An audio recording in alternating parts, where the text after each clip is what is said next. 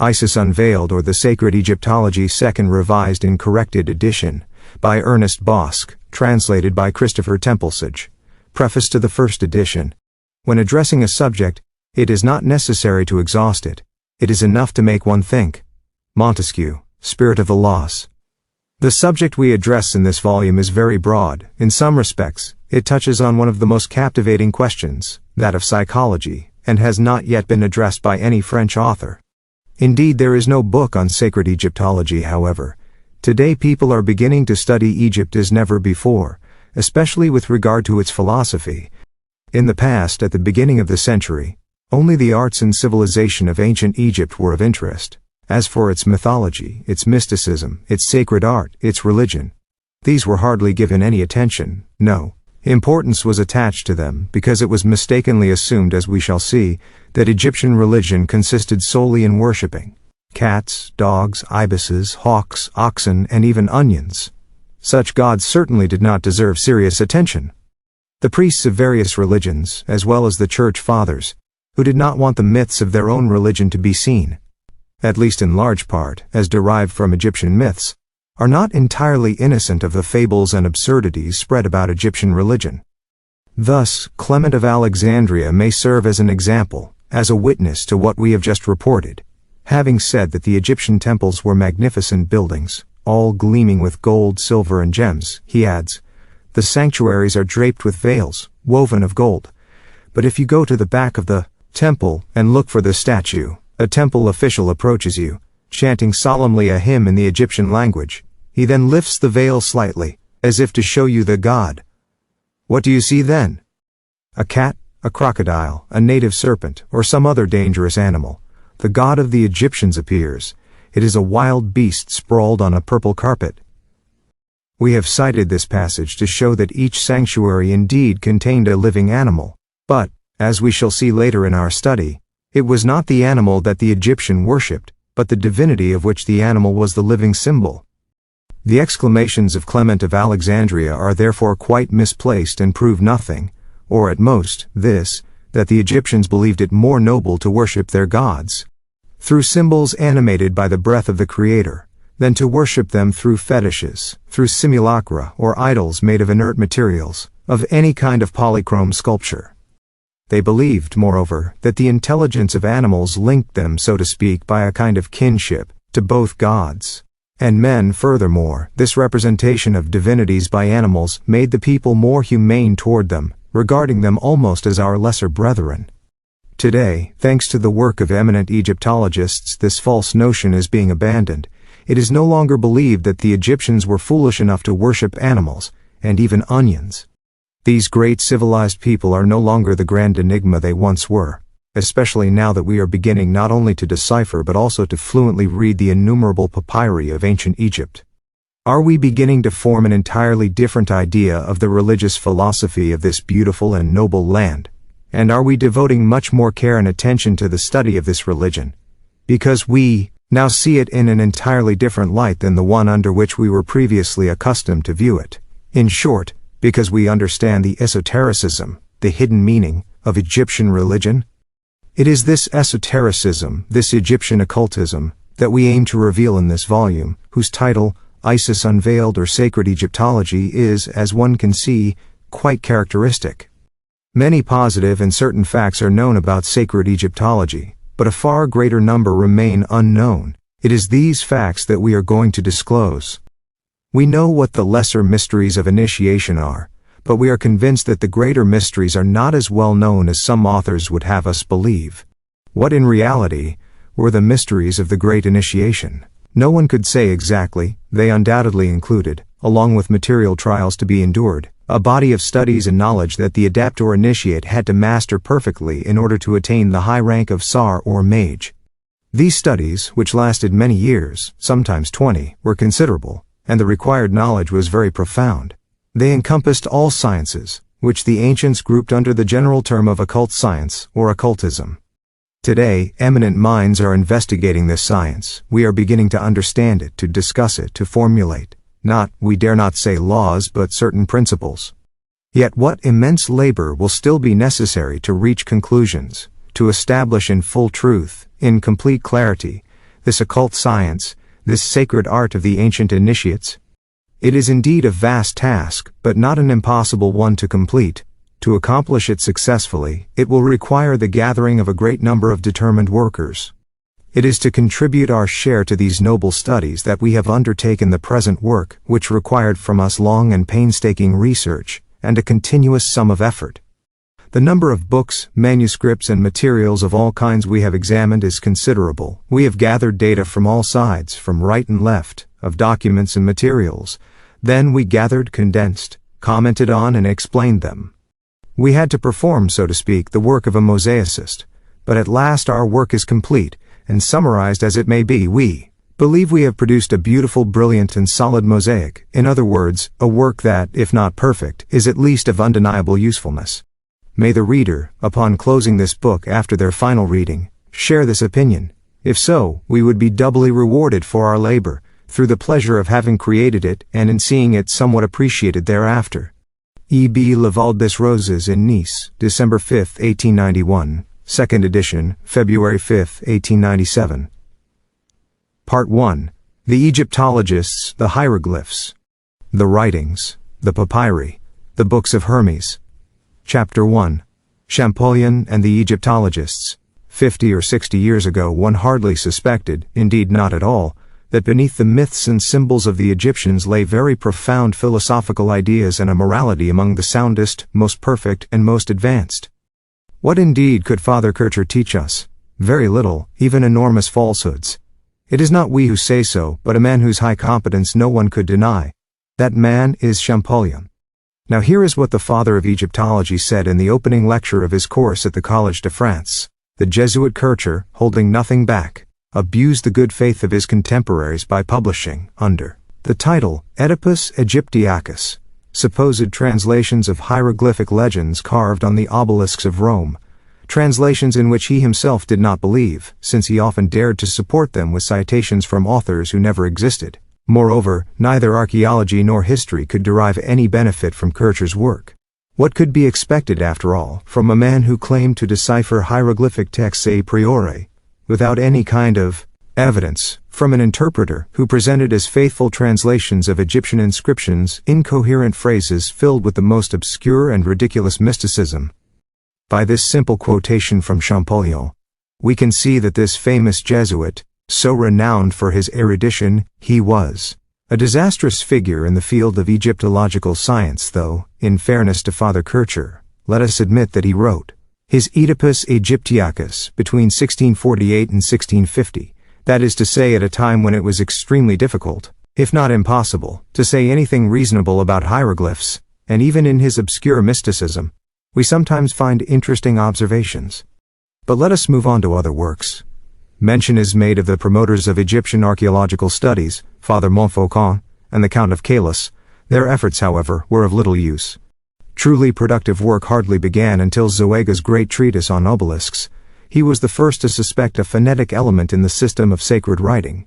Until the work of the learned Danish scholar, it was commonly believed that hieroglyphic inscriptions conveyed texts dealing only with mysterious subjects, known only to a privileged caste, because these texts were thought to concern solely the occult doctrines of Egyptian philosophy. It was further believed at the time that the entire body of signs making up the sacred writing of the Egyptians was purely ideographic. That is, the characters had no direct relationship to the sounds of spoken language. Each one was thought to represent only a distinct idea. The works of Saumaise, Wilkins, Lacroze, and Jablonski advanced Egyptological science somewhat, but the first truly useful and important work was the description of Egypt produced by the French commission established by Bonaparte to accompany the French army in Egypt. This major work was published in Paris between 1820 and 1830, and included no fewer than 36 volumes of text or plates. Equally significant was the bilingual monument discovered at Rosetta in August 1799 by an engineering officer, Bouchard, who was stationed in the city of Rosetta while conducting excavations at the old fort. This epigraphic monument consists of a rectangular block of black granite. It bears on one of its faces had 3 superimposed inscriptions in 3 different scripts, which led to it being called the trilingual inscription of Rosetta. The upper inscription, partially broken, is in hieroglyphic script, The middle text is in Egyptian cursive script, and the third is in the Greek language and characters. Each of these inscriptions expresses the same decree issued at Memphis by the priestly caste, to bestow great honors upon King Ptolemy V Epiphanes. It was by comparing these texts that Champollion discovered the key to the hieroglyphs. As soon as he was in the presence of this monument, he became convinced that the two Egyptian inscriptions were nothing more than faithful renderings of one and the same decree, in the Egyptian language written in two different scripts. Indeed, one was the sacred or hieratic script, and the other the vulgar or demotic, the common script. Possessing these Egyptian texts alongside their known Greek translation finally made it possible to establish numerous, clear and indisputable points of comparison. From then on, the field of conjecture could be abandoned in favor of a focus on the facts. Thus, since this discovery, Egyptological studies progressed slowly perhaps, but surely, there was confidence that positive and indisputable results would eventually be achieved. And so it happened. Let us add, however, that long before François Champollion, in around 1802, Sylvestre de Sacy, having received a facsimile of the Rosetta inscription, examined the Demotic text and compared it with the Greek. He soon published a summary of his observations and findings in a letter addressed to Chaptal, then Minister of Public Instruction. Later, in 1844, the German scholar Lepsius discovered another copy of the same inscription on an obelisk in Philae. This inscription merely confirmed what was already known, but the new piece of evidence was nevertheless significant. Champollion had opened the way, and a host of Egyptologists continued the master's work. Special mention goes to C.H. Lenormant, Priestesses, Hector Horeau, Giraud de Prongier, Mariette Bay, Maspero, Chabas de Rouge Gribeau, Pierre, D.M.J. Henry, and many others. Yet of all the French Egyptologists, the one who contributed the most to the reading of hieroglyphs was Champollion. He truly deserves the title of Decoder of the Hieroglyphs is the title awarded to him by Georges Ebers in his fine work on modern Egypt. The lever science needed to force open the door behind which the secret of the Sphinx had long been hidden was found. Two great men, the Englishman Thomas Young, already distinguished in various sciences, and François Champollion in France, began working at the same time, but independently of each other. Their efforts were both crowned with success, but Champollion has a stronger claim than his rival to the title of Decoder of the Hieroglyphs. What Young achieved by instinct, Champollion won through methodical procedures, and he pursued it so successfully that by the time of his death in 1832, he had completed a grammar and a richly detailed dictionary of ancient Egyptian. We cannot fail to recall the beautiful words pronounced by Chateaubriand, no small praise, regarding the scholar who passed on too soon to immortality. His admirable works will endure as long as the monument he revealed to us. This is the path that Champollion followed to reach his goal. The hieroglyphic names of Ptolemy and Cleopatra, if they truly rendered the names letter by letter, should have included several letters in common. In Ptolemy, the first sign, a square ant, was expected to signify P, and indeed it appeared in Cleopatra as the fifth character precisely where one would expect it. Similarly, the third sign, the knotted rope in Ptolemy, was thought to be an O, and the fourth sign, the lion, an L. These hypotheses were confirmed as accurate. The Swede Ackerblad succeeded, using the names Ptolemy, Berenice, and Alexander, in breaking down the letter groups they contained, and managed to read a number of words for which Coptic provided him with an explanation. This allowed him to assemble a sort of alphabet, which Young used as the starting point of his research, and which enabled the latter to conclude that a similar alphabet had been used to write foreign names in hieroglyphs. But, said E. de Rouge, though the idea was sound and ingenious in itself, he was unable to make any real use of it. Having failed to grasp the rules that had been in following the writing of those proper names, he completely failed to analyze the cartouches of Ptolemy. If to this early idea of a sacred alphabet we add significant progress in the knowledge of the vulgar common script, then Young's contribution will be fairly acknowledged. The limited role his method played in the science of hieroglyphics is clearly shown by its sterility. It did not yield the reading of a single new proper name, and it can be boldly affirmed that all the seals of the mysterious book were still closed when Champollion stretched out his hand to break them. Young had recognized only two types of writing. Champollion identified three in the manuscripts and immediately determined their main characteristics. He first recognized the sequential linking of the hieroglyphs, sign by sign, with a very ancient cursive abbreviation system, which he named hieratic script. He pointed out the more marked differences that separated this from the demotic or popular script, and it was when his memory was fully immersed in these varied forms, and in the very spirit of these still misunderstood texts, that a new clue fell into his hands. The obelisk of Philae was made available to him. The discovery of the Egyptian characters used to write foreign names was only a first step. It was enough for Champollion to open all the doors of sacred writing, with the help of new hieroglyphic letters, and to read a few words from the Rosetta inscription. The meaning was known to him through the Greek text. The interpretation of these words was naturally found in the Coptic language, and thus the ancient idiom of Egypt was determined. We wish to mention here the opinion of a German and that of a Frenchman to clearly show what science owes to Champollion, whose work became the starting point for all the other Egyptologists who truly became his disciples. Chapter 2. Egyptian writing. Egyptian characters have this particular feature: they imitate, with greater or lesser accuracy, objects existing in nature. It is this type of character that makes up the hieratic or sacred script of the ancient Egyptians, a script called by the ancient Greeks grammata hiera, and more accurately grammata hieroglyphica, from which the term hieroglyphic characters is derived, the term we use today.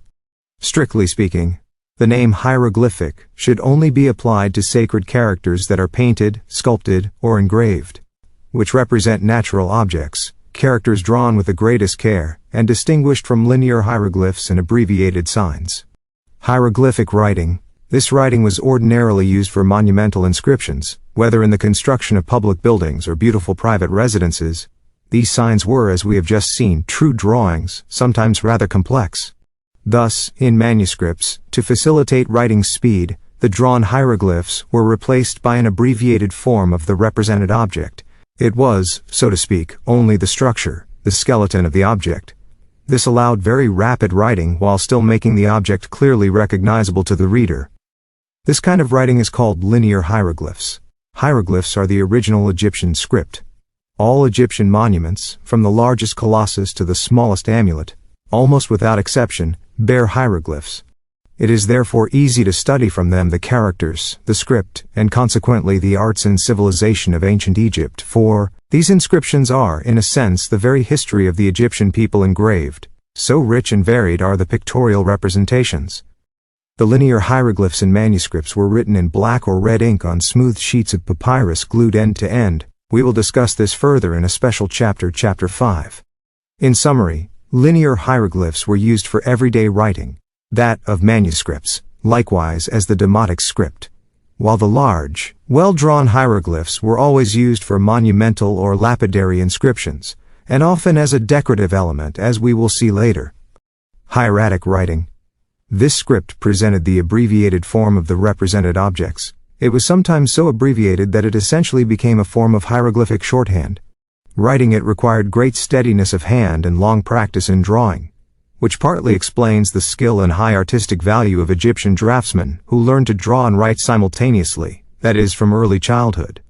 One had to train for a long time, and with dedication to quickly sketch without confusion among so many characters, which often differed from one another only by very slight details. The priestly caste subjected the linear characters to even further abbreviation. They simplified the character shape so thoroughly that they essentially created a new writing system, one which, thanks to its extreme ease of execution, compensated for signs and the elegance and richness of the original hieroglyphic writing. This second level of abbreviation was named hieratic by the Greeks, as it was probably devised by the priestly class, or at least mainly used by them. Hieratic characters are also arranged in horizontal lines and follow each other from left to right, very rarely appearing in vertical columns. Sometimes in funerary manuscripts, one finds a mixture of true hieroglyphic characters and hieratic signs within the same text. Demotic script. This script, although the most widely used, since it was employed for all civil matters, births, deaths, marriages, contracts, sales and purchases, etc., is the one from which the fewest specimens survive, and is therefore the least well known. Mr. Brugge opened the way to its deciphering through a grammar and a collection of demotic texts. It was with this script that magical texts were compiled, and even novels. One such novel was composed in the form of a conversation between two mummies. The Demotic script, derived from the Hieratic script, which itself is the first abbreviation of hieroglyphic writing, is based on the same principles. It contains the same mix of phonetic and symbolic elements. The decrees of Canopus and Rosetta refer to Demotic as the writing of books.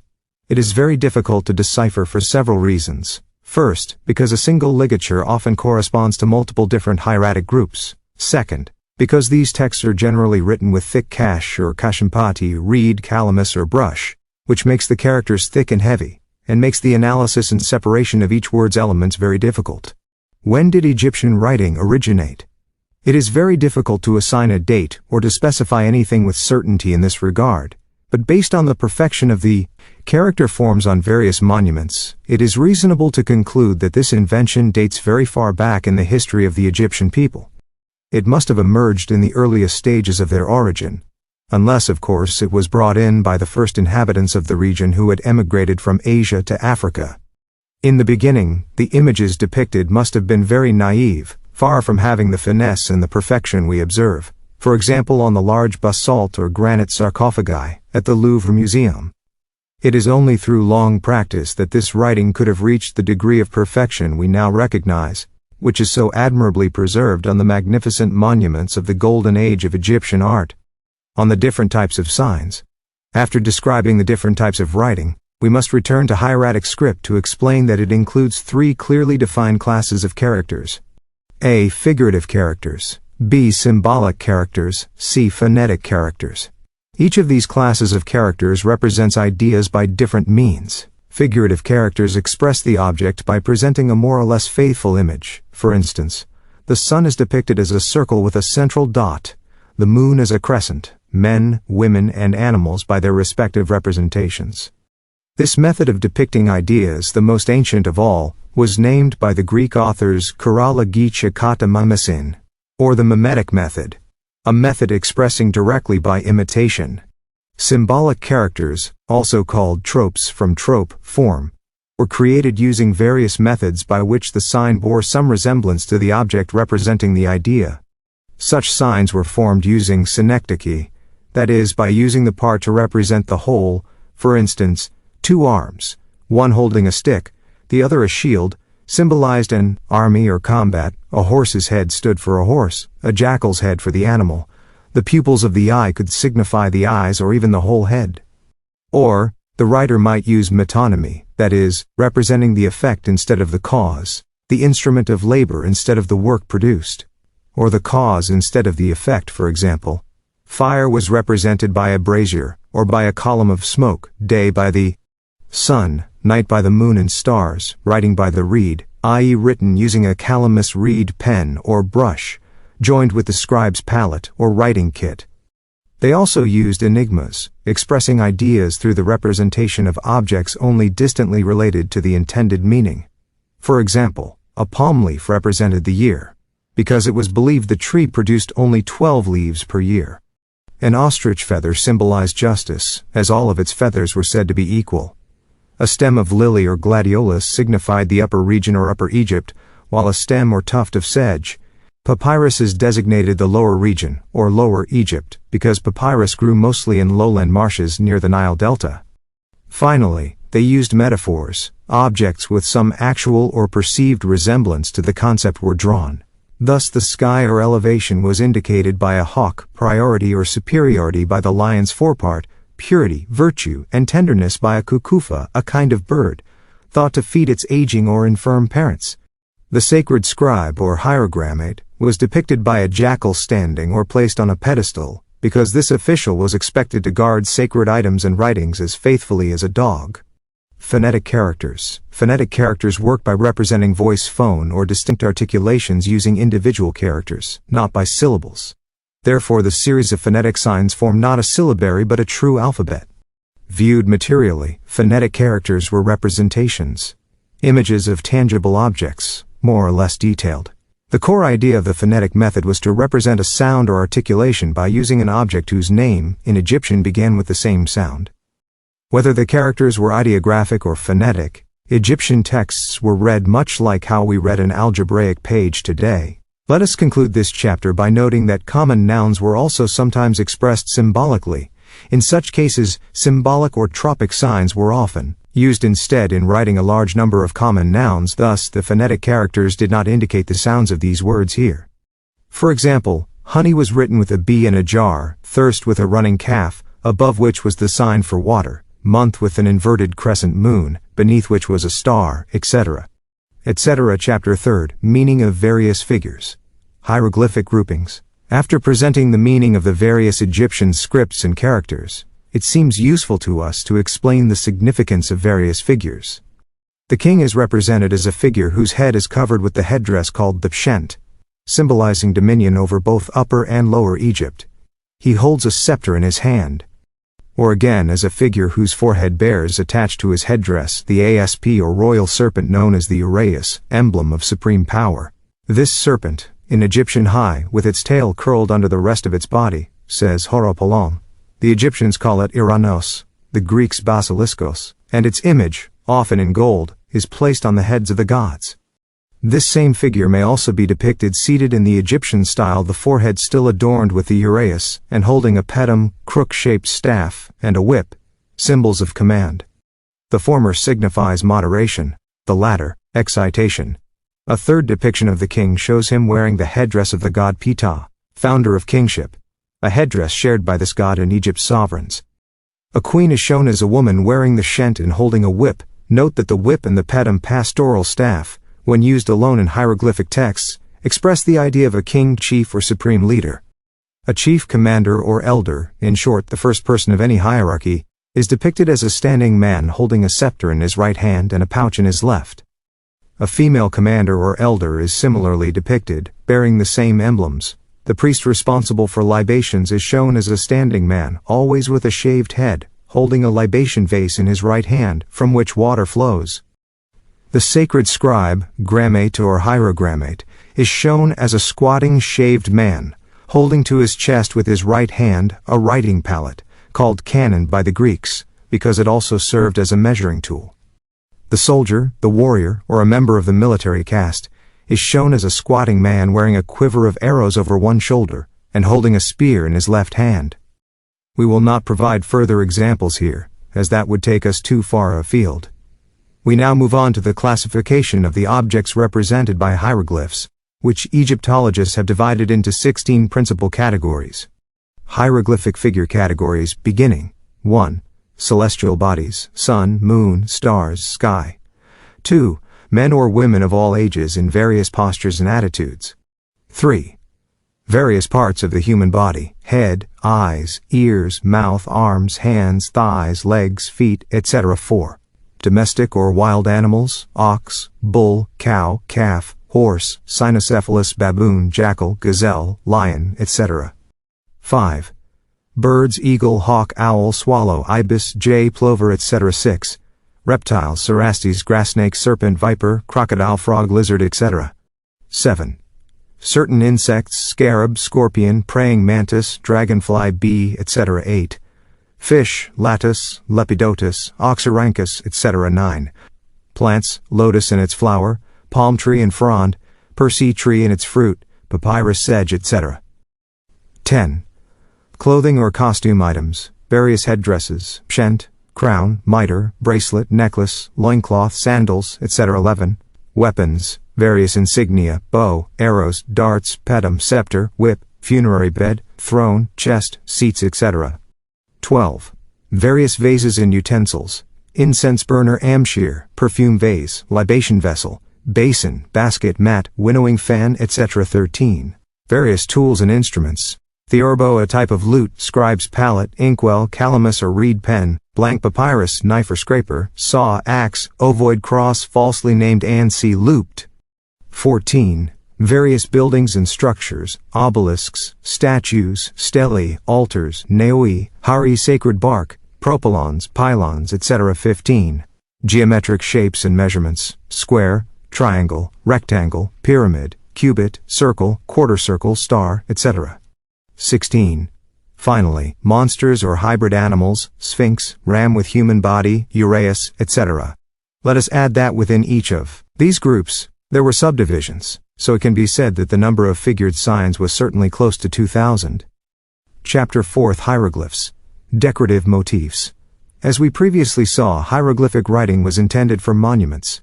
We now add that it was also used for their decoration. Indeed, the Egyptians, being great artists, neglected nothing to enhance the decorative effect of hieroglyphs. They used color to illuminate and adorn columns and capitals, ceilings and walls, upon which appeared kinds of bas reliefs formed by inscriptions. These were sometimes painted directly on a smooth wall, sometimes engraved in hollow with or without color, and sometimes raised in low relief within the carving itself, indicating a completely flat bas relief. In summary, monumental hieroglyphic writing was executed in 4 ways. 1. Sculpted and uncolored. 2. Engraved with or without color.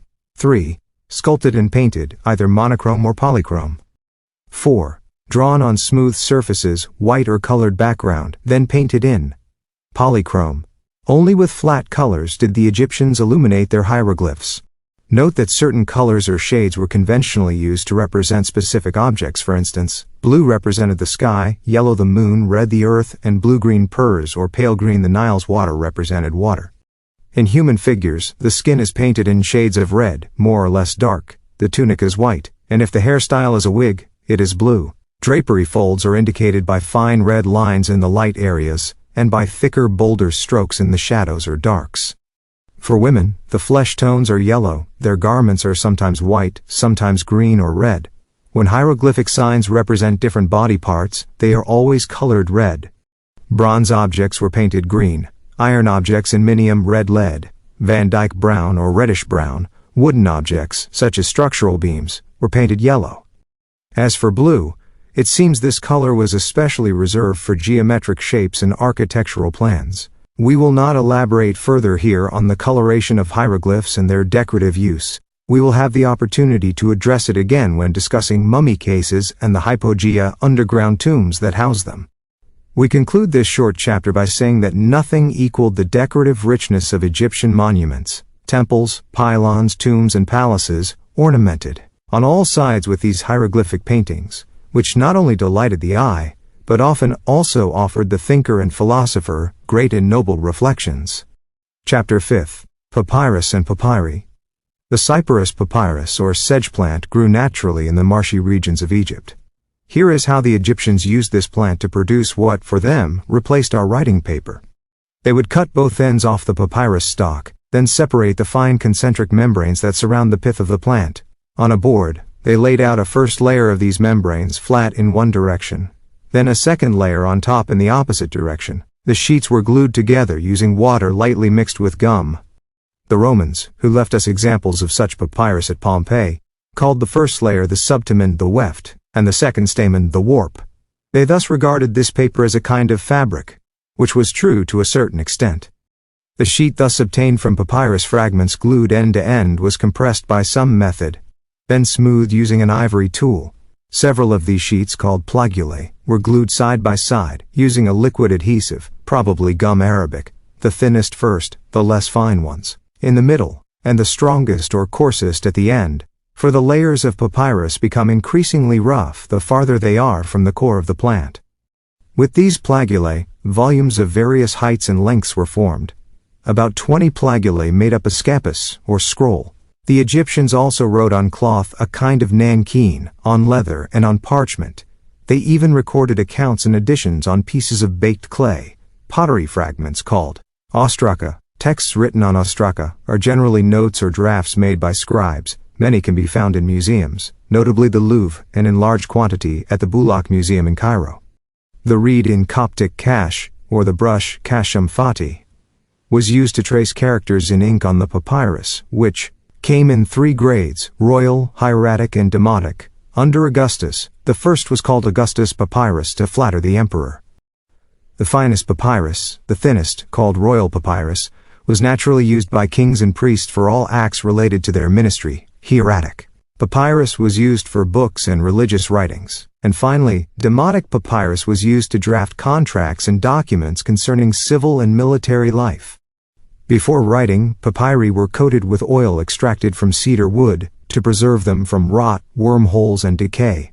Moreover, the greatest care was taken to ensure their preservation. They were placed in cases or wooden cylinders hardened by fire, which were coated in bitumen on all sides to prevent moisture from penetrating. They were then sealed in earthenware jars with carefully luted lids. Mummies often have papyri with them. These are placed under the wrappings, along the body between the thighs, along the legs, under their arms, or on their chest. These manuscripts are the ones that have come down to us first, the only ones whose preservation is perfect. Their lengths vary. One of the longest we know of is the one in the Turin Museum, which measures no less than 21.75 meters in length. Generally, the top of the page is occupied by a row of divine figures that the soul visits one by one. The rest of the manuscript is filled with perpendicular columns of linear or hieratic hieroglyphs. These are the prayers that the soul of the deceased addresses to the gods. Toward the end of the papyrus, one often sees the scene of the judgment of the soul, described as follows. A great god is seated on his throne, and at his feet lies a massive female crocodile with its jaws wide open. Behind the god are suspended divine scales topped with a cynocephalus, symbol of universal justice. The good and bad deeds of the deceased are weighed. Thoth records the results of the weighing. In general, papyri are copies of the Book of the Dead, improperly called the funerary ritual. This book is more or less developed. That is to say complete, depending on the rank or wealth of the deceased, which allowed their heirs to spend more or less on its purchase. Thus, based on the length of the extract from the Book of the Dead contained in the papyrus placed with the mummy, one can almost deduce the importance of the individual. Royal mummies contain the complete Book of the Dead. Many of these manuscripts are written not in linear hieroglyphs, but in hieratic. That is, as we've already seen, using hieroglyphic shorthand. The top of the page, which always features a line of figures as we just described, always distinguishes the Book of the Dead from other types of manuscripts. These papyri lend great interest to mummies. Unfortunately, there is no way to tell from the outside whether a mummy's box contains papyri. One must open them. To do this, the cartonnage is attacked from the reverse side, so as not to damage it, or at least only very slightly. Here are the distinguishing signs by which the age of papyri can be recognized. The oldest known are written in a large, firm, solid, heavy hand, so to speak. They show the weight of the hand that wrote them. Although it is difficult to assign an exact date to some manuscripts, we can say that those composed under the 16th dynasty have finely drawn vignettes, very tightly packed letter groups, very compact, because the characters are extremely delicate. The hieroglyphic copies of the Book of the Dead with retrograde writing, in a very fine style, originate from the 18th dynasty. Those of the 19th and 20th dynasties are very easily recognizable by the beautiful and large structure of their tall and boldly drawn letters. Finally, in the papyri of the 22nd dynasty, the letters are shorter, though still strong and broad. The groups of letters are less compact, less tightly spaced, and less condensed side by side. They therefore differ entirely from the manuscripts of the 16th dynasty. The manuscripts from the Roman period are of very mediocre style. The hieratic script is tall, thin, even angular, and slightly slanted. Under the Persian and Greek dominations the writing becomes quite heavy, thick, compact, even clumsy. We possess many Egyptian papyri that form a true collection of pharmaceutical recipes. Among them we may mention a papyrus from Leiden, another from the British Museum, and a third from the Berlin Museum. Mr. Georges Ebers discovered a papyrus which, according to this Egyptologist, gives an insight into the practice of medicine as it was around the 18th dynasty, and in which is used not only including medicines composed from Egyptian flora, but also from neighboring countries such as Phoenicia and Syria, for example. Generally, in all these manuscripts, medicine is associated with magic. Almost all pharmaceutical recipes are accompanied by special incantations meant to ensure their success. Let us also note that Egyptians did not attach the same meaning to the word magic as we do. The Egyptian papyri that have come down to us are quite numerous. We will limit ourselves to naming the most famous by the names under which they are known, listed alphabetically. An Abbot Judicial Inquiry, an Amherst Same, Saint Anastasi, Letters, Reports, etc. Cadet, Book of the Dead, and Cassati Greek Manuscript, in G. Ebers Medical Papyrus, in G. Harris Magical Papyrus. Lee Accusation Document, Lepsius, Book of the Dead, on Papyrus of the Berlin Museum, published and translated by Brugsch and Staharak, which we discussed further regarding the Lamentations of Isis and Nephthys. Lehmann's Orbines novel, Pen Priestesses, Moral Treatise, Rind, and Cellier 3 or 4 bear this name, Judicial Papyrus of Turin, and finally the numerous papyri of the Louvre catalogued by Cheech. De Viria, etc. Chapter 6. The Books of Hermes. Hermes Trismegistus, meaning thrice great, a supposed author of numerous Greek works, is none other than the Egyptian Thoth. Since the time of Plato, Hermes was identified with this mythical figure believed to be the inventor of language, the alphabet, writing, and all the sciences. Of all the writers of ancient Egypt, the god Thoth was the most prolific, for the simple reason that it was under this collective name that the priestly caste wrote. This explains the variety and significance of the numerous so-called Hermetic writings attributed to Hermes, which have only come down to us through their Greek translations, often heavily interpolated. The books of Thoth, numbering 42, contained all the rules, precepts, and documents concerning the arts, sciences, religion, and governance of Egypt. Taken as a whole, these sacred books encompassed all the human knowledge, and thus formed a vast Egyptian encyclopedia, repository of all knowledge. The books of Thoth, preserved in the sanctuaries of the temples, were never open to the public. They were shown only during solemn festivals, during religious ceremonies. What did the principal books of Thoth or Hermes contain? Clement of Alexandria informs us. 2 contained hymns in honor of the gods and rules of conduct for kings, 4 were related to astrology, and finally, 10 books called priestly dealt with sacred art, religion, worship, and the priesthood. The terms in which Clement of Alexandria speaks of these books suggest that there was a large number of Hermetic books. We know this also from various authors, some of whom even claim that there existed up to 20,000, and Iamblichus claimed up to 36,000, a number said to correspond to the years of the great sacred period of Egypt. This latter number did not seem acceptable to many scholars, who believed that this number of 36,000 represented the number of verses or distichs that made up the Hermetic books.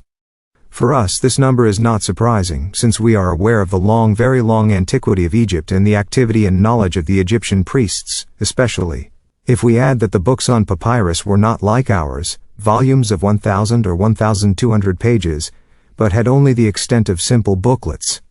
Therefore, it is quite admissible that the sacred Egyptian library could have contained 35,000 volumes, perhaps even more during the time of Iamblichus.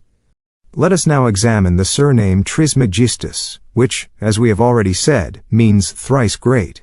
It was supposedly given to this figure of Hermes either because of his triple role as philosopher, priest, and king, or because Thoth symbolized the divine intelligence, the divine thought, the incarnate thought, and the living word. Thus, the supreme God, the unknowable one, names Thoth only, soul of my soul, sacred intelligence of my intelligence, that is to say, he who knows all. And that is why many books were needed to contain the profound science of Thoth. And the Egyptians follow a philosophy unique to their country. It is especially during religious ceremonies that one can observe this. There, one first sees marching at the front the singer, carrying a musical cymbal. He is required to know by heart 2 books of Thoth, one containing hymns in honor of the gods, the other the rules of royal life. After this singer comes the astrologer. He carries in his hands an hourglass and a palm branch palm leaf. He must always keep in mind 4 books of Thoth that deal with the stars, one on the wandering stars, another on the conjunction of the moon and the sun, and the last on their rising. Then comes the priest known as the Hieroglyph, recognizable by the feathers, ostrich feathers, adorning his head. He holds in his hands a book, a papyrus scroll, and a palette with ink and reeds kalami needed for writing. The Hieroglyph must possess knowledge of hieroglyphics, interpretative understanding of ancient books, which includes cosmography, geography, the phases of the sun and the moon, those of the 5 planets, the chorography of Egypt, the course of the Nile and its phenomena, the state of possession of temples and associated places. The stolus then arrives, carrying the cubit Ma, emblem of justice, and the purification vessel. The stolus knows everything about the art of teaching and the art of marking young victims with the sacred seal. 10 priestly books concern the worship of the gods, as we mentioned earlier, and the precepts of religion. It is the prophet, walking after all the priests and carrying the seal, who learns these 10 priestly books. In total, there are 42 principal books of Hermes, note principal, of which 36, expounding the entire philosophy of the Egyptians, are studied by priests of the aforementioned classes. The The 6 other books are studied by the pastophores as pertaining to the art of healing, and indeed these books speak of the construction or framework of the human body, its illnesses, medical instruments and remedies, the eyes, and finally women's diseases. From the above, one can see how interesting the books of Hermes must have been, the true books, we should say. For at the time when these books were falsified, that is, at the beginning of Christianity, translations of very doubtful authenticity appeared. It is indisputable that the name of Hermes, being surrounded by great veneration, would have tempted forgers to introduce interpolations and distortions into his works. There was even a time when people questioned whether they existed at all. And yet we read in St. Augustine, "Truly, Trismegistus says many things about the true God, creator of the universe, that are in accordance with the truth." This brief quote from an author of little suspicion strongly confirms the existence, if not of Hermes himself, then at least of the books published under his name. Perhaps the oldest book of Hermes that we possess is the Logos Teleos, whose Greek original, cited by Lactantius, is lost. We only have a Latin translation under the title, Asclepius, or Hermetis Trismegistia Asclepius, sive de natura deorum dialogus. This translation is attributed to Apuleius of Madaros. It is a dialogue between Hermes and Asclepius, his disciple, a dialogue concerning God, the universe, nature, etc. Here is a fragment. "None of our thoughts," says Thoth to his disciple, "can conceive of God, nor can any language define him. That which is incorporeal, invisible, without form, cannot be grasped by our senses. That which is eternal cannot be measured by the short rule of time. God is therefore ineffable. He is the absolute truth, the absolute power, and the absolute immutable cannot be understood on earth. God can, it is true, communicate to a few chosen ones the faculty to rise above natural things, to perceive some rays of his supreme perfection. But these chosen ones find no words to translate into common language the immaterial vision that made them tremble. They may explain to humanity the secondary causes of the creations which pass before our eyes like images of universal life, but the first cause remains veiled, and we shall only come to understand it by passing through death. This death is, for many men, a terrifying phantom, and yet, it is nothing more than our deliverance from the bonds of matter. The body is only a garment of inferiority that prevents us from ascending to the worlds of progress. It is a chrysalis that opens when we are ripe for a wider and higher life. See the flower that enchants our eyes and intoxicates us with its fragrance. It is born from a seed fallen into the earth. In the same way, our body, when it returns to the earth from which it was taken, releases the spirit it held captive like a perfume ascending to the heavens, for the spirit was contained in the body, like fragrance in the bud of a flower. Death is, for some men, an evil that strikes them with deep terror. It is indeed the result of ignorance, of agnosia. Death comes through the weakness and dissolution of the body's members. The body dies because it can no longer bear the being.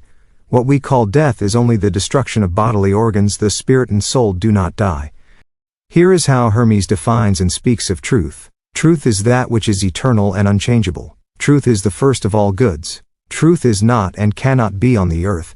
It may be that God has given to some men, along with the faculty to think about divine things, the faculty to think about truth, but nothing on earth is truth, because everything is matter clothed in a corporeal form, subject to change, to alteration, to corruption, to transformation. Man is not truth, because there is nothing true except that which draws its essence from itself and remains what it is. That which changes to the point of no longer being recognized, how can that be the truth? Truth, then, is that which is immaterial, which is not enclosed in a material shell, which is without color, without form, exempt from change and alteration. In a word, that which is eternal. Everything that perishes is falsehood and deceit. The earth is nothing but corruption and generation, and all generation arises from corruption. Material things are only appearances and imitations of truth, just as reproduction is to reality. Thus the things of earth are not truth. The method of teaching known as SacreD, that is to say by dialogues, comes from Egypt. We have just seen what Hermes says to Asclepius. We shall now present another excerpt from the Hermetic books, a dialogue that still bears clear traces of Egyptian cosmological and psychological doctrines. This Greek work, often published but too little known, is said to have been translated from Egyptian.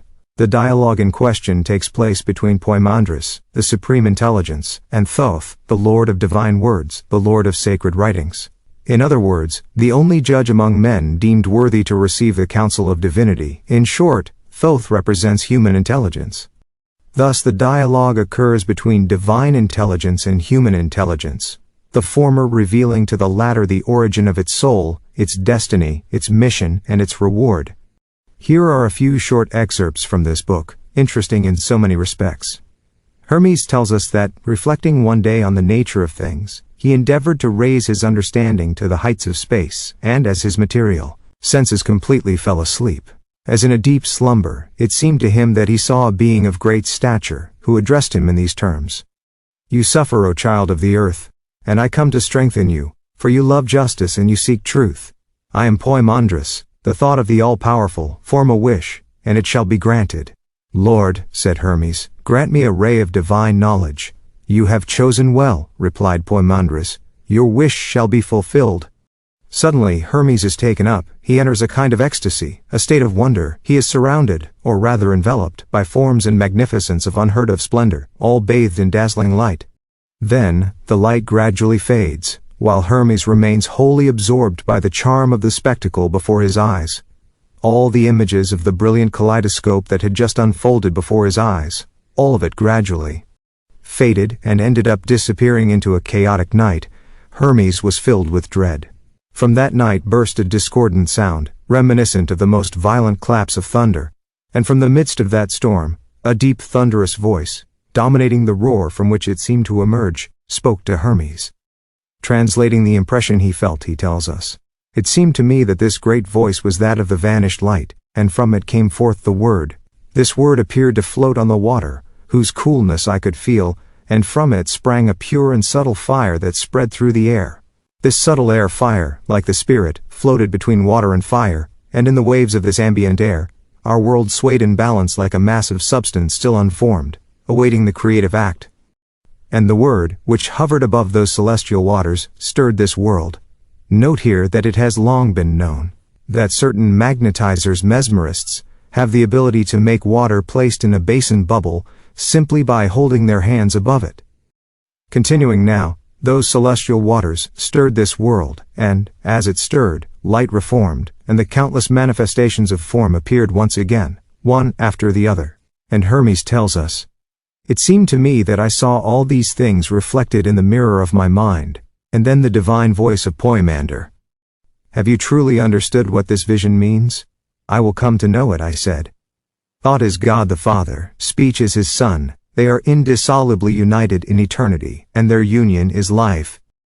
First meditate on the light and come to know it. When these things were said, Hermes prayed for a long time to Poimander, so that he would turn his face toward him. As soon as he did, Hermes perceived in his mind a light surrounded by innumerable powers, shining without limits. The fire contained in a space by an invincible force maintained itself above its own base. Hermes saw all these things through the effect of the word of Poimander, who, seeing him plunged into astonishment, spoke to him as follows.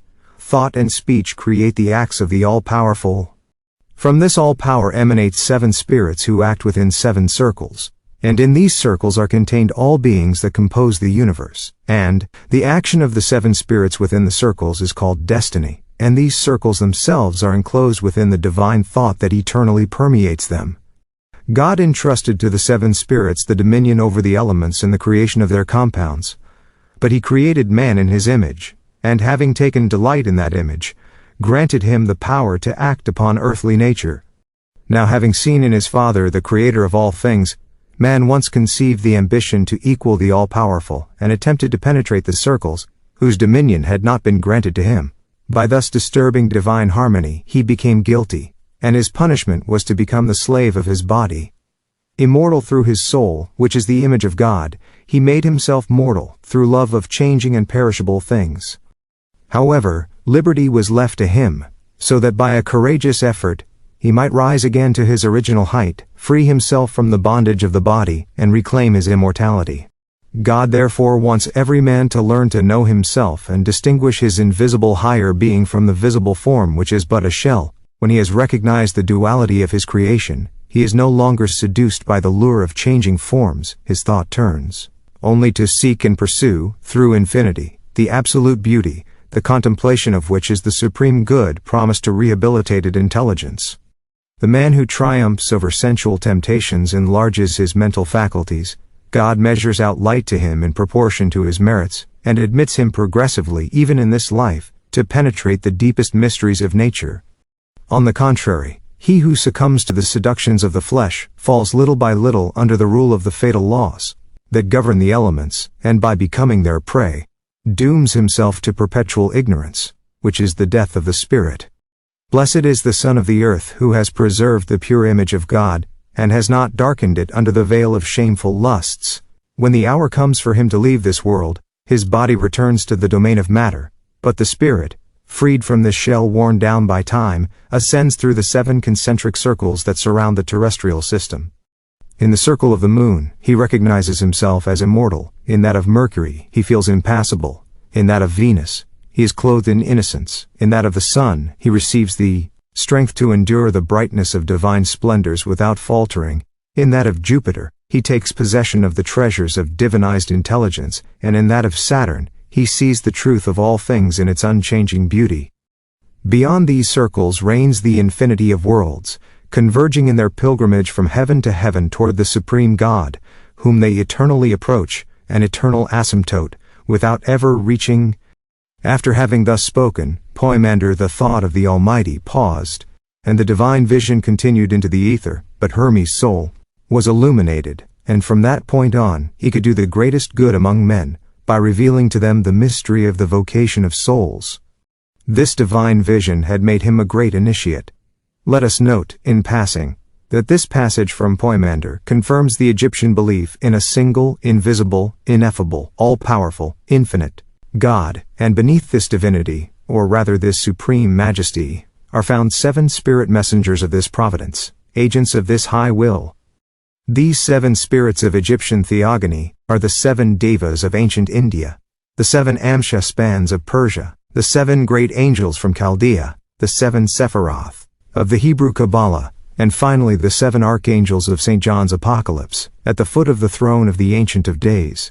We would have liked to pursue our study of the books of Hermes further, but one must know how to set limits. Besides, we believe that the very summary account we have just given will suffice to give the reader an overview of Egyptian psychological dogmas, which we will have the opportunity to discuss at greater length in later chapters. Chapter 7. Sacred Art, Occultism. With this chapter, we tackle one of the most obscure topics of Egyptian science, a subject that has never been competently addressed by any author in any detailed manner. Let us begin by saying that, independently of religion, worship, and the religious ceremonies we are soon to study, there existed in Egypt a hermetic occult science that, rightly or wrongly, has been called sacred art. The origin of this art is lost in the mists of time, therefore, we cannot name its promoter or inventor, but from the historical period onwards, its first adepts were the priests of Egypt, the initiates of Thebes and Memphis. It was within the temple precincts that they had their laboratories, for the sacred art of Egypt is none other than the alchemy of the Middle Ages, our modern chemistry. In that distant era, philosophy and science walked hand in hand. The laboratory supplied the facts. The priest's science created the theory. The initiate in the sacred art held very extensive powers over the forces of nature. He was a kind of demiurge or creator god. In antiquity, as in the Middle Ages, all human knowledge was encompassed under the generic term philosophy, hence alchemists, astrologers, hermetists, and occultists were designated as philosophers. And they truly were, since we see, for example, that the Egyptian initiate recognized in all his operations the transmutation of bodies. Thus, water heated in an open vessel would, to the sacred artist, transform into air, steam, and white earth, end of the operation, a powdery material. Thus, water became air and earth. When the initiate burned lead or any other metal except gold and silver in open-air calcination, the metal lost its original properties and became ashes or a kind of powdery earthy substance, known in the Middle Ages as dead metal. If the initiate then reheated this so-called dead metal in a crucible with grains of wheat, flour, or seeds of the plant known as beldanite, the Mirabilis galapa of Linnaeus, the Nyctigo hortensis of Jussieu, has a black seed about the size of a clambert pea. It contains a very fine white flour, or of some kind of seed. He soon saw the metal reborn from its ashes and regaining its original form and properties. Faced with this result, the initiate would surely conclude that the metal, supposedly destroyed by fire, had been rendered living again. Redivivus, revived by the wheat and the action of heat, hence the image of the phoenix rising from its ashes. The phoenix among the Egyptians was the Bennu, that is, the bird consecrated to Osiris and the emblem of resurrection. The Bennu was our modern lapwing, that exquisite and much sought-after delicacy among gourmets, which inspired the popular saying, "Who has not eaten lapwing has not eaten a fine dish." Greco-Egyptian antiquity transformed the Bennu into the phoenix, said to be reborn from its ashes, as all our readers know. This is why, in Egyptian symbolism, wheat grains represented life, and by extension, the life beyond, resurrection, eternal life, because these grains had revived the dead metal. All of the above, one might object, is merely a hypothesis. Wheat symbolized life because it nourishes man, resurrection, because the dead plant revives through its seed. We could reply that all seeds' nutritional properties being similar, it may seem at the very least peculiar that the Egyptians specifically chose the one that most effectively and reliably revives dead metal, but we will not dwell on this point. In fact, we intend to present the reader with far more serious evidence of the chemical knowledge of the ancient Egyptians. Indeed, on matters so serious, only indisputable evidence should be given, and we shall soon provide it. Today, we know or believe we know at the very least much about chemistry. But who is to say the Egyptians didn't know as much or more? What modern chemist would be bold enough to claim that the Egyptians were unfamiliar with the processes of cupellation, they whose kings lived amid the abundance of gold and silver, as we well know? If they knew cupellation, they also knew, as we do, that if you calcine in cupels made from pulverized bone, some argentiferous lead for example, the lead reduces to ash, and disappears into the very substance of the cupel, and at the end of the operation, what remains is a small residue, a little button or ingot of pure silver, cupelled silver. Now, a simple operation such as the one we've just described, carried out in a temple laboratory, must have appeared to the initiate as true transmutation. Moreover, in the results of their distillations and all their laboratory work, the Egyptians saw only the application of this theory, namely that earth, water, air, and fire constituted the four elements of the world, each subject to transformation. The residue of distillation, solid residue charcoal, represented earth, the liquid symbolized water, and the vapors gases stood for air. As for fire, they viewed it either as the action or engine of the operation, as a purifier, or finally as the soul or invisible link between all bodies in general. Sacred art was surrounded by immense reverence. What contributed to increasing, and even exaggerating, that deep respect was that the priests of Isis and the initiates generally surrounded their experiments with mystery. Moreover, the symbolic language used for the work rendered the operations obscure to the profane, who could not understand them. Only the initiated could comprehend these procedures, and revealing such mysteries to the uninitiated was punishable by death. We are deeply convinced that the pharaohs and high priests of Egypt knew of the philosopher's stone. This alone can explain the extraordinary abundance of gold possessed by those Eastern monarchs. To support our conviction, deep, intimate, we cite the writings of Father Kircher, who consistently refuted the commonly held belief that the Hermeticists of the Middle Ages possessed the philosopher's stone. On this matter, that same author claims that they made gold without the aid of this stone, but rather by a quintessence hidden in all things mixed, imbued with the universal spirit. Since this passage holds great importance, we will quote it here. The Egyptians did not aim at practicing with this stone philosophical, and if they engaged with metalworking or revealed the deepest secrets of minerals, it was not in the same sense that ancient and modern alchemists understand it. Rather, they were referring to a certain substance of the lower world, analogous to the sun, endowed with excellent virtues and most surprising properties, far beyond human intelligence, that is, a hidden quintessence within all mixed things, imbued with the virtue of the universal spirit of the world. Whoever, inspired by God and illuminated by those divine lights, he would find the means to extract them, would become free from all infirmities by that means, and would lead a life full of gentleness and satisfaction. So they weren't speaking of the philosopher's stone, but of the elixir I just mentioned. Father Kircher plays here on words. Indeed, how could he know whether the Egyptians made gold using an elixir or a stone? For us, it is enough that he acknowledges the fact. Indeed, Father Kircher explicitly affirms in the same passage from his Oedipus when he says, It is certain that these early men, the Egyptians, possessed the art of making gold, whether by extracting it from all kinds of materials or by transmuting metals, and whoever would doubt or wish to deny it would show himself to be completely ignorant of history. We emphasize these lines ourselves. The priests, kings, and heads of families were the only ones taught in this art.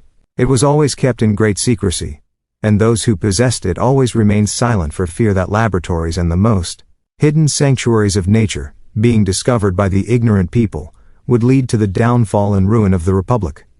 The clever and cautious Hermes, foreseeing this danger to the state, was thus right to hide this art of making gold under the same veils and hieroglyphic obscurities that he used to conceal from the profane the philosophical parts related to God, the angels, and the universe. So, whether it was through a stone or through an elixir, Kircher perfectly recognizes that the Egyptians could make gold. But an author, Hillel, in his commentaries on Hermes, is even more explicit. He tells us, "There is a primordial radical essence, indestructible in all compounds, found in all things and in all places.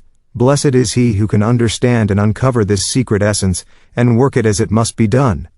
Hermes also says that water is the secret of this thing, and that water receives its nourishment from man. Marcuna does not hesitate to assert that everything in the world sells for less than this water, for everyone has it, and everyone needs it. Abuamili says, speaking of this water, that it is found everywhere, in the plains, the valleys, the mountains, with the rich and the poor, the strong and the weak. Such is the parable of Hermes and the sages concerning their stone. It is a water, a moist spirit, with which Hermes has veiled knowledge under the most obscure and difficult to explain symbolic figures. This matter, this essence coming from a hidden fire and a moist spirit, it should not surprise us that Hermes represented it hieroglyphically under the symbol of Osiris, which means hidden fire, since he is king of the lower region Regio Inferna, and of Isis, who, considered an identification of the moon, signifies moist nature. We will conclude then by saying that Egyptian sacred art became, in the Middle Ages, alchemy, and in our times, chemistry. This once again shows that science, always one and the same, takes on diverse forms for each period it passes through. This lineage also shows how much our modern chemistry owes to alchemy, and consequently to Egyptian sacred art.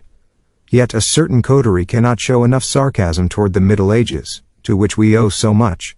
Indeed, by flipping through history, book in hand, we see that from the 9th to the 16th century, even if artists and scholars were not as numerous as they are today, most were highly distinguished men. They are the ones who created our national architecture, filled our museums, despite all that has perished, with a great number of works of art, and we are compelled to recognize that the alchemists were the creators, the fathers of our modern chemistry. These poor alchemists didn't shout their discoveries from the rooftops, but recorded them in books and wrapped them in symbols and allegories which only the initiated could understand. If they concealed their science so carefully, it was because they had good reasons. It could cost them their lives, or at least their liberty. Furthermore, the alchemists of the Middle Ages possessed a great quality, patience. No failure deterred them. A Hermetic philosopher dying during the great work, his son would carry on the operation. It was not rare to see a father bequeath by testament to his son the secrets of an unfinished experiment. As for us, instead of mocking these regarding Egyptian chemists, here is what we say in our Dictionnaire Raison d'Architecture, Vol. 2, Article Egyptian, Painting. If the Egyptians were not great painters, they were, to a certain extent, excellent colorists. In any case, their pigment preparations could qualify them as outstanding chemists. For after 4,000 years, the tones they used have remained preserved in many sealed places, still as vivid and brilliant as the day they were applied. It was the priests who were entrusted with the office of painter, etc. 4 volumes in Octavo Jesus format, 2nd edition.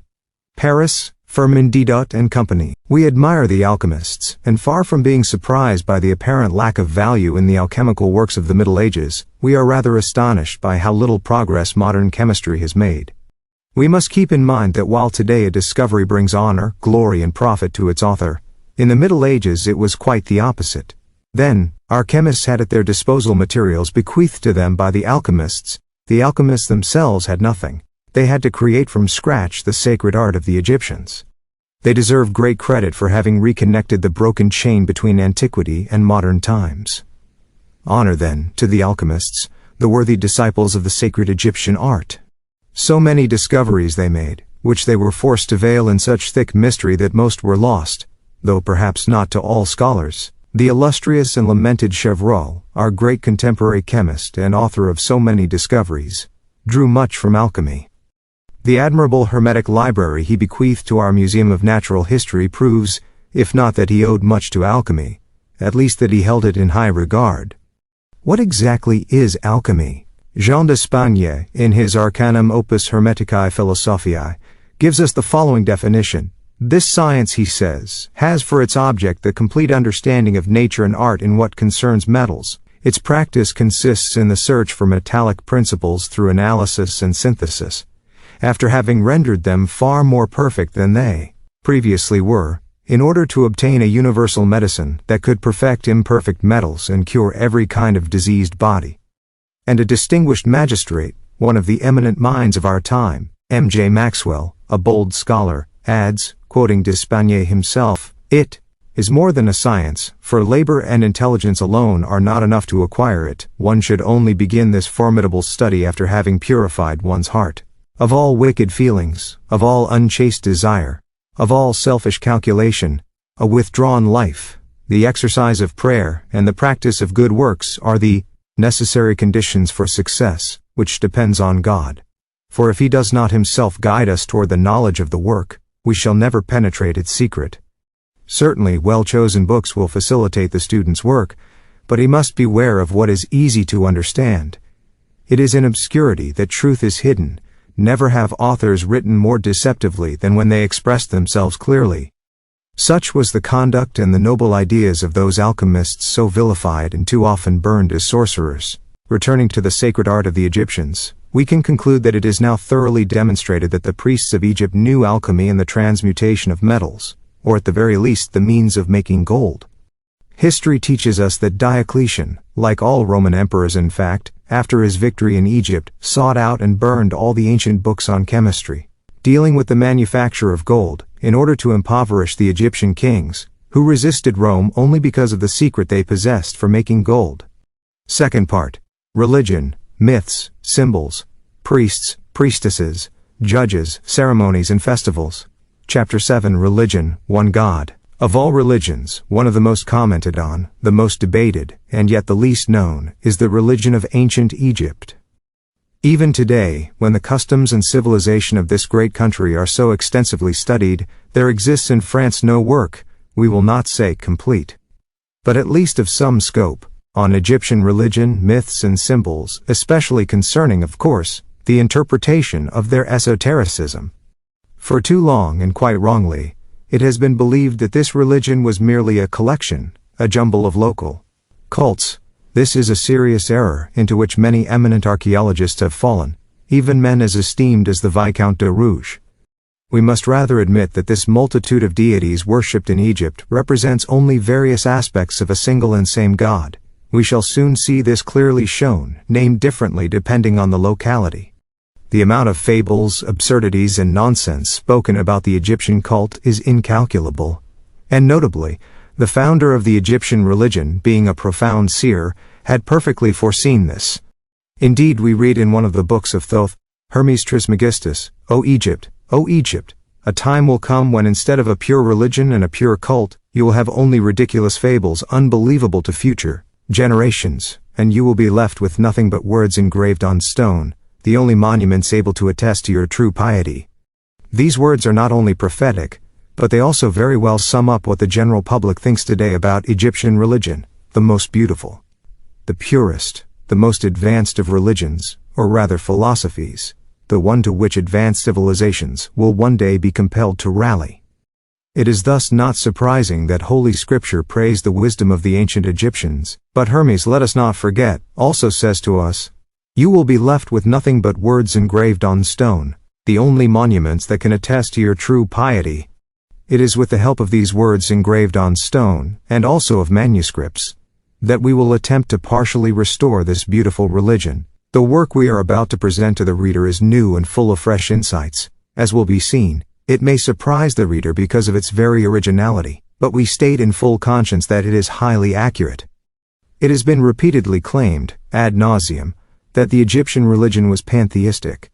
This is a gross, very gross error, unfortunately far too widely accepted, and this is precisely why it is essential to refute it first and foremost. There does exist an Egyptian pantheon, that is undeniable, but this pantheon contains gods only in the imagination of those who have misunderstood it, or of those who sought to destroy the Egyptian religion and discredit it through ridicule. The myths and symbols we shall soon analyze, all the inhabitants of what is mistakenly called the pantheon, are nothing but roles personae divinae of the one and only, who has no equal, the sole god worshipped in Egypt. In a remarkable study of the hymn to Amun-Ra from the Papyri of the Bulaq Museum, Mr. Eugene Gribaud clearly demonstrated that the whole of the gods constitutes the collection of persons personae, roles, let us not forget, in which resides the one God who is without equal. These words are the literal translation of the very text of the hymn. In this study on Amun, Mr. Gribaud gives us the true Egyptian conception of divinity. Monotheistic Egypt viewed the gods in its pantheon as the names that a single being assumed in its various roles, preserving in each, along with its identity, the fullness of its attributes. In his role as the eternal, prior to all beings that came forth from him, and in his role as Providence, who each day maintains his work, it is always the same being, combining within its essence, includes divine attributes. This being, who is in itself one and immutable, but also mysterious and inaccessible to human understanding, has neither form nor name. It reveals itself through its actions, manifests in its roles, each of which gives birth to a divine form that receives a name and is a god. And the same author rightly adds further, after telling us that the various Egyptian formulas present the gods either as begotten by the one god, or as being his very own members, Mr. Eugene Gribaud says, it must be noted that, far from being an expression of polytheism, these formulas were specifically meant to reject that idea. It is not the gods who are worshipped, on the contrary. Their personal existence is denied. What is worshipped under the name of any given god is the hidden God who, by transforming himself, by begetting himself into new roles, gives rise to the gods, his forms and manifestations. The God who has no forms and whose name is a mystery is an active soul, who assumes many roles personified by the gods. These are procreated forms, that is, animated by the soul which clothes them, or, to use the very phrase of the hymn, who inhabits them.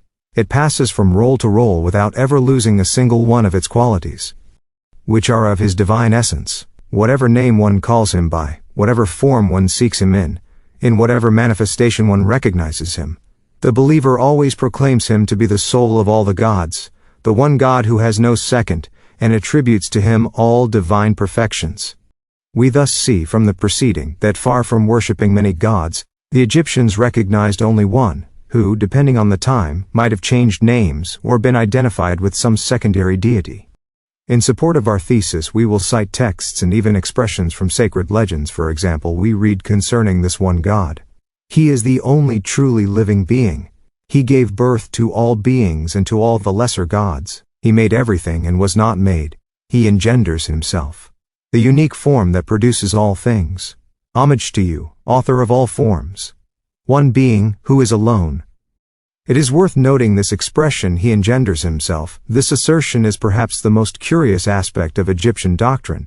Thus the god Ra the sun engenders himself. In Sais, for example, where he was considered as the son of the goddess Neith, it was said that he was begotten but not engendered, because he descended himself into his mother's womb by his own virtue. Here then is the operation of the Holy Spirit, much better explained than in the Christian religion. It is quite evident that Jesus was also born of his mother, but he was likewise engendered only by his own virtue. Returning to the religious doctrine of the Egyptians, we will provide the following as further proof of their belief in a single God, namely, that Amenhotep IV, a very devout king, even though Neith or Neat personified the celestial space, she was called the generating cow or mother generator of the sun.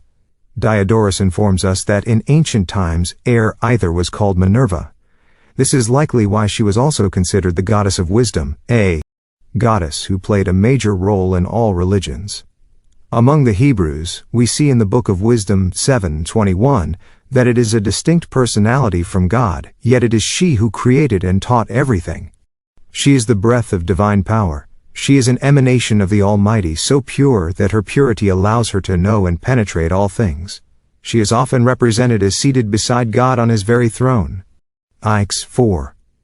Chapter 20 of Ecclesiasticus presents divine wisdom as always present in the counsels of the Lord, and verse 9 of that same chapter tells us, I was created from the beginning and before the ages, I shall never cease to be for all future ages, and I exercised my ministry before him God in the holy dwelling.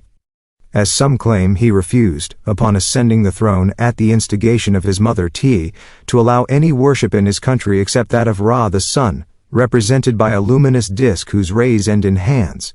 This great reformer even had the names of other deities than Ra chiseled off monuments predating his reign. He did not hesitate to move his capital from Thebes to Tel El Amarna in order to give full scope to the religious reform he had undertaken. History teaches us that Amenephis IV was a powerful king, the tributes brought to him by the Asiatics and the Ethiopians, as well as the vast constructions he ordered built in Thebes, Saib, and Tel El Amarna, bear witness to the great power of this pharaoh. But, like all reformers, he alienated the priestly caste. Thus, after his death, the priests sought to erase his name from the list of national sovereigns. To the previous testimonies in favor of a one god among the Egyptians we will add those of Herodotus, Porphyry, and Iamblichus. Herodotus said that the Thebans had the idea, on the reign of Amenephis IV, cf. Les Monuments, by Lepsius, Vol. 2 pp. 91 and 107, of a one god who had never had a beginning and who was immortal. Porphyry also states that the Egyptians once acknowledged only a one god.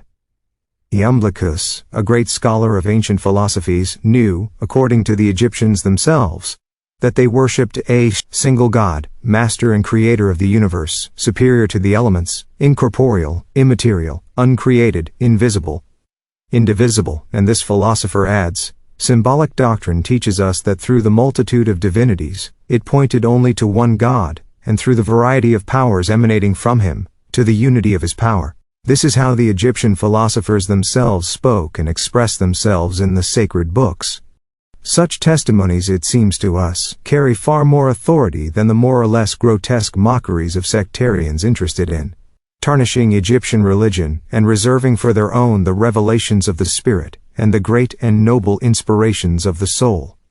Let us also add that recent studies of Egyptian monuments, the paintings covering its edifices, its sarcophagi and mummy cases, and finally the interpretation of the written texts, fully confirm what we have just reported.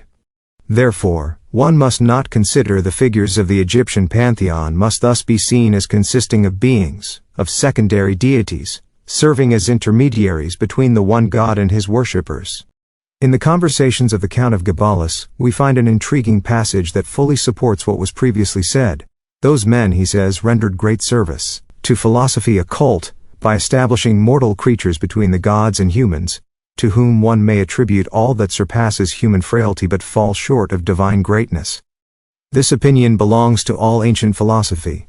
The Platonists and Pythagoreans took it from the Egyptians, and they from Joseph the Savior, and of the Hebrews who lived in Egypt before the crossing of the Red Sea. The Hebrews called these substances that lie between angel and man Sadaim, and the Greeks, by transposing the syllables and adding only one letter, called them daimonas. These demons are, for the ancient philosophers Hermetists, an aerial race dominant over the elements, mortal, generative and unknown, in this century to those who seek little of the truth in its ancient dwelling. That is, in Hebrew theology, which possessed the special art of engaging with this aerial nation and conversing with all its inhabitants of the air. The teraphim of the Jews was only the ceremonial protocol required for this intercourse, and the Jew Micah, who laments in the book of Judges that his gods were taken from him, mourns only the loss of his small statue in which the sylphs communicated with him. The god that Rachel stole from her father was a teraphim. Neither Micah nor Laban are accused of idolatry, and Jacob would not have lived 14 years with an idolater, nor married her daughter. It was merely a commerce with sylphs, and we know from tradition that the synagogue allowed such commerce, and that the idol of David's wife was only the teraphim through which she maintained the elemental peoples, for surely you understand that the prophet after God's own heart would not have tolerated idolatry in his household. In the quotation we just presented, we find only one error. that the Count of Gabbalus believes the Egyptians derived their philosophy from the Hebrews, which is, we believe, quite the opposite, however. This in no way invalidates the ideas expressed in the quotation. After this digression, let us say that throughout history, mankind has employed holy figures to communicate with God. This custom is widespread among many peoples, and is still observed today, for instance, in Algeria, even in Algiers itself, where one can see many women in zawiyas, a kind of small mosque, around the Kuba, a tomb of a marabout. The women share their small personal matters, worries, disputes, grievances against their husbands. Ultimately, they express all their intimate feelings to him so that he may offer wise counsel. There, around the Kuba, in the dwelling of their saint, these women are truly in their element. One must also observe how adorned is the dwelling of the figure, this intermediary of God, who is too distant for their narrow and limited understanding, and who is, moreover, in that same spirit, far too grand to concern himself, as they wish, with their humble persons. Returning to the Egyptians, let us say that they worshipped only one God. This is a certain, indisputable fact. But who is this one God? He is the unknowable God, the unnamed, the one who has always been, the God of all eternity, the one to whom the Egyptian priests had to give a form, a figure, so that the common people could understand, represent, and grasp, in short, that unknowable being, who has never had a beginning and will never have an end. That is why they created Ra, the sun, who is the oldest god of Egypt. His daily birth, as he emerges from the womb of night, is the natural symbol of the idea of the eternal generation of divinity. This is why the infinite celestial space was identified with the divine mother Neith. The sun, by awakening each morning with its luminous rays, seemed to bring life to all living beings. There was thus no better emblem as the supreme being, Ra being the creator par excellence, the one who, in short, comes closest to the one God, through the blessings he bestows upon mankind. Chapter 9. Divinities. Their forms. The sun. After this one God, came divinities, personae or roles, which were represented in three different forms: the human form with specific attributes, the human body with the head of the animal specially consecrated to the divinity, and finally, the animal itself bearing the attributes of the divinity it represented. The figures of the divinities were made of very diverse materials: clay, wax, wood, baked earth, terracotta, raw, glazed, enameled, porcelain, hard stones, soft stones, fine or precious stones, bronze, silver, gold. The wooden and bronze figures and statuettes were sometimes gilded. Often the wooden ones were painted with conventional, sacred colors. Moreover, as nothing was left to the artist's arbitrary choice, the same principles are always found, creating, so to speak, a constant unity, which allows one to explain without hesitation possible to interpret the represented scenes. What further aids this interpretation is that the same attributes always indicate the same divine figures. Although these beings are numerous in what is mistakenly referred to as the Egyptian pantheon, their traits and attributes always make them identifiable at first glance. Here, moreover, are the general characteristics common to all divine figures. 1. They carry in their hand the ovoid cross Ankh, symbol of life in general and divine life in particular. 2. The scepter is sometimes the pedum, curved staff or a long staff, topped with a kukufa head for male figures. The kukufa, as we saw previously, symbolizes benevolence. Female divine figures carry the same staff, but it ends in a lotus flower or the seed of this aquatic plant, a nymphaeaceae. These divinities are either seated on a throne or standing. Often, the men wear braided beards. These same divinities can also be recognized by their special headdresses and other distinctive features. We have already and will again have the opportunity to discuss each of them in the course of this study. Up to now, Egyptologists who have studied Egyptian religion have not been able to do so with benefit or usefulness to science, for several reasons. First, because the core of this religion is hidden beneath symbols and deep myths that the manuscripts and all surviving material from Egypt do not allow us to interpret in a clear, definitive way. Second, because all who have tackled this important question have not sufficiently compared the rites, customs, and religious ceremonies of Egypt with the same rites, customs, and ceremonies of the ancient Vedic religion. Yet, we believe that it is only when the latter is sufficiently understood that we will be able to better comprehend and interpret the esotericism of ancient Egyptian religion. And just as certain passages from the Kabbalah, when compared with certain texts from Upper Egypt, allow for valuable interpretations. We also suppose that the religion of the ancient Vedas, better understood, will provide the key to some of the darkest points in sacred Egyptology. On this point we encourage our readers to read Ada Nari or Occultism in India, which is a highly interesting study and uniquely opens paths for understanding the esotericism of the present volume. The cult of the sun among the ancient Parsis followers of the religion of Zoroaster could also provide useful insights, for the sun, in the eyes of the Egyptians, was not merely a planet, since in ancient astronomy, planets were referred to as wandering stars, as opposed to fixed stars: the Sun, Moon, Mercury, Venus, Mars, Jupiter, Saturn. In modern astronomy, a planet is a celestial body that moves around the Sun and borrows its light from it: Mercury, Venus, Earth, Mars, Jupiter, Saturn, Uranus, Neptune. Therefore, it was also a direct emanation of the one divinity. Thus, after God, it was the first divinity. Just as in the Jewish religion, God was only the first of the Elohim, who are the divinities personifying the creative forces of the universe. Note, Ra would have been, among the Hebrews, the manifestation of Ein Sof, a manifestation referred to as the white light. If Ra was considered an emanation of the one God, Thoth held the role of reconciler. He is often called Hotep Nuturu, meaning the one who harmoniously unites the divinities. The Egyptians believed, moreover, that this celestial body was formed by the aggregation of an innumerable quantity of pure spirits, of those who come closest to the one divinity. They believed that all these emanations, very bright beings, formed through their gathering the solar light, which created everything, gave life to everything, and spread life everywhere.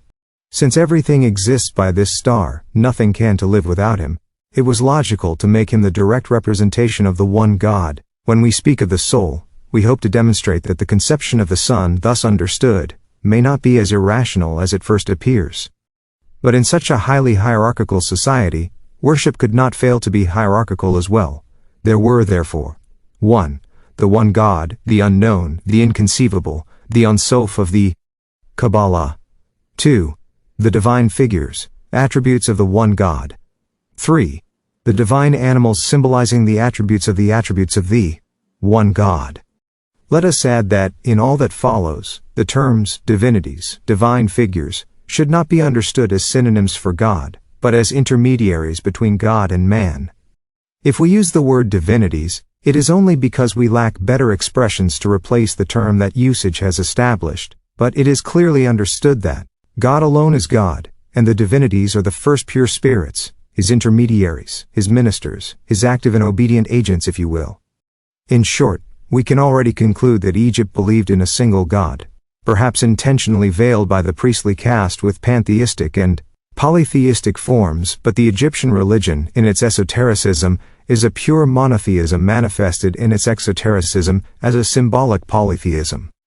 Egyptian religion was divided into 3 main branches: dogma or moral doctrine, hierarchy, denoting the rank and authority of the priests, and, finally, ritual, which included the priest's functions, sacred rites and ceremonies performed either publicly or in the deepest secrecy of the sanctuary. Chapter N. Myths and Symbols. The circle dot represented the sun. The sun, one of the great Egyptian myths, the greatest in fact after Isis, is the sun, Ra or Frey, which rises in the east under the name Horus, and sets in the west under the name Tum, Atum, and Aw. The latter, regarded as the nocturnal sun, means in Egyptian flesh animal matter, because he represents the prototype of mysterious transformations of organic matter between death and rebirth. AW is depicted with the head of a ram. The portion of the sky between east and west represents the lower hemisphere, which the nocturnal sun crosses during the 12 hours of the night. 2. Amun-Ra.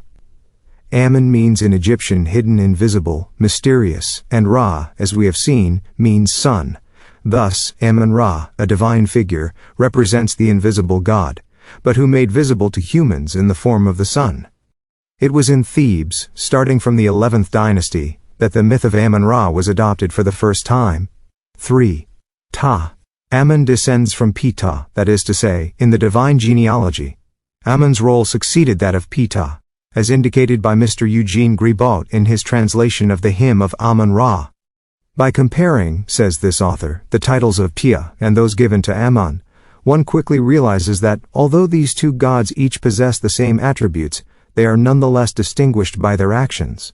Ptah acts before, and Amun after, creation. Ptah represents God in his role as being, who preceded all beings. He indeed creates the stars and the egg of the sun, and that of the moon. He seems to prepare the matter, but there his action stops. There also begins that of Amun. Amun organizes everything. He lifts the sky and pushes back the earth. He gives movement to the things that exist. Arta, created things in the celestial spaces. He produces all beings, humans and animals.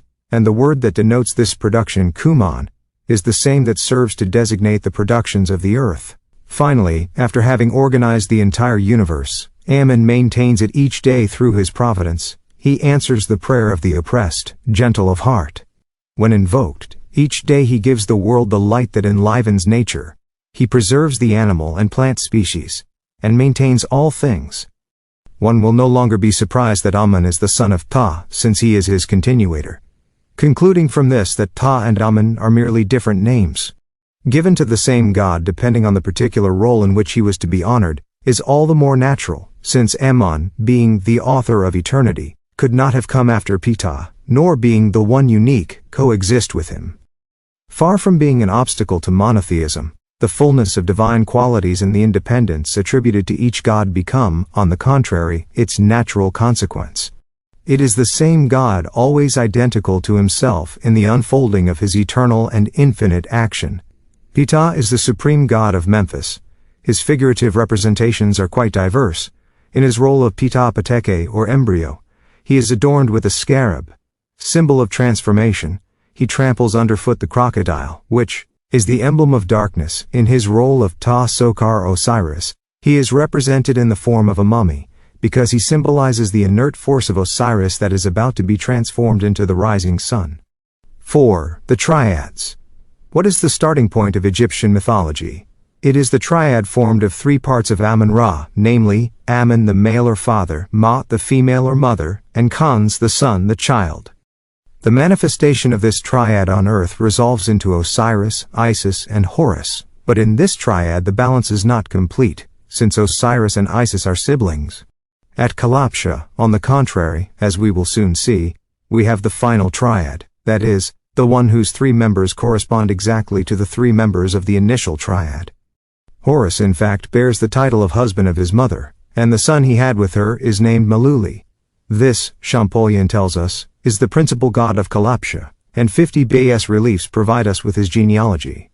Thus the final triad was composed of Horus, his mother Isis, and their son Maluli, figures who match exactly the initial triad of Amun, his mother Mot, and their son Khans. Each nome or province had its own triad, and each temple was specially dedicated to one of them. Of them, sometimes two, as in the great temple of Ombos for example. Each triad resided in one half of a temple divided lengthwise. On the right were Sawak-Ra, the primordial form of Saturn, with the head of a crocodile, Hathor, Egyptian Venus, and Consor. On the left were Aroeris, the goddess Ananufre, and their son Nethavo. The temple of Kalapsha, in Nubia, formerly showed, according to Champollion, a new generation of gods completing the circle of Amun-Ra's forms, the starting point of all divine essences. Amun-Ra, the supreme and primordial being, is described as the husband of his mother Maut, his feminine portion enclosed within his own essence as both male and female Arsinothelis. All the other Egyptian gods are merely forms of these two constituent principles viewed in different aspects taken individually. They are nothing more than pure abstractions of the great being. These secondary, tertiary forms, etc., establish an unbroken chain that descends from the heavens and materializes into incarnations on earth and in human form. The last of these incarnations is Horus, and this outermost ring of the divine chain is formed under the name of Horimen, the Omega of the gods, of whom Amun-Ra, the great Amun, is the Alpha. We cannot dwell at length on all the myths of Egypt here. That would require a large volume, but we will present the principal ones below. To bring some order to our naming system, we will now list them alphabetically. 5. This is the lunar god. He presides over renewal, rejuvenation, and rebirth. 6. Aether. This term literally means abyss of the sky. It is the name as already seen of the primordial fluid. the creative principle of all things, father of all divinities. 7. Amonti. This goddess is merely a form of Mot. She is the second member of the Theban Triad, which includes Ammon the generator, Amenti, and her Ka. She should not be confused with Amenti, the goddess of Amenti. The former bears the title she who resides in Thebes. 8. Anor. The name of this god means he who brings the sky. He is a form of the solar god Sho. He is represented standing, wearing a long robe, in the stance of a walking man. His headdress is a wig topped with the uraeus and a bundle of 4 feathers. He holds a rope in his hand, alluding to his role as a guide. 9. Ankh, Anuk. Third member of the Nubian Triad, Num, Sati, Anuk. Ankh is depicted in human form, wearing the white crown and a bundle of feathers. 10. Anta. Warrior goddess of Asiatic import. Like Baal, Sutek, Astarte, Reshep, Bez, and Ranu, she is shown seated, wearing a white mitre adorned with 2 ostrich feathers in her right hand. She holds a spear and a shield in her left, a club. She resembles a kind of Minerva. Representations of this goddess are extremely rare. Nonetheless, the Asiatic and African deities just named symbolize warrior fury. 11. Anubis. His Egyptian name is Anapon. He is the son of Nephthys and the principal god of several nomes provinces in Upper Egypt. He presides over burial, and is often depicted bent over a funerary bed, embracing the mummy with his arms.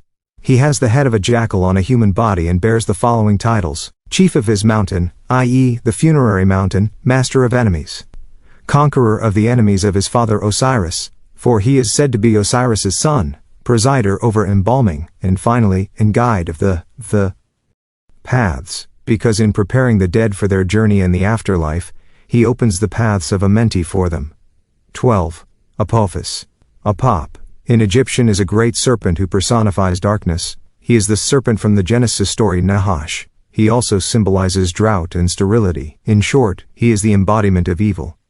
Chapter 18 of the Book of the Dead, which we will discuss later, is titled To Repel Risref, and recounts the battle of the sun god against Apap, a battle in which the rising sun Horus must fight in the lower hemisphere in order to emerge victorious in the east. This battle, it is said, took place during the 7th hour of the night.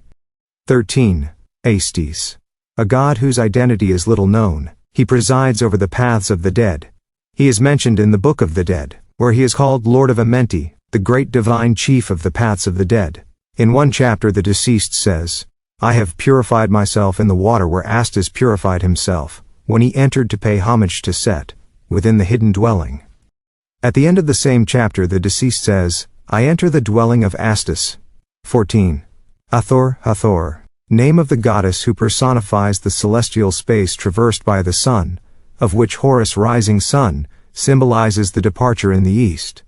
This name literally means dwelling of the sun, hence her role as mother of the son of Horus, symbolized by the cow Isis, in whose form she is often depicted, nursing her child. Hathor is also called Nub, which means gold, and goddess of gold, due to the sky's golden reflections in the west at sunset, Atum. This goddess is also depicted as a bird with a human head surmounted by 2 horns. She is also shown as a woman adorned with a guinea fowl's crest, with a solar disk and cow horns. 15. Bast. Goddess with a cat's head, one of the forms of Sekhet. She is also called Beset. 16. Buto Owaj. One of the forms of Sekhet, who symbolizes the north, as the goddess Nekeb symbolizes the south. 17. Harpocrates. Horus, designated by this name, is regarded as the son of Isis and Osiris, and successor to his father. It is the Greek translation of the Egyptian term Harpokrat, meaning child Horus, rising sun. 18. Harshiwi. This term literally means the superior and warlike ardor and great valor. It is the warrior form of Horus. In his treatise of Isis and Osiris, Plutarch names this god Arsaphes, meaning valor. 19. Horaman. A form of Harpocrates or child Horus Ammon, symbolizing the ability of this god to beget himself and become his own son. 20. Horus. Egyptian mythology includes several Horus figures: child Horus or Harpocrates, as just discussed, elder Horus or Horus, born of Seb and Nut and brother. To Osiris he is named Un-Nor, meaning the good being, In this form, he is seen as both son and avenger of his father Osiris. Also mentioned, Hor-Sam-Tu-Ur, or Hermachus, meaning Horus of the two horizons. See below SS24 Chem 21, Imhotep, god of medicine, son of Ptah. He is depicted seated, holding an unrolled papyrus volume, and on his knees he wears a headband, a long robe, and sandals. 22. Isis may be the greatest myth of Egypt, and we therefore dedicate a special chapter to her. See the next chapter, 23, Jusas, goddess, daughter of Ra, whose the name literally means the Great One who comes. The role of this goddess is, like her name, among the most mysterious. She is very rarely represented, and when she is, she wears the headdress of Isis and Hathor. We even believe she may be a form of Isis. 24. Chem, an ithyphallic god who represents divinity in its dual role as father and son. As father, he is called husband of his mother. And the Egyptian texts even use a much more explicit term. As son, he is identified with Horus. This god symbolizes generative force, the principle of births and rebirths, surviving death, but lingering for a time in a state of numbness, which he only overcomes when he regains the use of his left arm. It is worth adding that Chem, or Ammon the generator, is depicted standing, his right arm raised in the gesture of a sower, while his left arm is wrapped, as is his whole body, in bandages like a mummy. Only the right arm is free, while the left is held tightly to the body by wrappings. This detail clearly explains the passage in chapter 108 of the Book of the Dead, where the deceased cries out, "O my father, my sister, my mother, Isis! I am freed from my bandages, I see," and it is allowed to stretch out the arm, the left arm. I see Seb. According to some archaeologists, Chem might also symbolize vegetation. We cannot confirm this. His role as generator, however, is indisputable, as artistic representations leave no doubt. Statuettes abundantly support this. 25. Khepra. This myth symbolizes existence, becoming, meaning emergence into life and even reincarnation. 26. Khons. This is the Theban Harpocrates, the third member of the Theban Triad, Amun, Maut, Khons, as mentioned above. Khons Thoth plays a lunar role. He is venerated under names such as Khonsin Thebaid, good protector, Khons, advisor of the Thebaid, who chases evil spirits, etc. 27. Ma, goddess, daughter of the sun, who personifies truth and justice. Her name in Egyptian is written with the term Qubit Ma. It is Ma who leads the dead into the hall where Osiris passes judgment. She is depicted kneeling, her body wrapped in a tight robe and her head surmounted by the solar disk, or the hieroglyph shaped like the palm frond, which is homophonic with Ma Qubit. 28. Maut, wife of the god Ammon. Maut means mother. Maut, says Imdarouge, usually wears the shant or double crown. Sometimes a vulture, symbol of motherhood, is shown with its head on her forehead and wings forming her headdress. She is dressed in a long, narrow robe and holds in her hand the sign of life, the ovate cross. Her main titles are Lady of the Sky, Regent of all the gods. 29. Mentu or Mont. Solar god worshipped at Hermonthis. He is the god of war, and is depicted holding the royal sword, named Kopesh. 30. Mersker, goddess, a form of Hathor, whose name means, she who loves silence. 31. Nebu-Out, goddess who appears to be just one of the forms of Isis. She was chiefly worshipped at Esne. 32. Nephis, sister of Isis, wife of Set, who helped her sister in the incantations to resurrect Osiris. She thus has a funerary role and is called, like Isis, the mourner, the brooder. 33. Noun, Nun, one of the forms of Ammon. 34. Maut, goddess who personifies celestial space, more specifically the celestial vault, and so she is represented with her body bent backward, touching the ground with both feet and hands. 35. Osiris, god of good, the brother and husband of Isis, the divine symbol of all death. Every deceased person was assimilated to Osiris. He is the king of the divine underworld.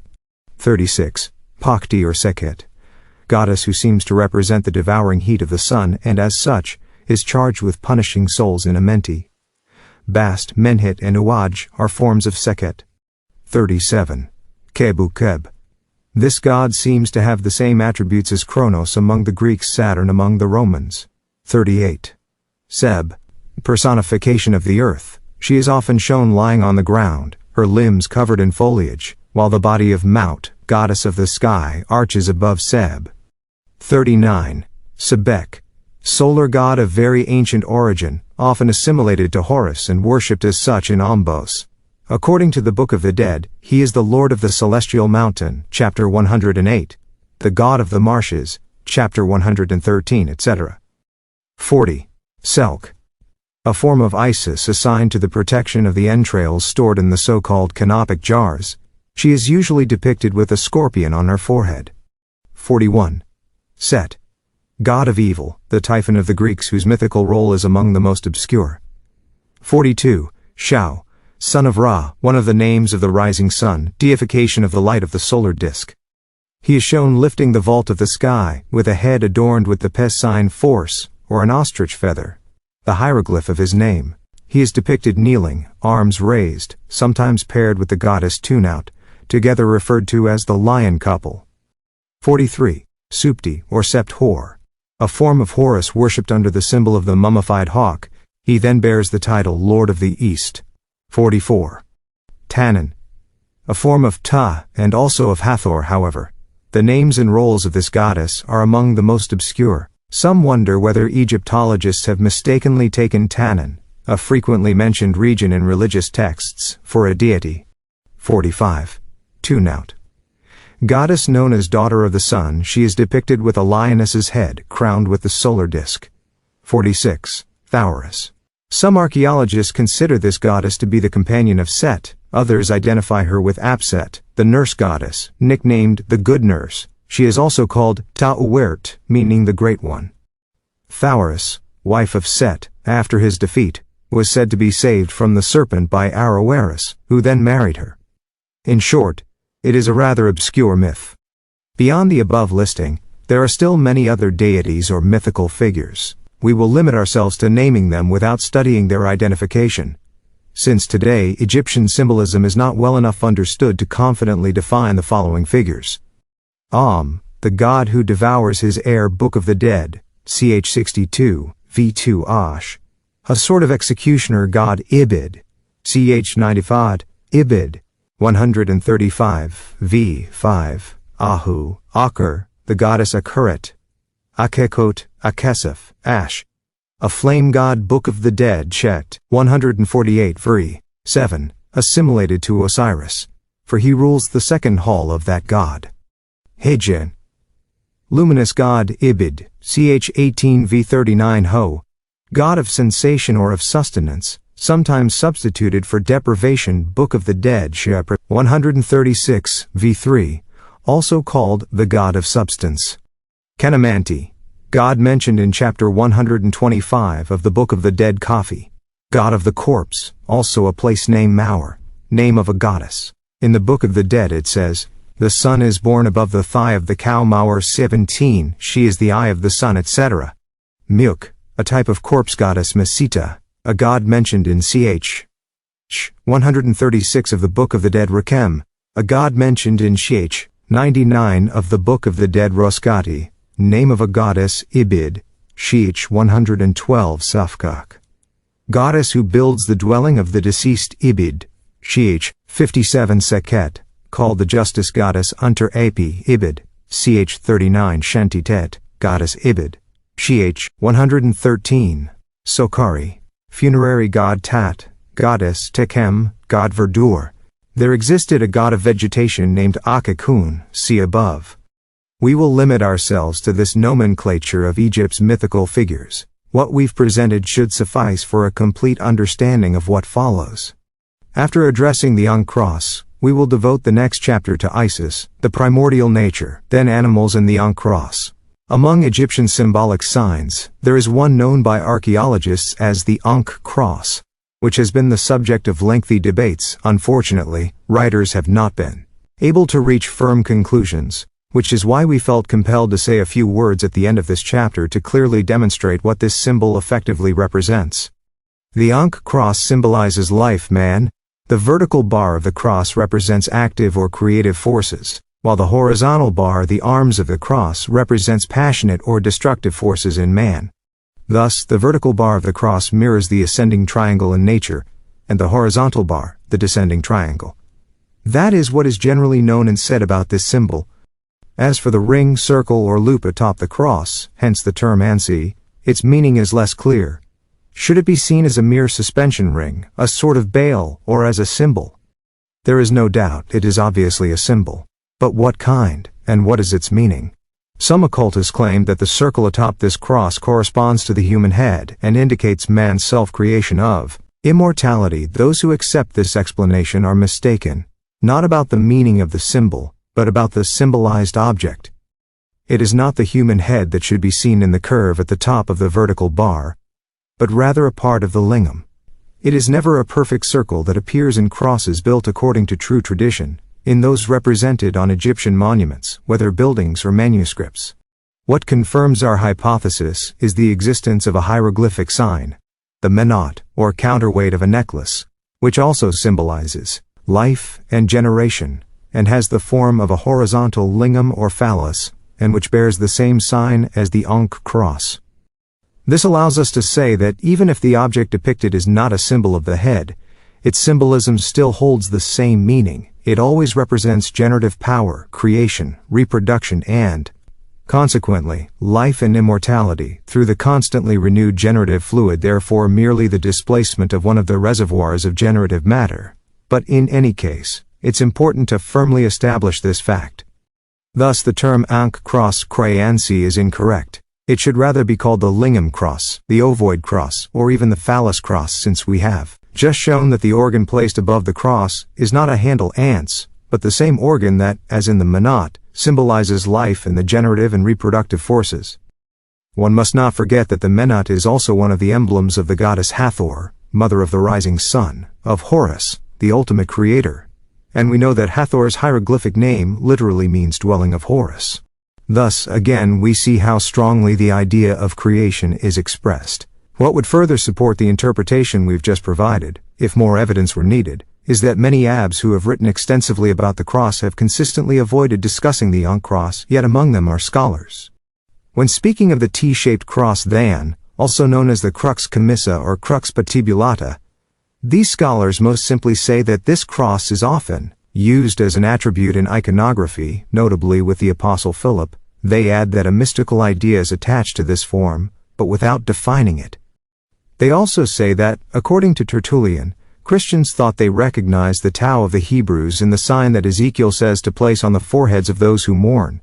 And when they observed that the gods of Egypt held a kind of key with a handle, which in that land was the symbol of life, they supposed it to be a prophetic sign of redemption, preserved by the Egyptians. We see that Catholic archaeologists, whose opinions we have just summarized in a few lines, skirt around the issue and avoid confronting it directly, so as not to address the signs of generation. As for us laymen, who are not bound by the same restraints, we have had to state what this symbol truly represents. Furthermore, here is the summary on this matter that we find in Pharaonic Egypt. A symbol of a peculiar kind and nature, and one on which opinions have been divided, is the one that has come to be called the Ankh cross, commonly held in the hand by all the deities of the Egyptian pantheon. A true miracle-working cross according to certain church fathers, a view adopted by some as an image of the phallus according to Lacroze, Jablonski, Visconti, Larcher, Haina, Montfaucon, Key of the Nile, according to Zoega and Denon, Nilometer. According to Pluchet, it is considered a symbol of life by Champollion. Let us add that today all Egyptologists share the same opinion as the latter. From this short quotation, we see that the general opinion, shared by eminent scholars, is ours. This should settle all discussion, and lead to the adoption of the name ovoid cross for the cross falsely called Ankh. Chapter She, Isis, the primordial nature. Isis is one of the greatest myths of Egypt, perhaps greater than Ra, but in any case, older than him.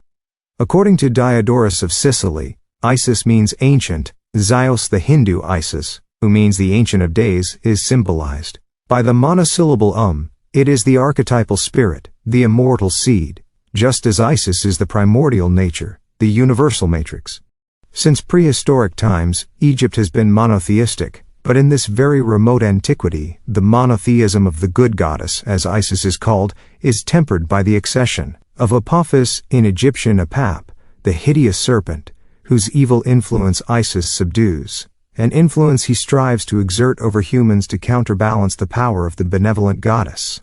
This evil influence is defeated, but not without a vigorous resistance, which testifies to a certain power of the spirit of evil. This struggle introduces, into Egyptian theodicy, a ditheistic element, which is always more or less veiled in all religions that have appeared on earth since the beginning of the world.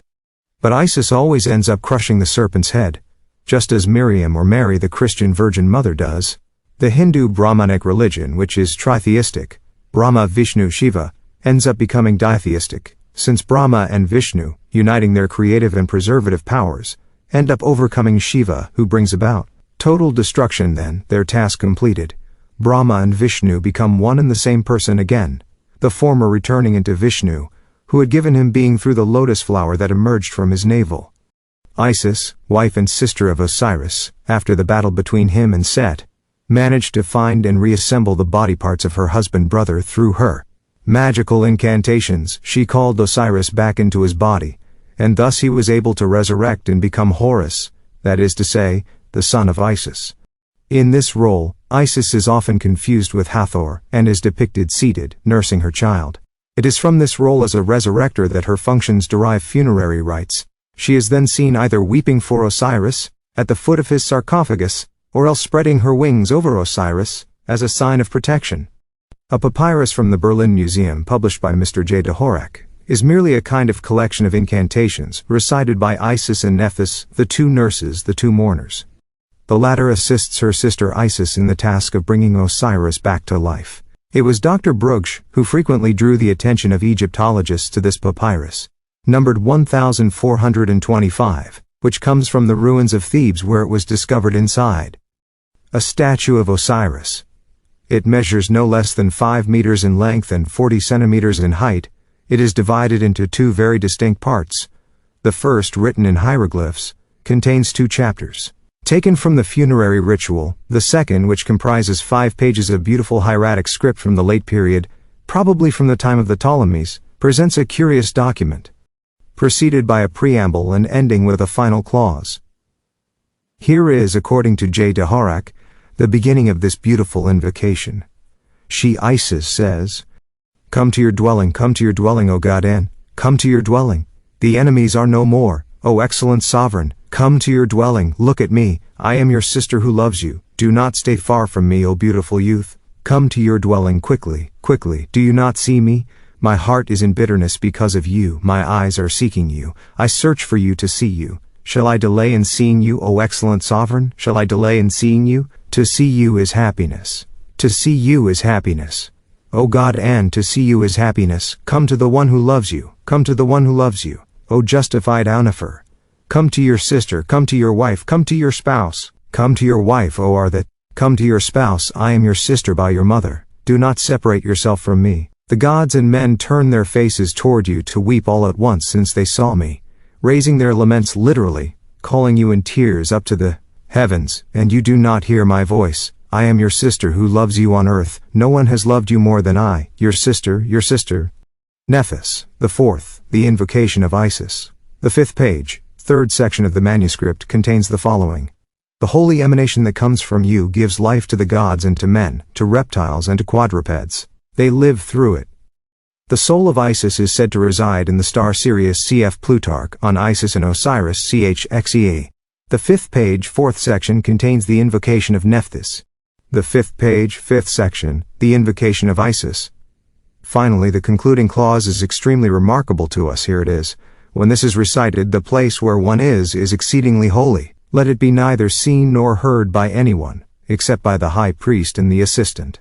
2 women, beautiful in form, having been brought forth, are made to sit upon the ground at the main gate of the Ausek, and inscriptions are made upon their shoulders, the names of Isis and Nephthys. Crystal vases filled with water are placed in their right hands, and breads made in Memphis in their left hands. Let them be attentive to the acts performed at the 3rd hour of the day, and likewise at the 8th hour of the day. Do not cease to recite this book at the time of the ceremony. It is finished. Isis is also the symbol of fertile earth and the image of the rising sun Horus. Here is how Apuleius, in the great hall where the scene of the judgment was painter, makes her define herself. I am nature, the mother of all things, mistress of the elements, the source and origin of the ages, the sovereign of divinities, the queen of the shades and the first among the inhabitants of heaven. I alone embody all gods and goddesses. I govern at my will the bright vaults of heaven, the healing winds of the sea, and the mournful silence of the underworld. I am the only deity in the universe, whom all the earth honors under many forms, through diverse ceremony and verses, and under different names. I am called the Mother of the Gods. An inscription from the Temple of Sais defines Isis in the following way, as the goddess herself speaks. I am that which has been, that which is, and that which shall be, and no mortal has ever lifted my veil. This inscription has been preserved for us by Plutarch. Diodorus of Sicily tells us that a heifer was consecrated to Isis, because the useful fertility of the cow was considered one of the goddess's blessings. According to Lucian, it is believed that this goddess presided over the inundations of the Nile, inspired the winds, and protected sailors. This role of protector of sailors also has a mystical meaning, which is revealed by a legend engraved on a sarcophagus in the Louvre Museum. It explains the action of Isis and her sister Nephthys, who spread out inflated veils, a symbol of vital breath. Here is the translation of that legend. I come to you, says Isis. I am near you to give breath to your nostrils, so that you may breathe the winds issued from the god Ammon, to gladden your chest, so that you may be deified. May your enemies, may they be under your sandals, and may you be justified in the celestial abode. Depictions of Isis are very frequent. She is painted or sculpted on monuments, or appears as statuettes and figurines made of various materials. Isis is often shown standing, but more commonly seated on a throne, nursing the young Horus. She wears a small throne on her head, which is the hieroglyphic sign of her name, and also serves to write the word dwelling, which explains why Isis, in her maternal role, is associated with Hathor, whose name means abode of Horus. The symbolic headdress of the goddess is a disc flanked by two cow horns, which has wrongly led some authors to believe that Isis was a deification of Diana, of the moon, because they mistook the solar disc for a lunar one. When the goddess is depicted alone, she is often shown standing, with arms hanging or winged. She sometimes spreads her wings to cover the mummy of Osiris at the moment of the mystical operation that is supposed to bring him back to life. Other representations show Isis placing her hands on her forehead in a sign of mourning, at the moment she utters the incanatory formulas meant to restore life to Osiris.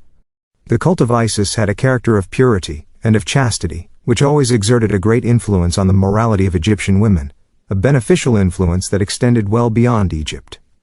The mysteries of Isis were celebrated at the winter solstice and had a funerary character to recall the death of Osiris. They were celebrated throughout Egypt, but it was primarily at Busiris that these mysteries were the most splendid and solemn. We have just stated that the cult of Isis extended its influence far beyond Egypt. Indeed, it spread to Greece, to Rome, and even into Gaul. But once it left Egypt, it soon began to degenerate and lose its original greatness and simplicity. The primitive cult considered Isis, as we have seen, to be the great primordial nature, emblem of the active spirit that crushed the serpent Apap or Apophis, symbol of passive matter. In foreign lands, Isis became in turn the personification of all goddesses, Ceres, Cybele, Astarte, as moreover she says of herself. The Athenians, native to their own land, call me Minerva Cecropienne. Among the inhabitants of the island of Cyprus, my name is Venus. Paphos. Among the Cretans skilled with the bow, I am Diana Dictina. Among the Sicilians who speak 3 languages, I am Stygian Proserpina. In the city of Eleusis, they call me the ancient goddess Ceres. Others call me Juno, others Bellona, others Hecate, others Rhamnusian Nemesis, and the Ethiopians whom the sun greets with its first rays, the peoples of Ariana, as well as the Egyptians, the foremost scholars in the world, call me by my true name Isis, and honor me with the most fitting ceremonies. These lines explain clearly why, in Greek and Latin inscriptions, the goddess received the surnames of various deities with whom she was confused. Of all these surnames, we retain only one, Mater Salutaris, meaning mother who brings health, alluding to the healing aspect that Isis held in Egypt, just like Serapis. The goddess was also consulted for the healing of illnesses. The sick would go to her sanctuaries to spend a night and sleep. The goddess would appear to them in dreams and indicate the remedies they needed to use to be healed. This still happens today. only now instead of bearing the name of Isis, the sanctuary bears the name of Lourdes, or La Salette. One sees that although the names change, the superstitions remain. In short, the Isiac theodicy is the mother, the generator of many modern religions. Isianism, moreover, only succumbed under the weight of the hypocrisy and immorality of its priests, who came to be known successively as Kabiri, Curites, Corybantes, Bacchantes, Dactyls, Galli, Metagerts, Druids, etc. Isianism did not definitively disappear until the end of the 6th century of the Common Era. Rome had built many temples to the goddess. Pompeii still shows the remains of an Isiac temple, ruined by the terrible eruption of August 29 in the year 79.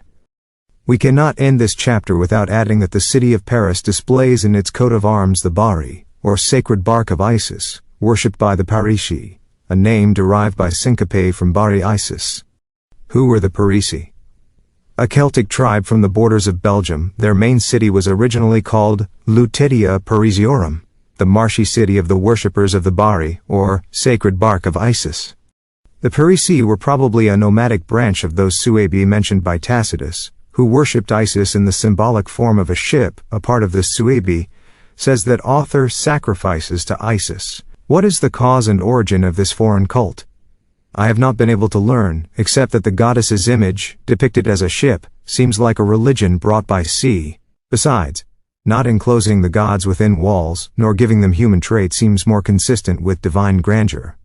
This vessel, as we know, was the sacred Bari of the Egyptian gods, but more specifically the sacred bark of Isis, which floats and cannot be submerged. Fluctuat nec mergitur, the motto of the arms of the city of Paris.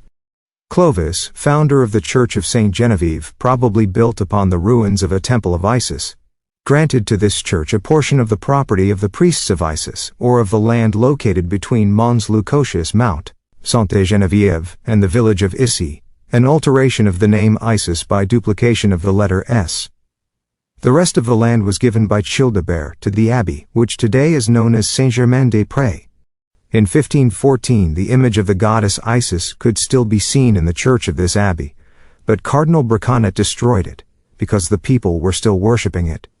The sacred ark of Isis gave the Hebrews the idea to carry their Jehovah in an ark during their exodus from Egypt.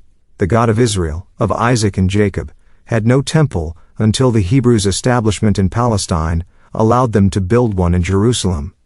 In this, they acted similarly to the Aryan emigrants who colonized Egypt 6,000 years before the Common Era. They had transported by sea the good goddess Isis in a Bari as far as the Nile Delta, where they built for her the famed Temple of Sais. Chapter 12. Sacred Animals. The Egyptians felt such profound reverence for God that not only did they worship him, as we have just seen, only through secondary deities, symbolizing the one God, but even these deities were only invoked through sacred animals. It was these animals alone that received their direct worship. The priests were no doubt not strangers to this substitution, as they knew very well that the people had always better understood a morphological or symbolic form of worship. However, the Egyptian people certainly knew that when they prostrated themselves before a lioness, a baboon, a horse, a ram, a cat, or other animals, they were in fact worshipping Sekhet, Thoth, Anubis, Khnum, Bast, etc., that is to say, representations of the divinity, the one God. As a result of this state of things, perhaps the people engaged in superstitious practices regarding sacred animals, practices that were likely exploited by the priestly caste, but the educated classes, the higher ranks, except during a time of total decadence, never worshipped the animals. Nor could they ever have believed that after death, their soul would transmigrate into the body of an animal. The Egyptian priests, for reasons that are easy to understand, may well have allowed the people to believe that someone who acted badly in life might inhabit the body of an animal after death, but this proves nothing in favor of that belief, and the honest priest may have said so, but certainly did not believe it himself. From the deep study we have made of Egyptian religion, we can affirm that it is impossible to believe, even for an instant, that this people, whom the ancients unanimously praised and admired for their great wisdom, ever truly worshipped animals. That idea is a fable that makes no sense. Thus the Greeks, who in antiquity represented the advanced civilization, tried to imitate and copy the Egyptians. They made great efforts especially to understand their philosophy. Let us add that they never succeeded because they lacked a key. that of initiation, of the great initiation. Some Greeks believed they possessed it, at least in part. They were mistaken. At best, they had received the gnosis of the small initiation. That is, they knew very little of the occult science of the Egyptians. Plato was one of these minor initiates, and despite his limited knowledge of the mysteries, he had such a high regard for Egyptian wisdom and its ancient origins that in his Timaeus, he attributes these words to the old priest of Sais. "O Solon, Solon, you Greeks are always children. There's no one in Greece who is old."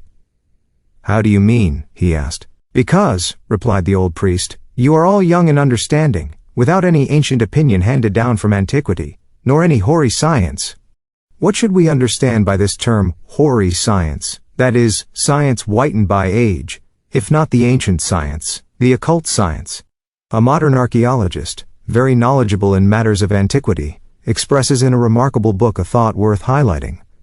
"We know," says Mr. Bunsen, "the fascination that the study of Egyptian wisdom and antiquities exercised on the greatest minds of the ancient Greeks, and how, ever since Herodotus, they always sought to penetrate beneath the strange forms of the gods and the animal cults, to reach those festivals and ceremonies in which a deeper and more intimate meaning revealed itself to their minds. From Egypt also came the Sphinx, whose expressive and meditative human figure pushed them to analyze the mystery of life."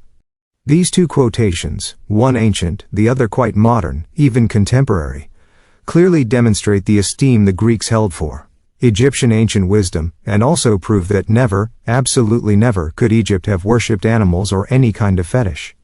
We believe that if Egyptian artists gave their deities the heads of sacred animals, it was to unmistakably differentiate, beyond all possible doubt, the many representations of the one God.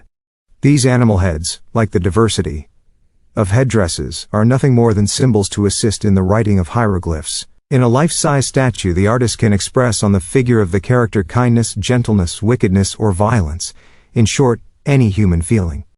But in a tiny hieroglyphic symbol, the artist and the scribe could only characterize their figure through a conventional sign, hence, human characters with animal heads.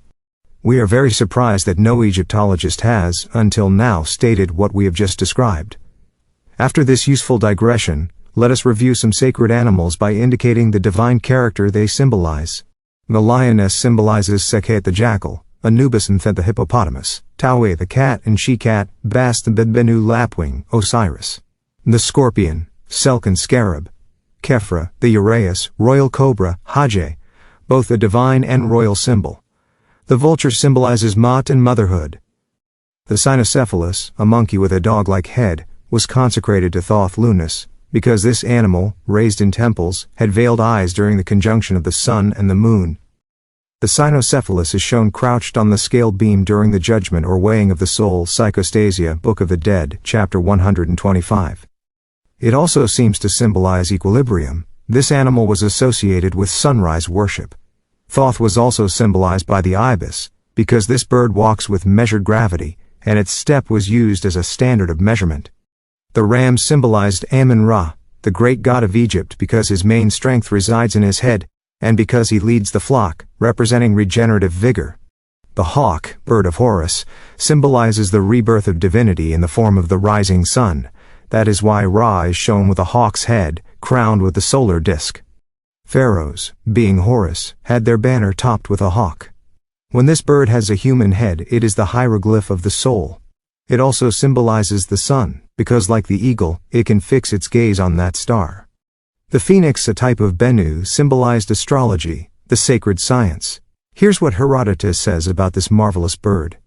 There is another sacred bird, but I have only seen a painting of it. It is called phoenix. It appears very rarely in Egypt, every 500 years, according to the inhabitants of Heliopolis, and it is only seen when its father dies. If the painting I saw is faithful, this is how it would look. Its feathers would be red and gold, its size and shape close to those of an eagle. Moreover, people tell stories about it that seem entirely unbelievable to me. They say that this bird, coming from Arabia, brings the body of its father, embalmed in myrrh, to the temple of the sun to bury it, etc., etc. Indeed, Herodotus, continuing his account, tells incredible things, to use his own word. It is not out of place to say here, once and for all, that what Herodotus reports about the Egyptians is full of exaggeration. We even suppose that the Egyptian priests made fun of the historian and deliberately gave him numerous entirely false accounts. We shall offer proof by citing what the Greek writer says about winged serpents. On the Arabian side facing the city of Buto, there is a place where I myself went to gather information about the winged serpents. When I arrived, they showed me a great quantity of serpent bones and spines, so considerable that it is impossible to give an idea of it.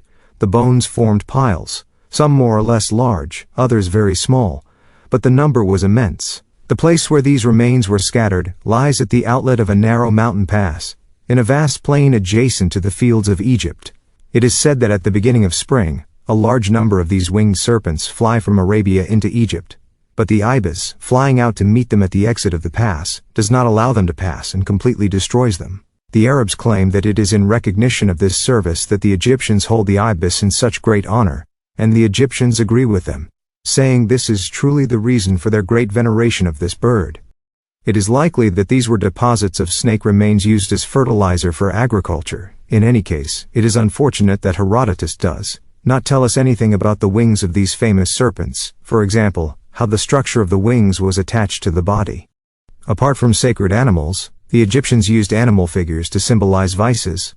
Thus the goat was the emblem of lust, the crocodile of gluttony, the turtle of laziness, etc. From this animal symbolism arose the veneration that the Egyptians had for animals in general, and when these animals had long been featured in temples or even on the altar, where they had received worship in place of the divinity, they represented, when these animals came to die, they were embalmed, and their mummies were placed out of reverence in the venerated sanctuaries, in sepulchral chambers built specifically to receive them. Thus the Apis bulls, which symbolized Osiris, were the object of the greatest veneration. Upon their death, they were buried with great pomp. The Serapeum of Memphis contained 64 Apis bulls in its underground chambers. Chapter 3. The Sacred Plants. Egyptian arboriculture and flora do not include a large number of plants. This is easily understood. Indeed, a country that has, so to speak, emerged from the waters and is regularly flooded by them cannot provide a great variety of terrestrial plants. On the contrary, aquatic plants abound and grow with a truly extraordinary lushness. We will deal here only with sacred plants, whether terrestrial or aquatic. Foremost among the foremost is the persea. This tree, which some archaeologists have confused with the peach, the willow, and even the sycamore, was consecrated to Isis, the good goddess. The Egyptians considered this tree to be entirely sacred. Plutarch explicitly states, "Among Egyptian plants the persea of Isis must be particularly sanctified, for its fruit resembles the heart and its leaf the tongue." This tree was of Ethiopian origin. It was transplanted into Egypt in a very remote time, and today it has disappeared. It is the same tree that Moses refers to in his cosmogony as the tree of life, tree of the knowledge of good and evil. In short, the tree planted in Eden and found hieroglyphically under the same name, tree of life, in a depiction from the Ramesseum of Thebes. Numerous representations of it are also found among the Assyrians and Babylonians. Among the Egyptians, the persea appears on monuments from as early as the 12th dynasty, which proves that it was not Cambyses who first introduced this tree into Egypt as Diodorus claims. The Egyptians compared the personalities in which the primordial essence is embodied to this tree, whose trunk takes root in the earth, rises toward the divine sun, and produces branches and fruits. This allegory tends to show that the Egyptians believed in reincarnation and would explain another reason why they took such care of the deceased body, around which the paraspirit, the astral in Sanskrit, linga sharira, of the departed constantly remains. Because, once the body is entirely dissolved, the paraspirit can move away and the soul can reincarnate. The persea is also referred to in manuscripts under the names sahu, aschat tree, and green sycamore. It is believed that the persea is Laurus persea of Linnaeus, or Persea gratissima, the avocado tree, the laurel of avocados, of the Lauraceae family. This tree grows to 12 or 15 meters in height. It has a pyramidal shape. Its leaves are evergreen, oblong, and bluish underneath. Its yellowish flowers grow in auxiliary clusters. The green or purple fruit is shaped like a pear. It grows in open ground in Provence as well as in Algeria. Some botanists, including Delille, associate it with Banalites aegyptiaca. Pliny speaks of the persea. Egypt, he says, still has a unique tree, the persea, resembling a pear tree and retaining its leaves. The fruit, longer than a pear, is in a shell and covered by a green skin like the fruit of the almond tree. But the inside, instead of being an almond, is a plum, only small and soft.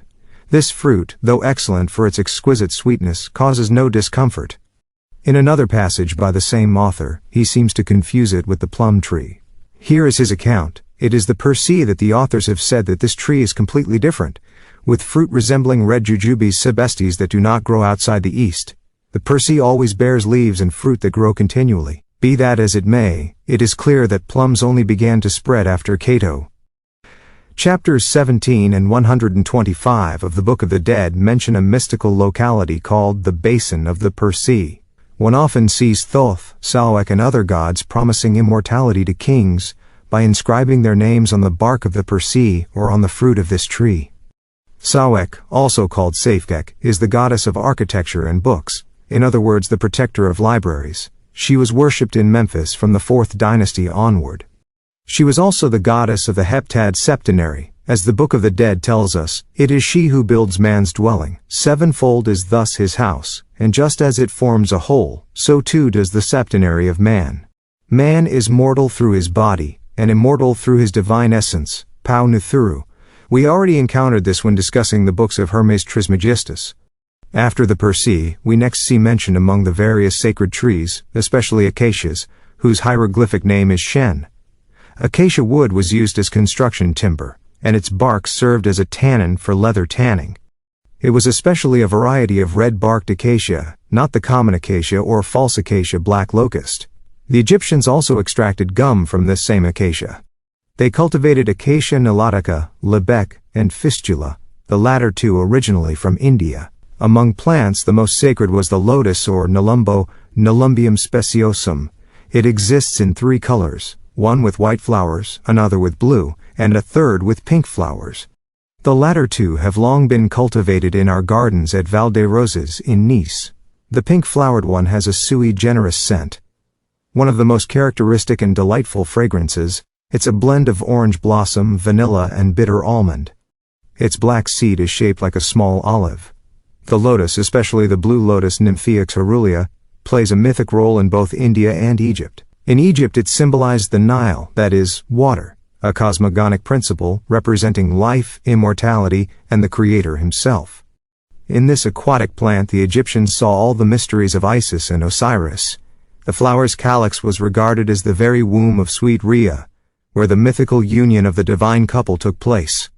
Thus, all the gods and goddesses emerge from this beautiful and fragrant flower, whose intoxicating perfumes rise of their own accord above the waters. In Egypt, the lotus served as the seat of Isis, Osiris, and Harpocrates, just as in India it was the seat of the Trimurti, Brahma, Vishnu, and Shiva. The papyrus or cypress was also a sacred plant. It was widely used for manuscripts and replaced paper, as we saw in Chapter 6. Let us also mention byssus, which was used to make body linen as well as clothing. Various authentic monuments, including the Rosetta inscription, prove that the temples supplied the royal treasury with byssus cloth. On the occasion of the coronation of Ptolemy Epiphanes, this prince granted the temples not only the cloths whose delivery had been delayed for 8 years, but also compensation for those whose quality was below the agreed standard sample. This proves that the temples had manufacturing facilities for these textiles, which were heavily consumed by the priestly caste. According to Herodotus, it was with strips of byssus that the limbs of mummies were wrapped, and we can justify the truth of this claim. What was byssus? Some say it was a kind of linen whiter than ordinary linen, others that it was a type of wool or even cotton. Today we know that byssus came from India, and that it was neither linen nor wool, but a kind of yellow cotton whose modern equivalent might be what we call nankeen of India. This was the fabric used to make the mummy wrappings, but there was also a white byssus used to make fine garments, resembling our thread batiste. It was very fine. This fabric was so light and transparent that Publius Sirius called it woven wind, clouds of linen, ventum textilum, nebula linea. The Romans imported from Greece this kind of clear, light muslin. They claimed it originated from the island of Chios, and that a courtesan named Pamphile had invented it. Yet it was known in Egypt since ancient times, as the monuments clearly show. Earliest records show the goddess clothed in this fine muslin. Isaiah himself tells us that the daughters of Jerusalem loved to make hardidim, that is to say veils from it. The Arabian part of Egypt, says Pliny, produces trees that bear a kind of wool, which some call gossypium, and others xylon. This was not a tree but a biennial plant, a type of cotton plant, gossypium. Herodotus, for his part, tells us that in India there was a wild tree whose fruit yielded a kind of wool superior in beauty and quality to that provided by sheep's fleece. And it was with this wool that the Hindus made their garments. The manufacture of byssus dates back to ancient times, as we see in the story of the pharaoh who, greatly pleased with Joseph's wise counsel, gave him as a token of gratitude the governance of Egypt, a royal ring, and clothed him in a tunic of fine byssus. But certainly the production of this fabric goes back much further. It likely dates to the period when, through the Phoenicians, the Egyptians traded with Asia. It should be added that this byssus must not be confused with that obtained from a type of moss or down that covers the pinna marina, and some species of mussels, with which very fine and highly sought-after fabrics are still made today, for example in Taranto. Apart from the sacred plants we have just discussed, the Egyptians also cultivated palm trees, mimosas, pomegranate trees, tamarind, and sycamores. The beds of the priests were made from palm wood. In many manuscripts, Egypt is referred to as the land of the sycamores. It is in the branches of one of these trees that the god Montu pours into the soul of the deceased the drink of immortality, Amrita, in Hindu mythology. In inscriptions from Deir el-Bahari, the sycamore is called the incense tree, Arbra-i-Incense. Chapter 14. The priestly caste. The priests. After discussing religion, myths, and symbols, we now turn to the priestly class. Just like all other citizens, priests were circumcised. Circumcision, which was originally merely a hygienic practice or simple custom, eventually became a strict religious dogma. This operation thus extended from the priesthood to all classes of society. Even young girls were subjected to a form of supercision. Moses, who borrowed so much from Egypt for organizing his people, commanded the Hebrews to circumcise their children on the 8th day after birth. This religious practice was absolutely essential among the Egyptians, since priests only permitted access to temples for the circumcised. Pythagoras, Thales, Eudoxus, Solon, Plato, Herodotus, and other foreigners had to undergo this operation to be initiated into the mysteries, for which this act of purity was the first requirement. As everything in Egypt had a symbol, the dogma of circumcision had its own. Horopahlon tells us it was the cynocephalous baboon, because it was believed, he says, that this animal was born without a foreskin.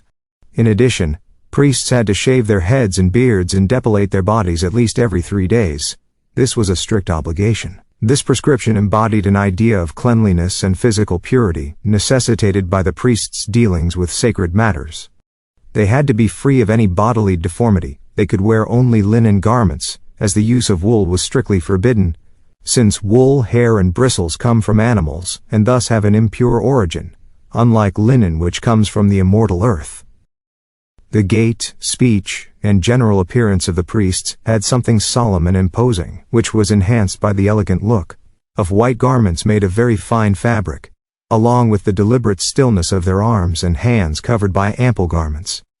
The shenty, a kind of loincloth fastened around the hips with a belt, was their usual clothing. It was a short tunic and the typical indoor garment. When the priest left his home, he put over the shenty the calasiris, a garment of similar shape but much longer and fuller. The priests of Osiris would throw over their linen tunic a panther skin, a symbol of their rank. Other priests were distinguished by various ornaments, pectorals in the form of small naos or shrines that housed sacred scarabs, symbolic barks bari, emblems of life, stability, and sacred animal figures. Priests also wore magical rings of great richness and value on their fingers, and magnificent necklaces around their necks. For shoes they wore tateb, sandals shaped like the sole of the foot, made from palm or papyrus, ending in long curled points that folded over the instep. The pharaohs, as we know, were the heads of religion, and their wives also took part in this privilege and therefore wore religious garments. Champollion, in his Voyage, shows us plate 229 the Queen Isis, wearing the symbolic bonnet, dressed only in a robe open at the front from the waist down. A covering apron hangs in front of this opening to conceal nudity, but in this depiction, the queen, with her 2 hands extended in adoration, has thrown the apron over her right arm, revealing what it was meant to conceal. Strabo explicitly tells us about the Pallades and Pallasides whom the priests of Thebes dedicated to Amun. They were young virgins of remarkable beauty, always from noble families. Many archaeologists claim that these pallicides were not priestesses, which may be true in Strabo's time, when Egypt was under Roman rule, but they were indeed priestesses in earlier times.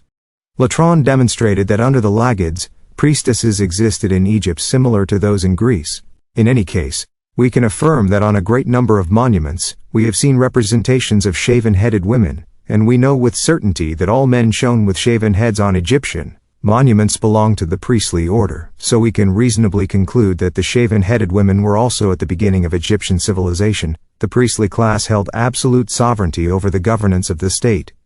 However, a military revolution forced them to yield first place to the king. Yet they retained great influence, as their power was based on vast wealth, including territorial holdings, and on enormous privileges. For example, priests paid no taxes on their large estates, and they received from individuals all kinds of goods, grain taxes, metal taxes, wine taxes, fodder taxes, etc. They also collected revenues from the dead, such as housing fees for mummies placed in public catacombs. Diodorus of Sicily reports the following about the priests. They trained children in the study of arithmetic and geometry. Because the Nile's annual floods destroyed property boundaries, disputes would arise among landowners, and only through geometry could these frequent disagreements be resolved. Arithmetic also served social purposes and was used in geometric speculations. It was especially useful to those who practiced astrology, for the Egyptians, like other peoples, observed the laws and movements of the stars and preserved a series of observations going back an incredible number of years. This study was cultivated among them since the most ancient times. They carefully described the movements, courses, and positions of the planets, the good and bad influences of each one on the birth of beings, and often drew predictions about the events of human life from them. Porphyry tells us that Egyptian priests spent part of the night performing ablutions, and another part observing the stars. Strabo reports having seen in Heliopolis a large building that was the residence of priests devoted specifically to the study of astronomy and philosophy. Diodorus adds that Egyptian priests predicted the future, both through the science of sacred things and that of the stars. A single person could hold multiple priestly roles. Although priestly attendants were not priests themselves, they enjoyed nearly all their privileges. At the top of the priesthood were the hierophores and hierostoles, those who, according to Plutarch, carried in their heart the holy and pure doctrine, free from all superstition and all curiosity, on Isis and Osiris. Here was approximately the hierarchy of the priestly caste. 1. The high priest Sam, attached both to the cult of a god and that of a king. Some kings were invested with the title of high priest of a divinity, but every king was the chief among priests. In Memphis, the Sam was the head of the priesthood. He was also called archpriest and sometimes sotum. This supreme head of the priesthood or high pontiff, the archieros referred to by Herodotus, was called Pyromus. It was from him that Pythagoras is said to have received his initiatory instruction. 2. The Hersesketa was the priest who had reached the highest degree of initiation. 3. The Khur-heb was the master of ceremonies. He was assisted by the sotum. Auditor. 4. The sotin or sotum was in charge of various liturgical functions, which are not clearly defined. 5. The temple guardians or temple attendants, known as preposes aux temples, held a very high rank. They were the senior officials in various temple ranks. 6. The prophets or father priests presided over ritual details and ceremonies. They had to memorize the 10 sacred books dealing with priests' duties toward the gods. Each deity had its own prophet. Often, prophets, those of Amun for example, were divided into several classes. Judges were recruited from among the first class of these priests. 7. The hierogrammates or sacred scribes were in charge of managing sacred revenues. They were titled according to the god honored in the temple they served. Responsible for the temporal affairs of temples and the state, they had to know sacred writing, cosmography, geography, the solar system, lunar and planetary systems, the regional geography of Egypt, and the topography of the Nile. All these disciplines were collectively referred to as astrology. Hierogrammates could also be priests of a city, like Sutimes for example, who was both hierogrammate of the Temple of Thebes and a priest of that city. His coffin is displayed at the Louvre. This individual not only claimed the title of priest of Thebes but was also in charge of offerings made to Amun and other deities. 8. The hierophores or royal priests were responsible for presenting funerary offerings. 9. The labanophores were priests tasked with offering incense to the gods. 10. The suffragists or scribes of the victims were those who marked the sacrificial animals with a large or small seal, indicating their suitability for ritual sacrifice. 11. The horologs or horoscope priests were placed far above the general priestly classes like the pastophores or nechors. These latter did not undergo such extensive purification rites. The horoscopes were not only in charge of announcing the time in the temples, but also of reading the future by drawing up horoscopes. Clement of Alexandria tells us that they appeared in ceremonies holding a clepsydra water clock in one hand and a palm leaf in the other. We have seen this already mentioned earlier. From the Harris Magical Papyrus, translated and interpreted by Shabbos, we learn the following about the horoscopes, independently of the observances they established. Mythological birthdays were marked as fortunate or unfortunate depending on the hour of birth. For example, a child born on the 21st of Thoth was destined to die in favor. If born on the 9th of Paufi, they would reach old age. And born on the 4th of Tobi, they would gain honors and live a long life. However, unlucky signs were more numerous. Born on the 20th of Thoth, the child could not survive. One on the 5th of Paufi, they would be killed by a bull. Sint.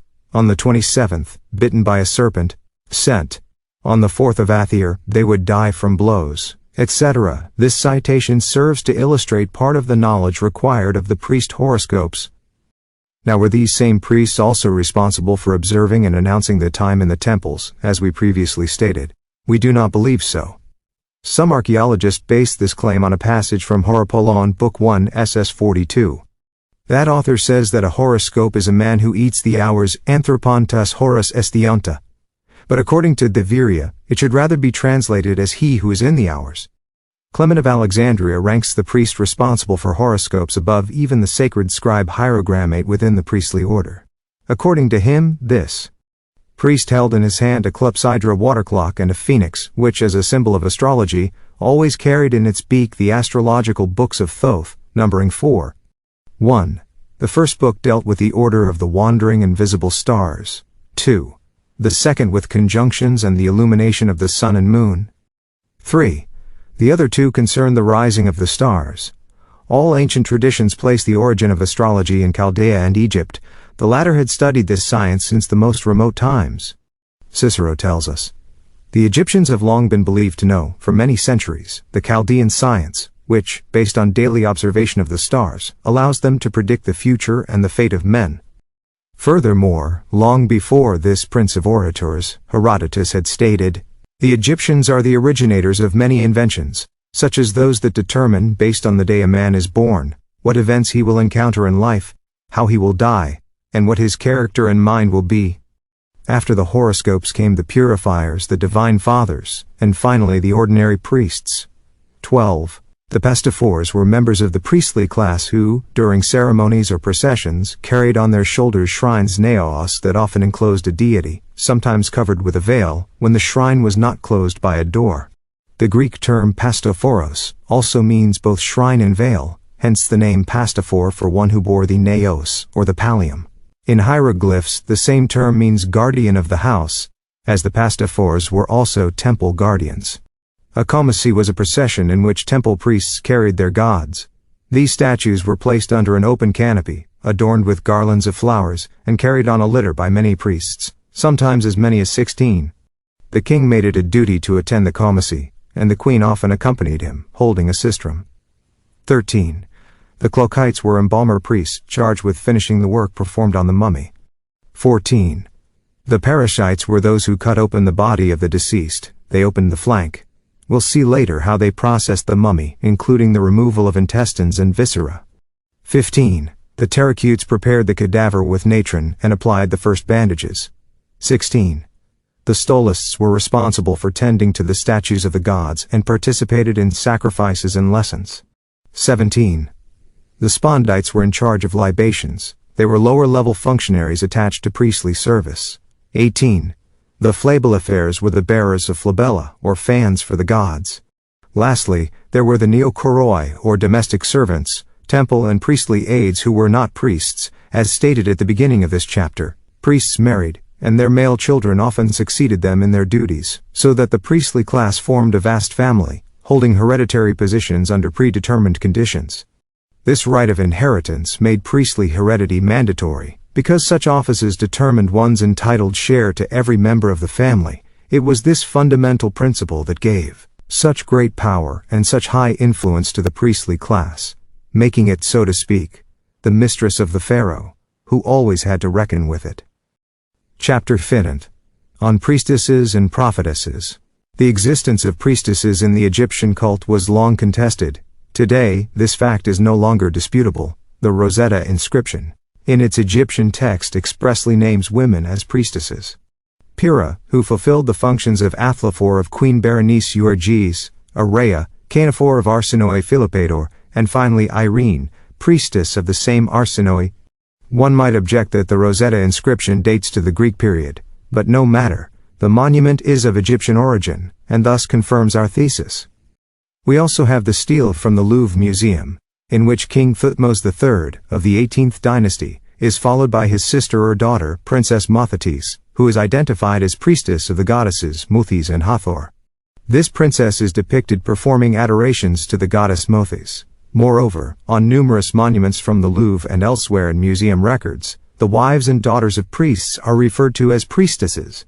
Moreover, it is also quite certain that, in royal and priestly families, young girls were dedicated to the worship of divinities from an early age, and queens were given the title spouses of Amun. Several queens so designated had tombs near the Ramesseum in the Valley of the Kings. Young princesses could be designated as Palicides from the age of 13 to 14, and from the earliest dynasties, there were prophetesses, that is, priestesses. One must not understand the term prophetess as the Hebrews did. We also know from records of the Ptolemaic reign that various priestesses of different queens received divine honors after death.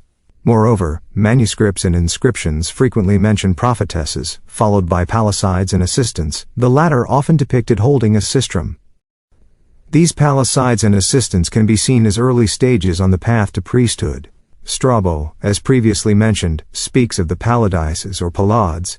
He tells us that they were young virgins, remarkable for their beauty, who took part in religious ceremonies as musicians and dancers, and that they resided in temples. The same author implies that their virtue was questionable, but nothing justifies such a reproach, which Strabo sought to cast on their memory. You see, in Strabo's time, Egypt was under Roman rule, and the national cult had completely degenerated.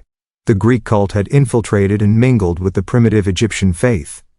It was only then that religious roles held by women degenerated into libertinism, reminiscent of the frenzied monades.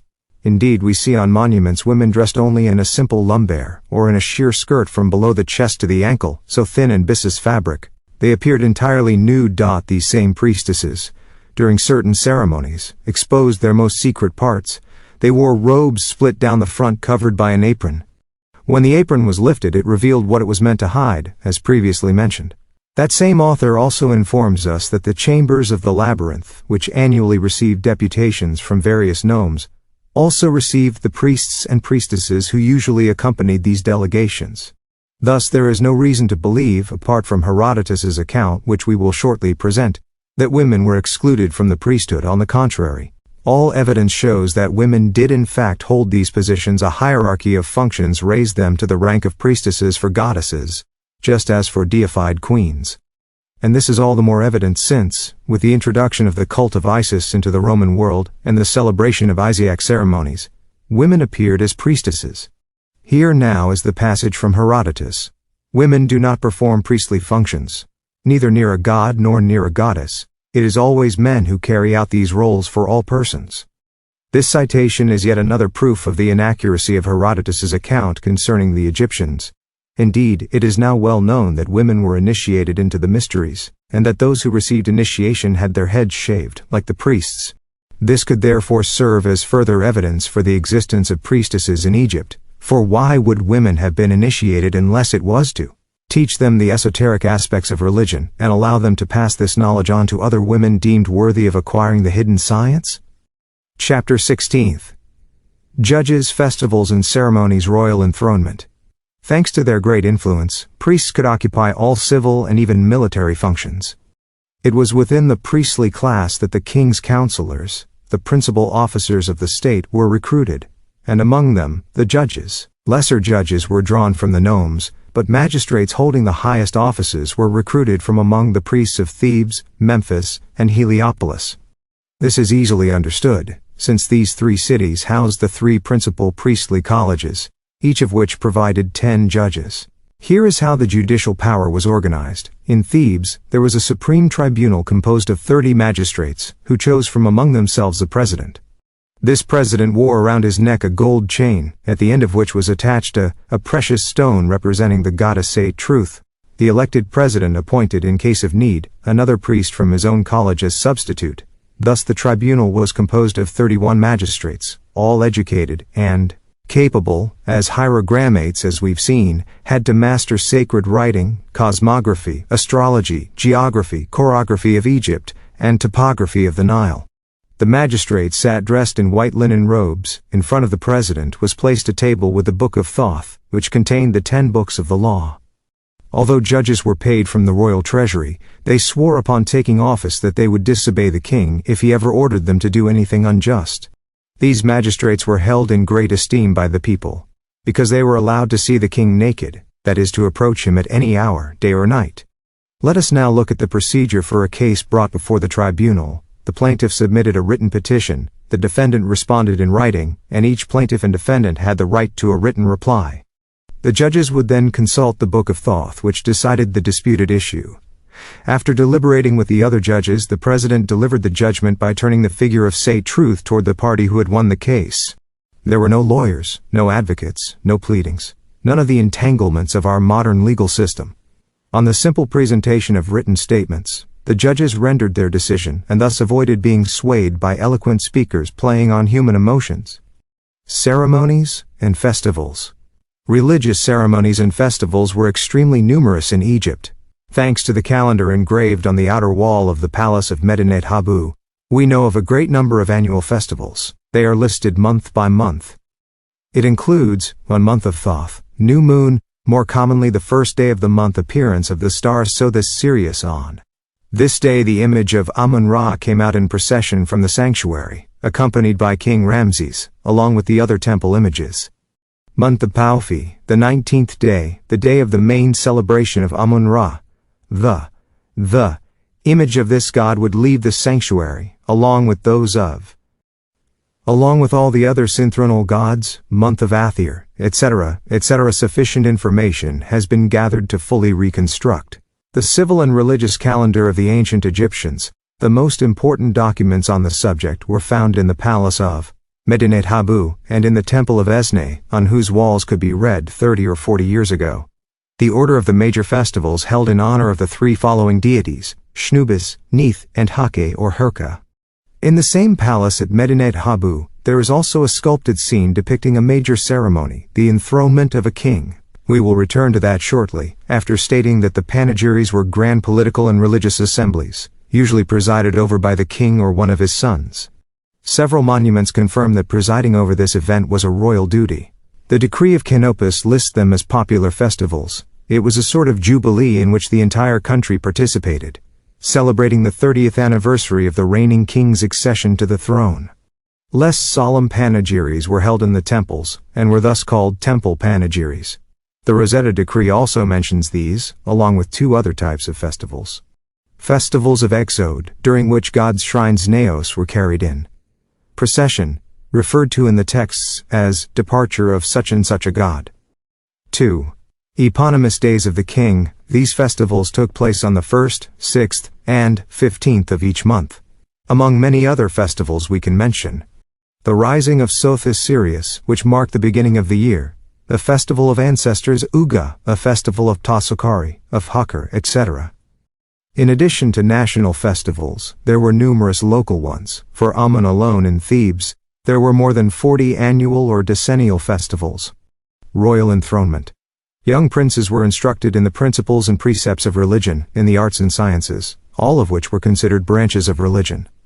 Gymnastic exercises completed their moral education and ensured they possessed a mens sana in corpore sano, a sound mind in a sound body, which was not only necessary but indispensable, since the position of king was far from being a sinecure. The law, of which the king was the first servant, governed every hour of the royal day was regulated. The first hour after rising was dedicated to the opening of dispatches related to public affairs. The king, adorned with his insignia and splendid garments, would then proceed to the temple. After various ceremonies, the high priest would draw from the ritual a religious precept, explaining its meaning and application before the king and the audience. The remainder of the day was also governed by law, which prescribed the hour of bathing, meal times, the quality and quantity of food, the ration of wine, the duration of meals, and finally the time allotted for the royal rest. The princes held various state functions assigned to them by law. They wore a distinctive costume, the pedum, and carried a fan made from a long ostrich feather mounted in an elegant handle. And the eldest son generally held the titles of fan-bearer to the king's left, king's secretary, and commander-in-chief of the army. The second son was also fan-bearer to the king's left, royal secretary, and commander-in-chief of the royal guard. The third son held the titles of fan-bearer and secretary, and added that of commander-in-chief of the cavalry, i.e. of the chariots. Additionally, the princes bore priestly titles and held civil functions. They were prophets, supreme chiefs, and so on. When the prince, by right of primogeniture, ascended the paternal throne, a great ceremony, panegyry, marked his accession. It was the gods themselves who conferred the royal investiture. Part 3. Psychology, Philosophy, Morality, Mourning, Funerals, Mummies, Funerary Monuments. Chapter 6. Immortality, Metempsychosis. The Egyptians believed in the immortality of the soul. This is a well-established, indisputable fact. According to their doctrine, souls originally existed within the being of God. They disobeyed their Creator by leaving the sphere of air and hurling themselves down to earth to unite with matter. From this union came fleshly bodies, which became, so to speak, the prisons of the soul. From a single soul, that of the Almighty, says Stobaeus, come all these souls, which as if distributed spread throughout the world. These souls undergo many transformations. Those that are already crawling creatures become aquatic animals. From those aquatic animals come land animals, and from these, birds. From creatures that live high in the air, humans are born. Like humans, souls receive the principle of immortality, become genii, and eventually reach the choir of the gods. We have deliberately linked this passage to Egyptian doctrine on the soul because it reveals two things. 1. The common origin of the soul. 2. The transformation of the animal soul into a human soul, a kind of reverse. Metempsychosis, the only one accepted by the Egyptians, for, according to the laws of evolution, the human soul may ascend, but never descend. Egyptian doctrine, as taught by the priests, tells us that souls, tainted by their earthly existence, go into expiation by inhabiting the bodies of animals. Then, from celestial spheres, they eventually return to their original home. The reason why Egyptians took such great care to preserve the body of the dead will be discussed shortly. For now, it appears that the Egyptians were believed to embrace metempsychosis, but we think this is a mistaken view, especially propagated by this passage from Herodotus. The Egyptians were the first to claim that the soul of man is immortal, and that after the body's destruction, it enters another animal always ready to be born, that it goes through all the animals that live on land, in water, or fly in the air, and finally returns once again to the body of a newborn human. This return takes place after a period of 3,000 years. Some Greeks adopted this doctrine, some in ancient times, others more recently, and claimed it as their own. I know their names, but I shall not write them. We can name those Herodotus refused to: Pherecydes, Pythagoras, and Anaxagoras. The latter a contemporary of Herodotus. After Anaxagoras we may mention Archelaus, his disciple, as well as Socrates and Plato, who lived after Herodotus. In the passage just cited, we should note the phrase "body of a newborn man," which shows that Egyptians did not believe the soul would return to its original body. Thus, the motive that is usually attributed to embalming was not, as has often been claimed, to allow the dead to recover their body in some form of resurrection. Rather, the Egyptians chose embalming because they believed that the transmigration of the soul only began when the soul was completely severed from the presence of the body, that is, when the body had been entirely destroyed, oxidized, reduced to dust. As long as even fragments of the body remained, the soul retained the capacity to linger near it, and thus would not reincarnate. That is why the Egyptians took such great care and effort to delay as long as possible the complete destruction of the body. They used every means at their disposal, most of all embalming, which preserved the body from decay, the principal cause of final and irreparable destruction. Servius clearly confirms the above, and in the absence of older sources, we are obliged to support our argument with his testimony. The wise Egyptians, he says, hid their corpses to preserve them for as long as possible, so that the soul, attached to the body for a long period of time, would not soon pass into other bodies. The Romans, on the contrary, burned the corpses so that the soul could return to the great whole, that is, to nature. To preempt an objection the reader might raise, we must add that many Egyptologists, not understanding the esotericism contained in the Book of the Dead, have falsely interpreted a great number of passages, especially the one concerning the arrival of the soul in the fields of Anru. In chapter 80, one can read the following: "In the course of its wanderings, the soul wore only the image of its body," meaning the perispirit or astral body. But when the soul approached the fields of Anru, it had to reunite with its body. Based on this passage, some Egyptologists claim that embalming was solely intended to preserve the body for this kind of resurrection. However, nothing could be more false. This passage simply means that the deceased had to materialize their astral body in order to appear, body and soul, in the state of Agner in the fields of Anru. Another explanation, or rather another interpretation, of this passage cannot be given without distorting it. This is the final proof, since many bodies of just men, having not been embalmed or having been destroyed for any reason whatsoever, would never have been able to reach final beatitude, which would be all the more unjust since they could not be held responsible for the destruction of their corpse. Moreover, the same Book of the Dead provides us with yet another proof of the accuracy of our interpretation. Indeed, we read there that the dead person, having passed through the gate, the first gate of the sky, advances, illuminated by the divine light that instructs him. The dead then enters a series of transformations. He changes successively into a hawk, a lotus, a heron, a crane, a bird with a human head 5, image of man, a swallow 6, a serpent 7, a crocodile 8.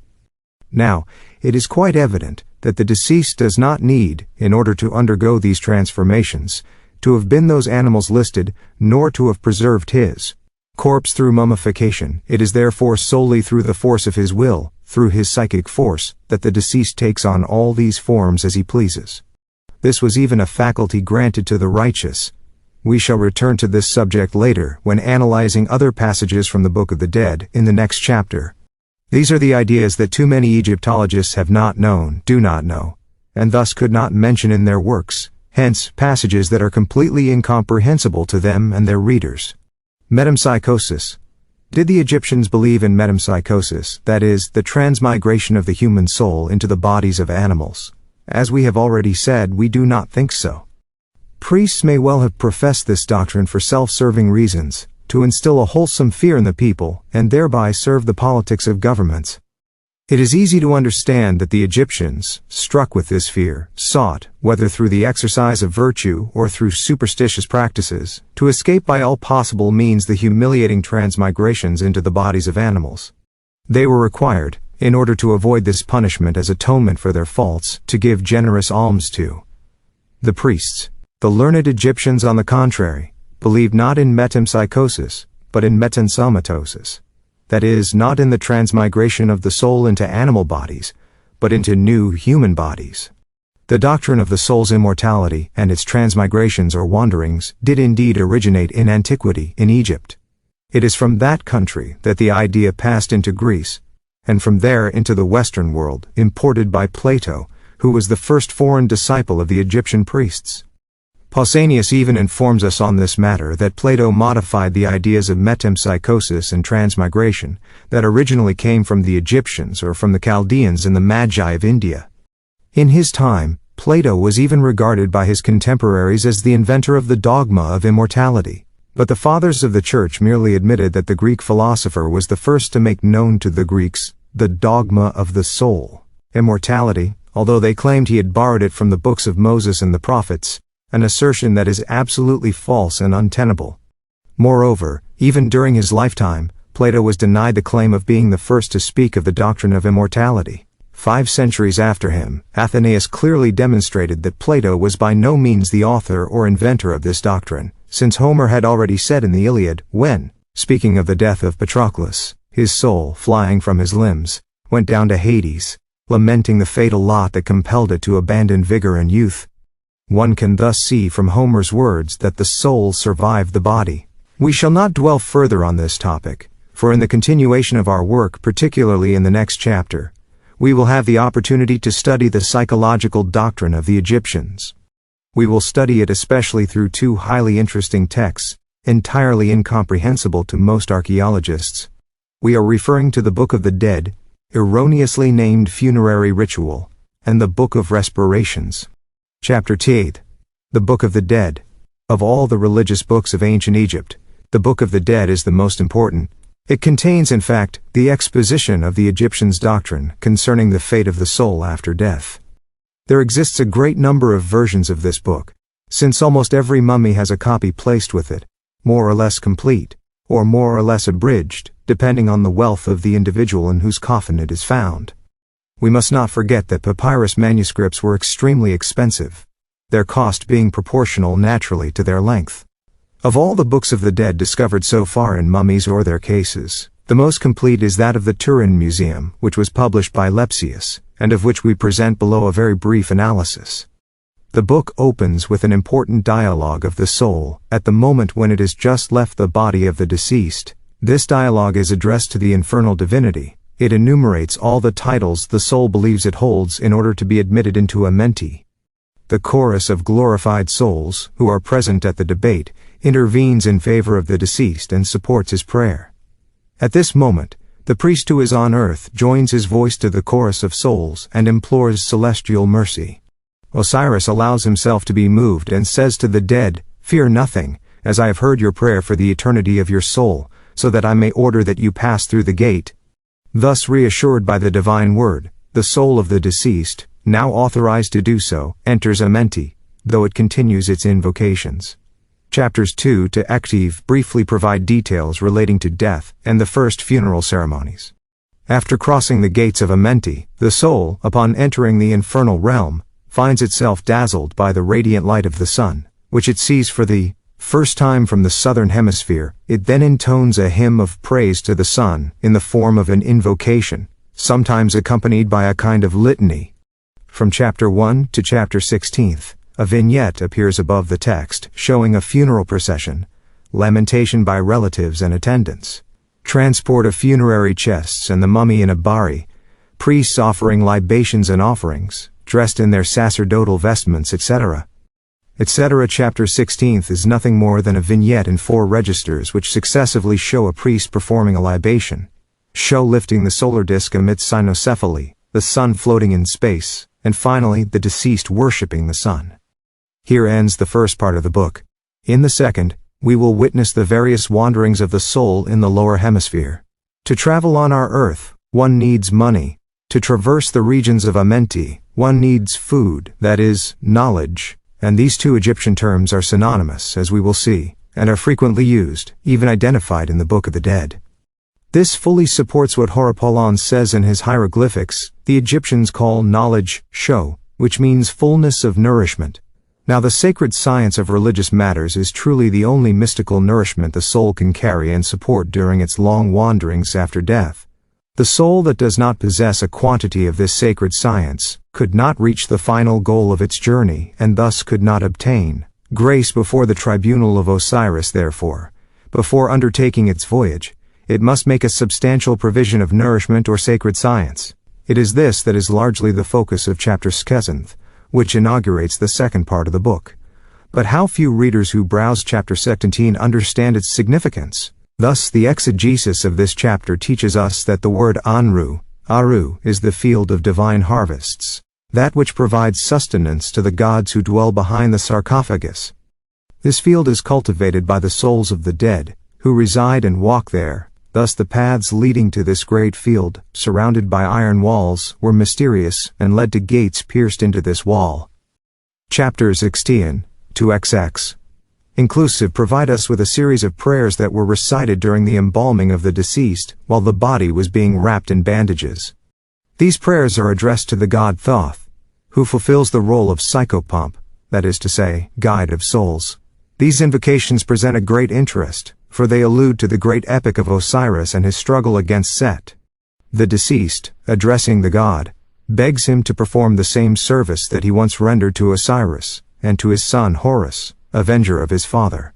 It is in this chapter 60th that the name of the god Estes, who presides over the path of the dead, is found. It ends with the words, "He who recites this chapter for the deceased, called the purifying chapter, will be safe and sound on earth, and will pass through fire without any harm befalling him." Truly, this chapter aims to give the deceased the makaron, that is, the privilege of speaking truth through the mouth, as Osiris did with his word alone, which always prevails over the elements. Despite the interest held by all the chapters of the Book of the Dead, we are obliged to pass over many of them in silence, and to mention only very briefly the content of some others. If we continue our study of this fascinating book, we see that once the body has been transformed into a mummy and the soul endowed with knowledge, spiritual nourishment, the deceased begins his wanderings. 30th. Still at this he is motionless and as if in a cataleptic state. To recover the use of his limbs he must address the gods. They soon restore to him all the faculties he had during life. He can then gradually stand, walk, speak, take food, and most importantly, fight, for the battle does not end with life, as we shall see. Indeed, upon entering the afterlife, in the beyond, great obstacles arise before the disembodied soul. He encounters terrible monsters on his path, devoted servants of Set, the murderer of Osiris. These monsters are all the more dangerous as they are generally amphibious. They are crocodiles, enormous hard-shelled turtles, snakes, and other reptiles, all of which hurl themselves at the disembodied soul to devour him. Xi to Xli. If the deceased lacks sufficient mystical nourishment, that is, as we have seen, knowledge, he experiences genuine terror. He may even believe he is being devoured, and thus cannot reach the end of his trials. On the other hand, if he possesses a sufficient store of knowledge, he fixes his gaze on the eyes of these creatures, hypnotizes them, and from that moment, he has nothing more to fear from them. They flee, they disappear, they melt away, just like the modern animal tamer we see enter a lion's cage. If he showed fear or timidity, he would quickly be lost, devoured. But fixing one's gaze doesn't always prevent combat. In such cases, says the Book of the Dead, the disembodied and the monsters hurl insults at each other. At last the deceased, who will henceforth be named the Osiris, manages to overthrow all his enemies and break through. He then sings victory songs in which he assimilates himself to all the gods, whose limbs have become his own. Shishli. My hair, he says, is that of the celestial abyss, my face that of the sun, my eyes those of Hathor, and so on, naming every part of the body. Shishli. After these struggles and various labors, Osiris needs rest, so he pauses for a time to regain strength and satisfy his mystical hunger. After these battles, he has had to avoid great dangers. He escaped the chopping block where the damned are beheaded. He did not wander lost in the limitless desert, where one dies of hunger and thirst. From the top of the tree of life, the goddess Nut pours a restorative water upon him, refreshing him and allowing him to resume his path, in order to reach the first gate of heaven. There, a dialogue begins between the deceased and the divine light, which teaches him. This dialogue, which we regret not being able to reproduce, is one of the most beautiful passages in the book. It presents analogies with the dialogue between Pymander and the divine light. At last, the dead crosses the gate and continues his wanderings, now illuminated by this new light to which he had addressed his invocations. He then passes CHSLXVLXX through a series of transformations, taking on increasingly divine symbols and identifying with them. We have already spoken briefly of these transformations. The dead soon arrives at the abode of Thoth. He passes through it, and Thoth gives him a book containing instructions for continuing his journey, as well as new lessons in knowledge, which will be indispensable. Chichexi. Indeed, he arrives at the shores of the infernal river, which separates him from the Elysian fields. Here, another trap awaits him. A ferryman, sent by Set, lies in ambush along his path and tries with insidious words to lure him into his boat in order to mislead him and take him to the east, that is, in the opposite direction of his intended course, where he must join the infernal sun, Ci. The deceased emerges victorious from this trial, unmasks the treachery of the ferryman, and drives him back with a torrent of insults. Then he arrives before another boat. This one is the right one. It is the boat that will safely lead him to the port Xiv. But before boarding this boat, it must be determined whether he is truly fit to board it and whether he is capable of navigating it. Whether he possesses, in short, the necessary degree of knowledge essential for his salvation. The divine ferryman subjects him to an examination. This interrogation is a form of initiation. The deceased takes the captain's exam X6, and, curiously, each part of the boat seems to come to life in turn to ask what its name is and what its mystical significance might be. Tell me the name of the mooring stake. The Lord of Worlds in his covering is your name. Tell me the name of the rope, the knot tied to the stake. Anubis in the twists of the bond is your name. Tell me the name of the mallet. The adversary of Apis is your name, etc. etc. Having successfully passed this examination, the deceased may now embark. He crosses the infernal river and sets foot on the opposite bank, the other side of the water, and he arrives in the Elysian fields, in the valley of Anru or Balo, described as follows. This valley of Balo lies to the east of the sky, 370 perches long and 140 cubits wide. A crocodile, lord of Balo, is at the east of this valley. In his divine abode above the enclosure is a serpent at the head of this valley, 30 cubits long, with a body 8 cubits in girth cvi. To the south is the lake of sacred principles, and to the north is formed by the waters of primordial matter 6. A great illustration depicting this valley opens chapter CX.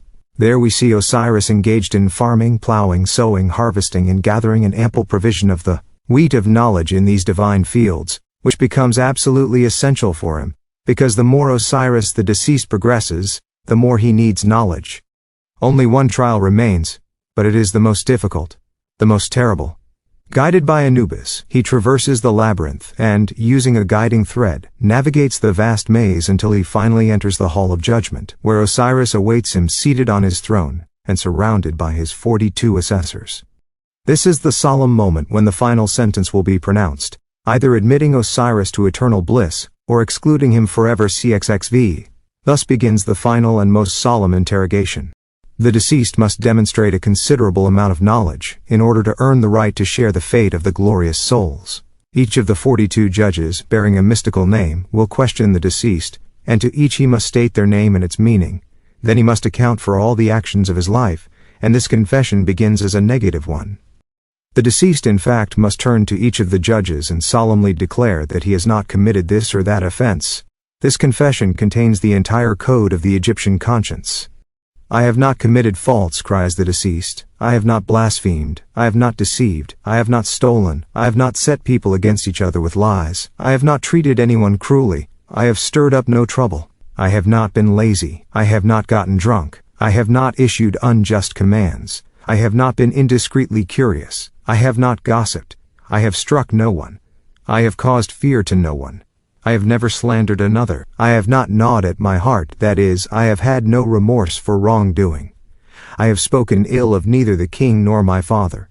I have not made false accusations. I have not practiced abortion. I have not taken milk from a nursing child's mouth, etc. etc. This final citation shows that the infamous vices of Rome were explicitly condemned in Egypt. The deceased continues and says, I have not harmed my slave by abusing my superiority over him.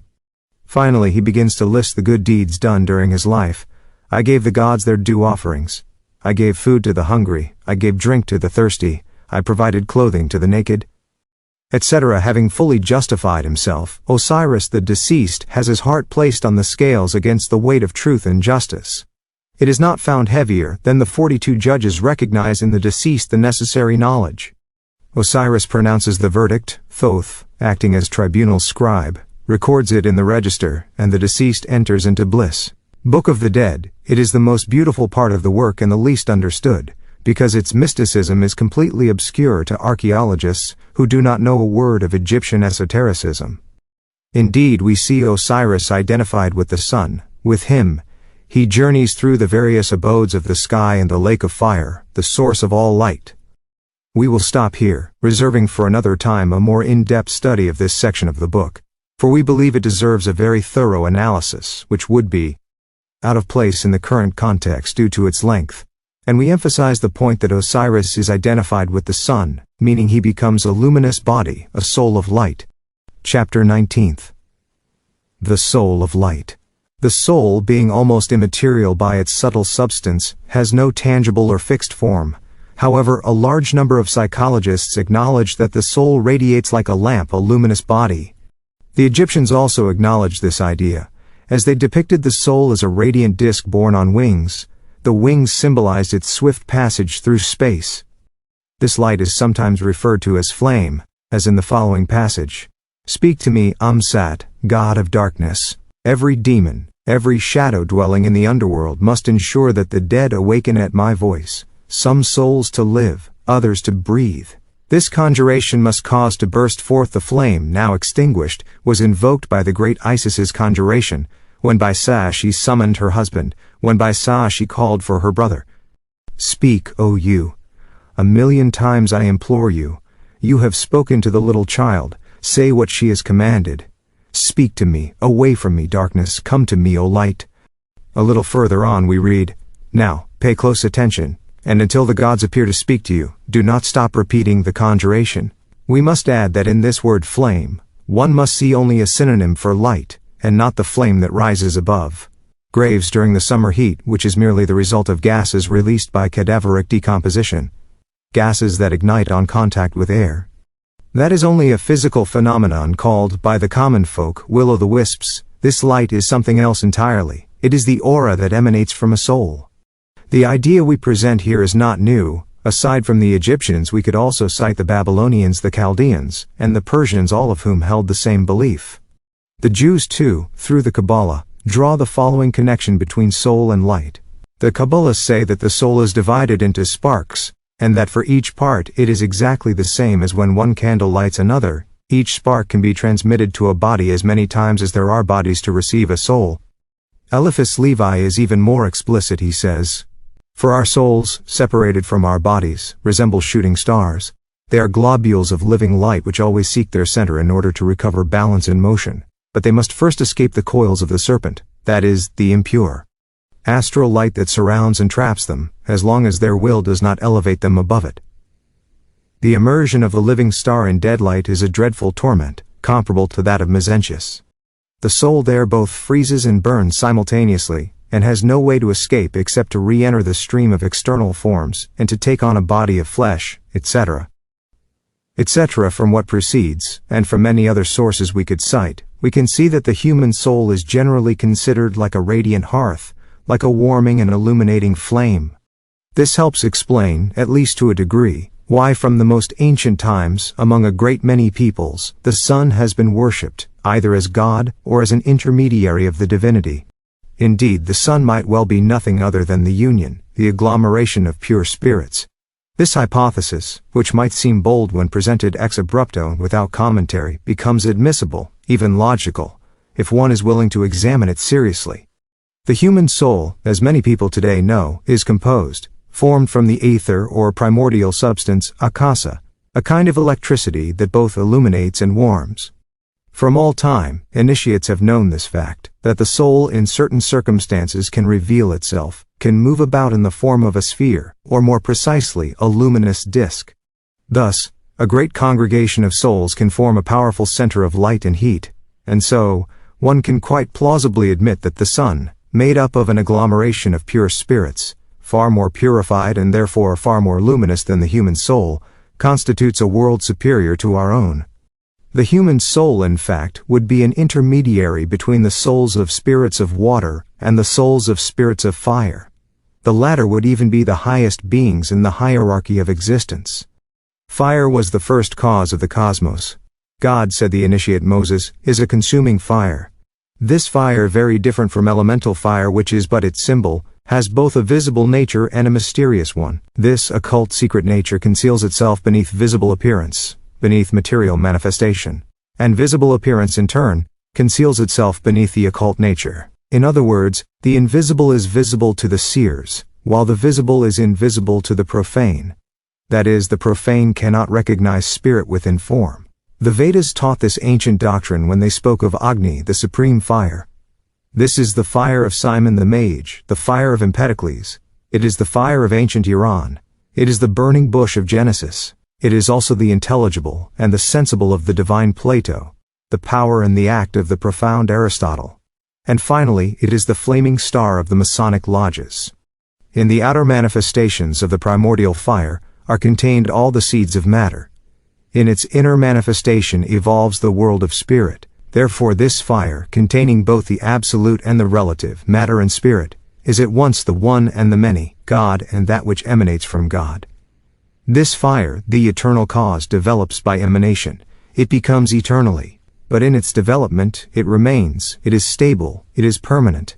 It is He who is, who was, and who shall be, the immutable, the infinite, the substance.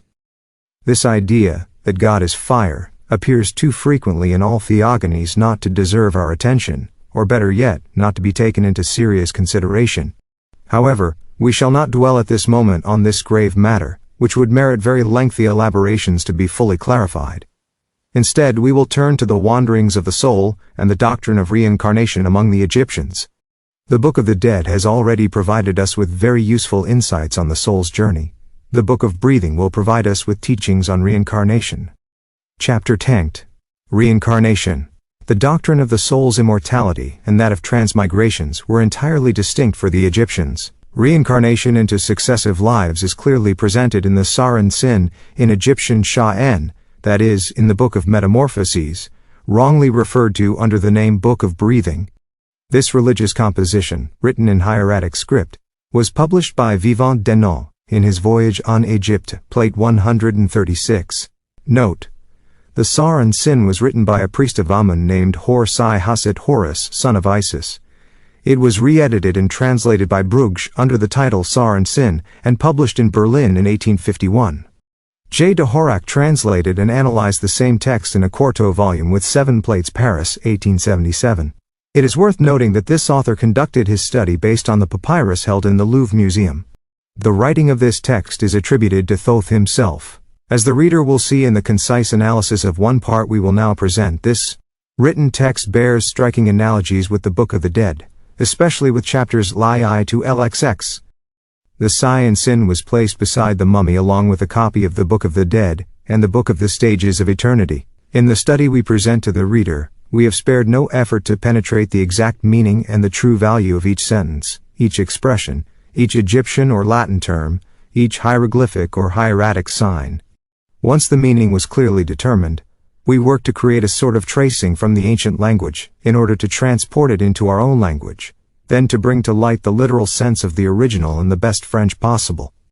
Brugsch and de Horak evidently strove to translate this papyrus as literally as possible, but they were inspired only by the letter, not by the spirit of the text, for to grasp the spirit, the breath of this document, one had to understand Egyptian esotericism, and we do not believe that either the German or French translator knew even the first word of it. To be inspired by the genius of language is one thing, but what would have been preferable is to be inspired by the esoteric genius, the mysteries of the Egyptian religion. We have attached ourselves scrupulously to discerning the idea, the mystical essence of this sacred text. It must be acknowledged that hieratic writing lends itself to very erroneous interpretations, since its figurative signs are extremely abbreviated, as in all cursive writing, which makes them difficult to read, and if hieroglyphic script is admirably drawn and leaves no room for error, hieratic script, by contrast, is riddled with errors. A fortiori when read by an Egyptologist who has learned it the way one might learn a dead symbolic language. Here is an excerpt from the Book of Breathing.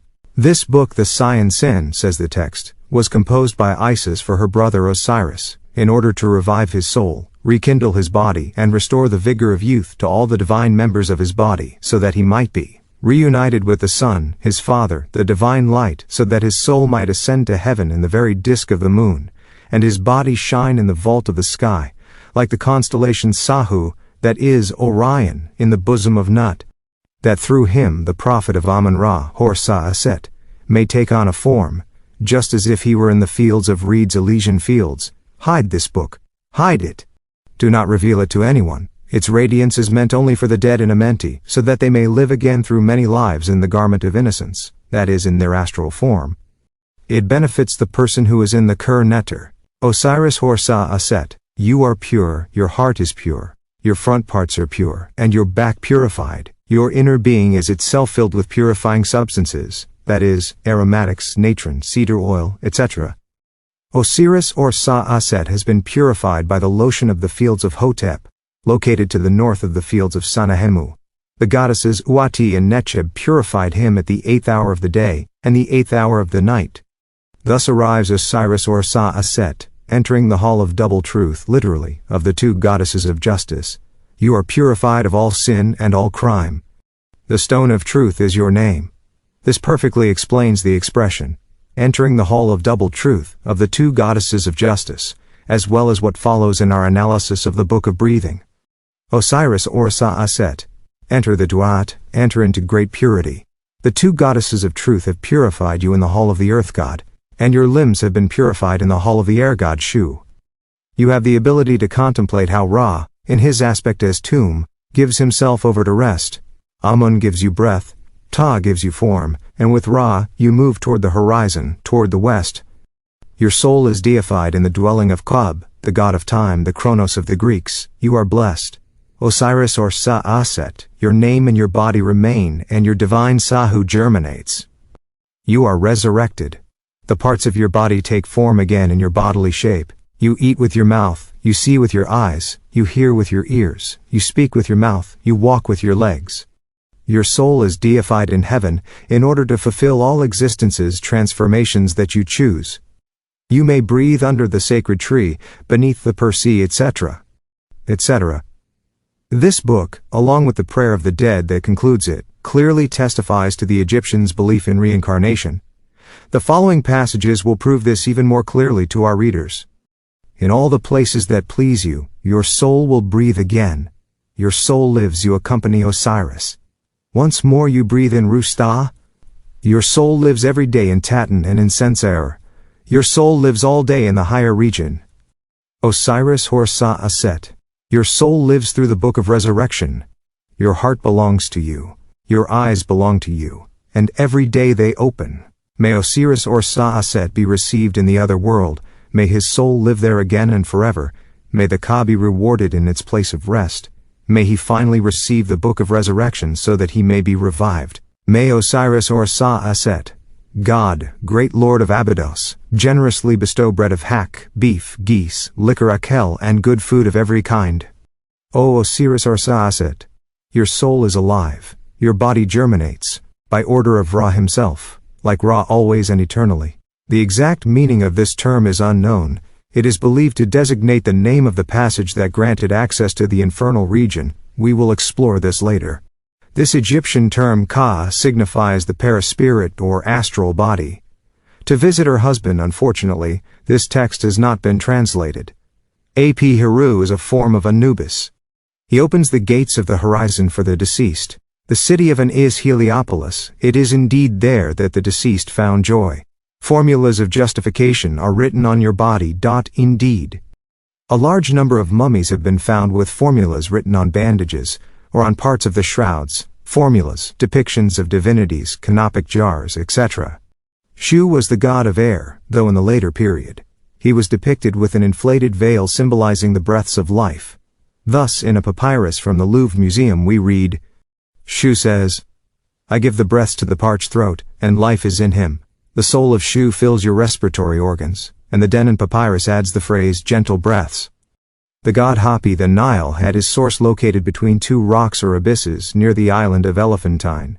It is this god who brought to the deceased the provisions of food and water. Thus we read in a papyrus from the Bulaq Museum number 3 Pay 7, line 19 Hapi comes to you, eldest of the gods, to fill your table with offerings and libations. He gives you the water that flows from Elephantine. The name Kur was given to those two abysses or mountains located near Elephantine, through the middle of which passed the Hapi or Nile.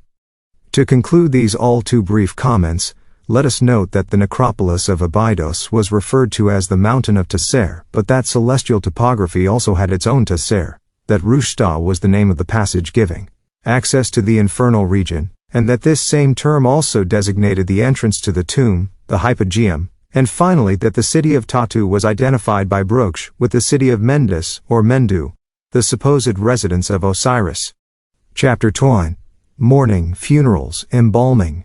Concerning mourning, funerals, and the embalming of corpses among the Egyptians. Here is what Herodotus teaches us. They observe in mourning and funerals various unusual ceremonies. When a man of some importance dies, all the women of the household cover their heads and even their faces with mud. Then, leaving the corpse behind, they go out into the city, the upper part of their garments gathered into their belts, their breasts bare, striking their chests. All the female relatives of the deceased join them. The men do the same on their side, also tucking up their garments into their belts. Book 2, LXXV, Herodotus. This custom is so deeply rooted that even today, Coptic women in mourning still have the habit of smearing their faces with mud after this first ceremony. They carry the body to be embalmed. This account by Herodotus marked, for the Egyptians, the moment called the first manifestation of grief, after which the deceased body was handed over to the embalmers, artisans belonging to the priestly class.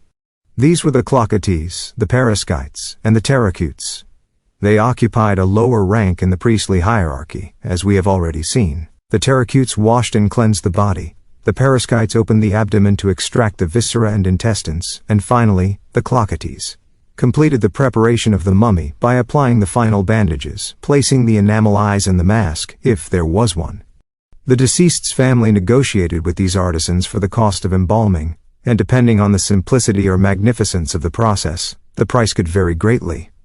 The simplest method consisted of purging the interior of the abdomen with inexpensive substances, emptying it, then drying out the entire body for 70 days by immersing it in natron. After that, the body was wrapped in a shroud of coarse linen, stitched with large stitches around the dried corpse, which was then placed in public catacombs. This rudimentary embalming hardly differed from a modern mass grave. Sometimes, the same body was laid on a plank of sycamore wood, also wrapped in a linen cloth. For more elaborate embalming, they used cedar oil to empty and clean the interior of the corpse. This was combined with natron to dry the body. Then, each limb was wrapped in bandages soaked in cedar oil, and the body was enclosed in a mummy case or coffin, more or less decorated, depending on what the family could afford. When the body was entrusted to the priests, Herodotus tells us, they present to those who bring the deceased painted wooden models of bodies arranged in various ways. First they show the most perfect method used for him whose name cannot be spoken to. Then they show the second, simpler method, followed by a third, even simpler one, and ask which one the family wants used to prepare the deceased. Once the family agrees on the price, they withdraw. The embalmers then begin the preparation. I will now describe the most perfect method. They begin by using a hooked iron instrument to remove the brain through the nostrils, either by extracting it directly, or by introducing a few drops of drugs to dissolve it, and cause it to flow out. Then the incision-makers Periscites cut open the abdomen with a very sharp stone from Ethiopia towards the side of the loins, and through this opening remove all the intestines. They clean the abdominal cavity with great care, wash it with palm wine, and wipe it with powdered aromatics. They then fill it as fully as possible with very pure myrrh, ground cassia, and all sorts of perfumes, except frankincense. Then they sew up the incision. Once this is done, they place the body to dry in a brine bath of natron. The body remains there for 70 days too, during which time it is not touched. After this period, the embalmers wash the body again and wrap it in bandages of byssus, soaked in a kind of gum that the Egyptians used instead of glue. The relatives then come to retrieve the body, and have a coffin made in the shape of a human figure, in which the mummy is placed. After locking this coffin, they either deposit it reverently in the family tomb chamber, or set it upright along the wall. In chapter LXX, Herodotus tells us, as for women married to men of distinguished class, they are not given to the embalmers immediately after death. Instead, there is a waiting period of 3 or 4 days before delivering them to the embalmers. The same delay is observed for those with a reputation for beauty. This precaution is intended to prevent embalmers from committing abuse, and it has been mandated ever since an embalmer was caught violating the corpse of a recently deceased woman. His crime was discovered by one of his fellow workers. Herodotus's account is not sufficiently detailed to fully explain all aspects of embalming. Today, thanks to modern research, thanks to modern Egyptological studies, we can now provide our readers with far more complete, and therefore more interesting information. Here is how embalming was carried out for the bodies of prominent individuals, high-ranking state officials. Each embalmer had specific roles. The terracutes, after washing the body as mentioned earlier, were responsible for entirely removing the brain through the nostrils. They used a hooked iron instrument or very small curved forceps specially crafted for this purpose. These same embalmers also removed the viscera and intestines through an incision made on the left flank of the body. Let us add that this incision for removing the entrails was not mandatory for first-class embalming. In fact, wealthy mummies often show no trace of such an incision, while more ordinary mummifications clearly bear the mark of this procedure. The scribe took care to draw in ink the location and length of the incision to be made, which was then carried out by the periscite, the operator, using a sharp Ethiopian stone. The terracute, who was responsible for removing the entrails and intestines from the corpse, wore symbolic attire. His head was covered with a jackal mask, the emblem of Anubis, guardian of the lower hemisphere. He would plunge his arm deep into the lower abdomen and chest to extract the intestines. These were later prepared and placed into canopic jars. But before doing so, one of the terracutes, raising the entrails toward the sun, would recite a prayer which has been preserved for us by Porphyry. In it, the deceased speaks to the sun, declaring that his life was free of crimes, and that if he had sinned in anything related to eating or drinking, the guilty part of himself, now removed, was this very organ, now being taken from his body.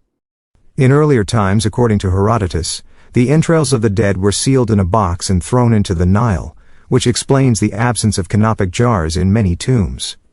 To perform their work, the embalmers would lay the body on a wooden bench, the legs and headrest of which were shaped like lion legs and a lion's head.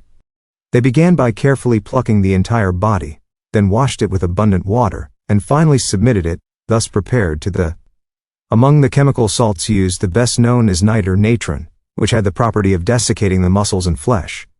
Before performing this desiccation, they introduced into the abdominal and stomach cavities a mixture of myrrh, cinnamon, and other aromatics. Into the cranial cavity, they injected liquid bitumen, which hardened as it cooled. Once these various procedures were complete, the body was submerged in a bath of natron. Afterward, it was coated with liquid bitumen to protect it from temperature fluctuations and, above all, from humidity. Only then did the cloquetes begin applying the bandages, which had previously been soaked in a fragrant and insecticidal solution. They first wrapped each finger and toe, often after having coated the nails with gold or simply with henna. Sometimes the fingers were even enclosed in golden sheaths. They then wrapped the feet, hands, arms, legs, thighs, and finally the entire body. Some of these bandages were several meters long, winding around the body in a way that artfully restored its form and volume. The Theban mummies were particularly distinguished by their well-ordered layers of bandages, which reconstituted the body's shape more effectively after desiccation. In general, embalmers seemed to place great importance on bandaging, as the bandages themselves were the most effective method of preserving the mummy after immersion in insecticidal liquids. This is why one often sees mummies, especially those of the wealthy, completely wrapped in an enormous quantity of strips, so that the body's shape disappears and the mummy becomes almost a truncated square pyramid. In certain mummies, the cloth used for bandaging amounted to 250 to 300 square meters, and the length of the bands, each 7 to 8 centimeters wide, could reach 380 meters. The total weight of the mummy, once fully wrapped, could reach 105 to 106 kilograms. In tombs from the 21st and 22nd dynasties, one finds placed on the chest of the mummy, above the bandages, leather stars or embossed leather straps. These mummy straps are clearly related to Chem, the god of generation, as the stamped designs on the leather continuously depict scenes of worship and offering to this ithophalic divinity, also called Amun the generator, as we have seen many times before. The lids of the cartonnage coffins or mummy cases often feature figures or reproductions of these straps. They are seen either crossed over the chest, or forming a kind of ribbon-like extension below the pectoral, which frames some religious depiction, often with a scarab in the center. This scarab is typically made of terracotta or enameled stone. Mummies contain scarabs in great numbers, either as ring bezels, necklaces, or simply inserted into the wrappings. Often at the location of the heart, one finds large scarabs made of hard stone, engraved with chapter tickets of the Book of the Dead, which reads, "My heart, which comes to me from my mother, my heart, which is necessary to my existence on earth, do not rise up as an accuser against me. Do not testify against me among the divine lords about what I have done before the gods. Do not separate from me before the great God, the Lord of Amenti. Hail to you, O heart of Osiris, resident of the west. Hail to you, O entrails, hail to you, gods with braided beards, august with your scepters, etc. This explains the frequent presence of scarabs. Among mummies, the scarab beetle was considered a symbol of transformation. In hieroglyphic writing, the scarab represents the word keper, meaning to become, to take form. Egyptians saw in this emblem the denial of death, which explains the enormous numbers of scarabs found among mummies. Sometimes, enamel eyes, ringed with bronze, were placed into the eye sockets of the mummy. The face might be entirely gilded or feature a light golden mask. Let us add that mummy masks are often found made from cartonnage agglutinated linen, in wax glasswork, painted wood, or blackened wood, sometimes with glass eyes. There was even an effort to give these masks a resemblance to the deceased. As Darush reports, this was a known practice, he adds. The coffins of King Antef show that from the earliest antiquity some of these masks were gilded, adorned with eyes inlaid with enamel. The use of masks made from gold leaf dates back to at least the 18th dynasty. Gilded cartonnage masks were used throughout Egyptian history. Masks with pink-colored skin tones are much more recent.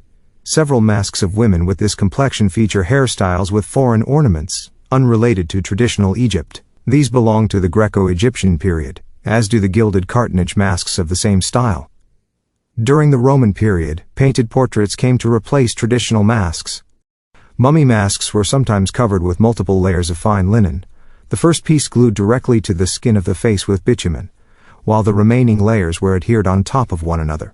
This layering of linens had the purpose of reinforcing the facial features of the mummy, which had been diminished by desiccation. Over these layers of cloth, the face of the deceased was often modeled, usually in plaster. When the mummy is that of a man, a braided beard is typically attached to the chin.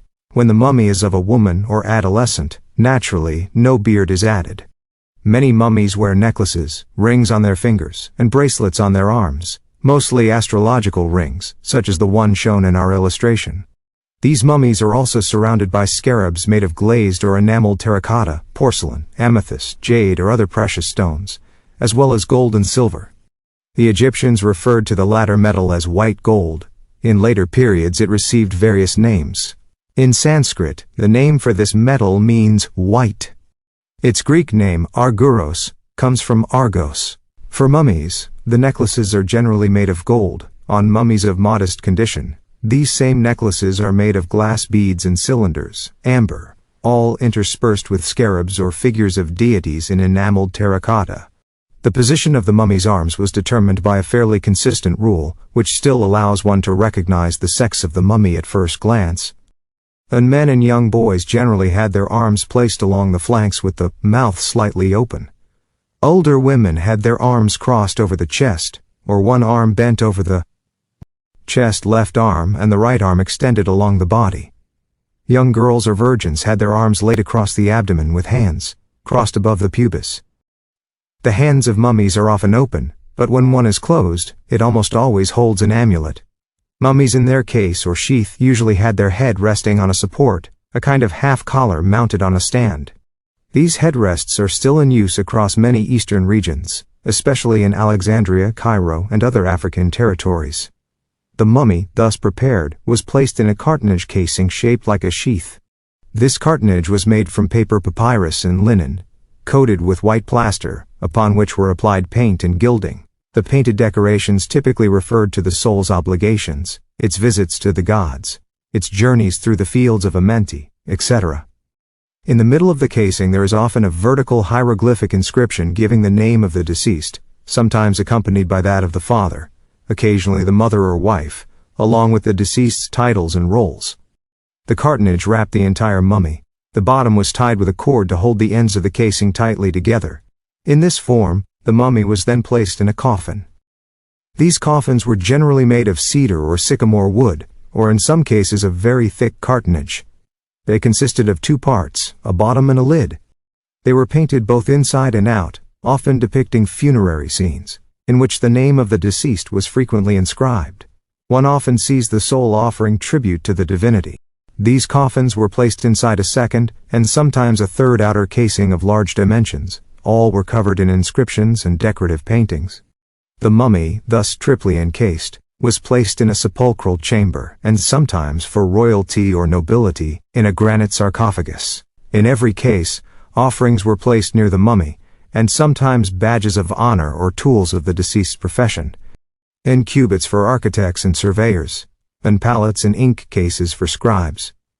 In the coffin of Queen Aa-Hotep, Mariette Bey discovered a golden bark, which he describes as carried on a chariot with bronze wheels. Its shape resembles that of the cocks of Constantinople and the gondolas of Venice. The rowers are in solid silver. In the center is a small figure armed with a hatchet and a curved staff. At the rear is the helmsman, guiding the bark with a rudder. At the front stands a singer, keeping rhythm for the rowers. This bark symbolized the journey the deceased was to undertake by water into the afterlife. Vases and figurines, especially symbolic ones, were also commonly placed in coffins, especially figurines known as respondents. These were also called figures of omission, and were representations of the deceased, made in various materials and wrapped with the mummy. They were placed in tombs to compensate for ceremonies, offerings, and prayers that the family had neglected to perform for the deceased. When these figures are small, they bear only the name and profession of the deceased, often accompanied by the mystical phrase, "Illumination of the Osiris-N," or "May Osiris-N soon become a pure spirit." These figurines are made of enameled terracotta, often a beautiful blue-green purse, or sometimes very pale pink. The earliest ones go back to very ancient times. When the figures are larger, one often finds a fragment from chapter 6 of the Book of the Dead, which also appears inscribed on certain sheaths or images of Isis, who drives out evil spirits. O you respondent who stands here, intercede for Osiris-N, for all the offerings not made in the tomb. Do not punish the faults of each until confusion arises. Allow me to speak, I always speak with good will. Do not turn the dust of the fields and the grass of the waters, the libations, all by diverting the incense from west to east. Let me speak in favor of Osiris-N. We must also add that this formula can vary according to the manuscript of the Book of the Dead. In the translation by MPRA, for the same chapter we read, O transformations! If this Osiris-N is judged incapable of performing tasks in the lower region, then all evil principles are taken from him, as from a man master of his faculties. But I say, judge me worthy each day to fertilize the fields, to flood the streams, to carry the sand from west to east, for I do this, I Osiris-N. Among the amulets or talismans placed near mummies, one must mention a small column blossoming into a lotus flower, made of feldspar green stone or green glass paste. This amulet reproduced the hieroglyph expressing the idea of green or flourishing vegetation, i.e. prosperity. Such columns often bear inscriptions from the Book of the Dead, such as in chapter CLX. I am the green spath column that Thoth gives to his worshippers and which repels evil. It is sacred, I am like it. It causes no harm. Thoth says, the Great One has come in peace to Pa. Shao walks toward him in the name of the green spath. His dwelling is complete, the great God rests there. The limbs of Osiris-N shall not be attacked by worms. These words were to be inscribed on a column of green spath, which would be placed at the neck of the deceased. To give an idea of the wealth surrounding royal mummies, we can do no better than to record here some very authentic details on the appearance of a royal mummy from before the Shepherd King's Hyksos. These details come from a judicial papyrus, known as the Amherst Papyrus. It is the testimony of Egyptians who had plundered a royal tomb. M. Shabas, in his collection Melanges, offers the following translation. We opened the coffins and the funerary chests in which they were kept. We found the august mummy of the king, who was near the divine khopesh, a sacred weapon, and a considerable number of talismans and gold ornaments were round his neck. His head was covered in gold, and the entire august mummy was completely adorned in gold. The coffins were covered in gold and silver, inside and out, and adorned with all kinds of precious stones. This sort of inventory from the pharaonic era shows that grave robbers in Egypt date back very far, and that tombs violated in modern times were by no means comparably wealthy. On chests and painted coffins, the deceased is very often depicted carrying over his shoulders a hoe or a sickle, sometimes a basket kuf or palm fiber sack hung from his back. This container served to collect grain. These agricultural tools symbolized the Osiris, i.e. the deceased working to cultivate the mystical wheat in the fields of Anru, the wheat of divine science. This is the grain that every Osiris must gather before reaching perfection, as shown in chapters CXI and CXI of the Book of the Dead, whose titles are Book granting perfection to the manes through knowledge of the names of the gods of the southern sky and the northern sky, the gods of the double retreat, the gods who cross the Tiu for the use of the deceased, in honor of his father or mother, for the festivals of Amenti, it grants him the lids were covered in gold and silver on the inside and outside, and adorned with all kinds of gemstones. This kind of inventory from the Pharaonic period shows that the violators of Egyptian tombs date from very long ago, and that the tombs recently violated are far from being of comparable wealth. On the boxes and painted coffins, the deceased is very often depicted carrying on his shoulders a hoe, a weeding tool, sometimes a basket or sack made of woven material hung behind his back. This container was used to collect grain. It was with these agricultural tools that the Osiris was to cultivate in the fields of Anru, the mystical wheat of divine science, which every Osiris must gather before reaching the perfection described in chapters CXLI and CXLI of the Book of the Dead, the titles of which are Book granting perfection to the spirits through knowledge of the names of the gods of the southern and northern skies, of the gods of the double retreat, of the gods who cross the Tiu for the use of the deceased, in honor of his father or mother for the festivals of Amenti. It gives him perfection in the spirit of Ra and the gods, with whom he must unite. Book granting perfection to the spirits, allowing them to walk in the great hall, to go out by day in whatever forms they please, providing knowledge of the names of Osiris in all the dwellings where he wishes to be. Let us now speak of the canopic jars. We previously mentioned that the intestines were often placed, after immersion in a liquid bituminous preparation, into canopic jars. These vessels, numbering 4 and made from various materials, were placed at the 4 corners of the coffin.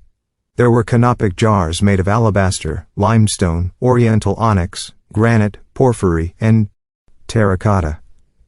These jars were shaped like inverted cones. They were topped with lids in the form of a woman's head, a hawk, a jackal, or a cynocephalous baboon. Their body often bore a square cartouche with multiple vertical columns of hieroglyphs.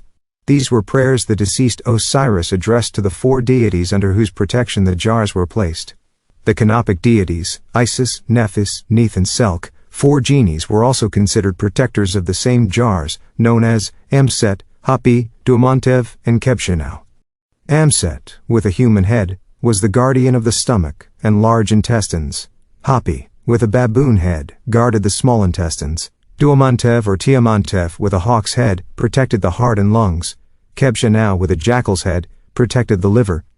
That is to say, the field of the sun's nocturnal journey, or the lower hemisphere, that is, the space between the western and eastern horizons of the sky dot.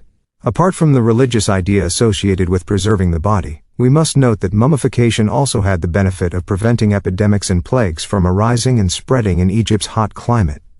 The plague, in fact, as noted by Dr. Paraset, was not known in Egypt until the 6th century of the Common Era and persisted until the 18th century. However, it was from the 6th century that the Egyptians stopped mummifying their dead, following the Christian preachings of the Desert Fathers in the Nile Valley. Anthony, called the Saint, who died in 356, forbade Christians, under threat of eternal damnation, from embalming the bodies of their relatives as their ancestors had done. Mummification ceased, and the bubonic plague appeared in Egypt in 543, ravaging all of Europe, and each year it struck with great intensity after the floodwaters receded. We see then that the Egyptian religion also served hygiene and public health by ordering the mummification of bodies. Today, if Egypt no longer transmits the plague to Europe, it is because the country has been greatly sanitized through numerous works, notably the Suez Canal. However, when cholera breaks out in Europe, its point of origin is often Egypt. Cremation of the dead would therefore be the safest method to employ against cadaveric pestilence, but such cremation cannot be carried out without danger to the astral body of the deceased until 8 to 10 days after death. After this digression, let us return to Egyptian funerals. After the embalming, the deceased was handed over to the family, who then carried out the funeral rites. The first operation consisted of opening the mouth and eyes of the mummy. This act was performed under the direction of the Kur-Heb, a kind of master of religious ceremonies. It was he who spoke during the religious rites. During the funeral, he read excerpts from the Book of the Dead. Preserved through liturgical inscriptions and safeguarded by prayers and religious ceremonies, the deceased would speak through the mouth of the Khur-Heb priest. I come having had my flesh embalmed. My body shall not decay. I am whole as my father Osiris Khepra, whose image is man, whose body does not decompose. Come, shape my body as master of my breaths, for you are the Lord of the breaths, just as for others. Establish me, make me master of the tomb. The high priest Sam, or the assistant to the Khur-Heb Solemn, performed the opening of the mouth ceremony using the non, an iron tool bent at several angles, with a handle of ivory or wood. This ritual instrument was consecrated to Anubis in Egyptian Anopon, the funerary god. Though Osiris was honored, Anubis held a higher place in the divine hierarchy as the god of burial. He was known as presider over embalming, guide of the paths, he who opens the ways of the underworld. Why was the mummy's mouth opened? To allow the deceased to utter the makaru, the truth of the word, a sacred declaration proving their righteousness and right to enter the afterlife. It was common to place on the head of the deceased a funerary crown made of straw, called the crown of truth, to invest him with the makaru, a divine attribute of righteous speech, as granted by chapter 6 of the Book of the Dead. A passage from that chapter reads, says Osiris N. Your father Tum has placed this splendid crown of ceremonial truth upon your brow. You live beloved by the gods and shall live forever, for Osiris, Lord of the West, has made your words truth against your enemies. Your father Seb has passed his whole inheritance to you. Go, command with the truth of Horus's word, son of Isis and Osiris, seated upon the throne of your father Ra, for the overthrow of your enemies. The one who shall recite this chapter 1, having purified himself in the water of Natron, shall come forth by day after burial. He will undergo all the transformations his heart inspires, and he shall pass through the fire in truth. Once this first ritual had been completed at the house of mourning, the mummy was placed into its wrappings or coffins, and the funeral procession began its journey to the burial place. Relatives and mourners led the march. Next came the funerary chest, or the canopic jars, then the boat mounted on wheels bearing the coffin. Following the funerary boat, one could see sacrificers leading a heifer and a calf. The latter, as a symbol of rebirth, was meant to grant the deceased eternal life. Then came 8 individuals or priests carrying sacred emblems, followed by the assembled guests. Upon arrival at the burial site, the priests would offer sacrifices to the gods and present many offerings. Each priest in turn read aloud certain passages from the Book of the Dead, and one of them would pour libations in honor of the mummy, which he then entrusted to Anubis. During the funeral, mourning was expressed through specific dances. A bas-relief from Saqqara depicts a scene described by Mariette Bey as FOLLOWS1. Women leap about in the most bizarre contortions, others beat a kind of tambourine tympanum. Men march with large steps waving a reed stalk. These funeral dances are still practiced today in most villages of Upper Egypt. What the bas-reliefs of Saqqara could not capture were the discordant ululations that accompanied these dances.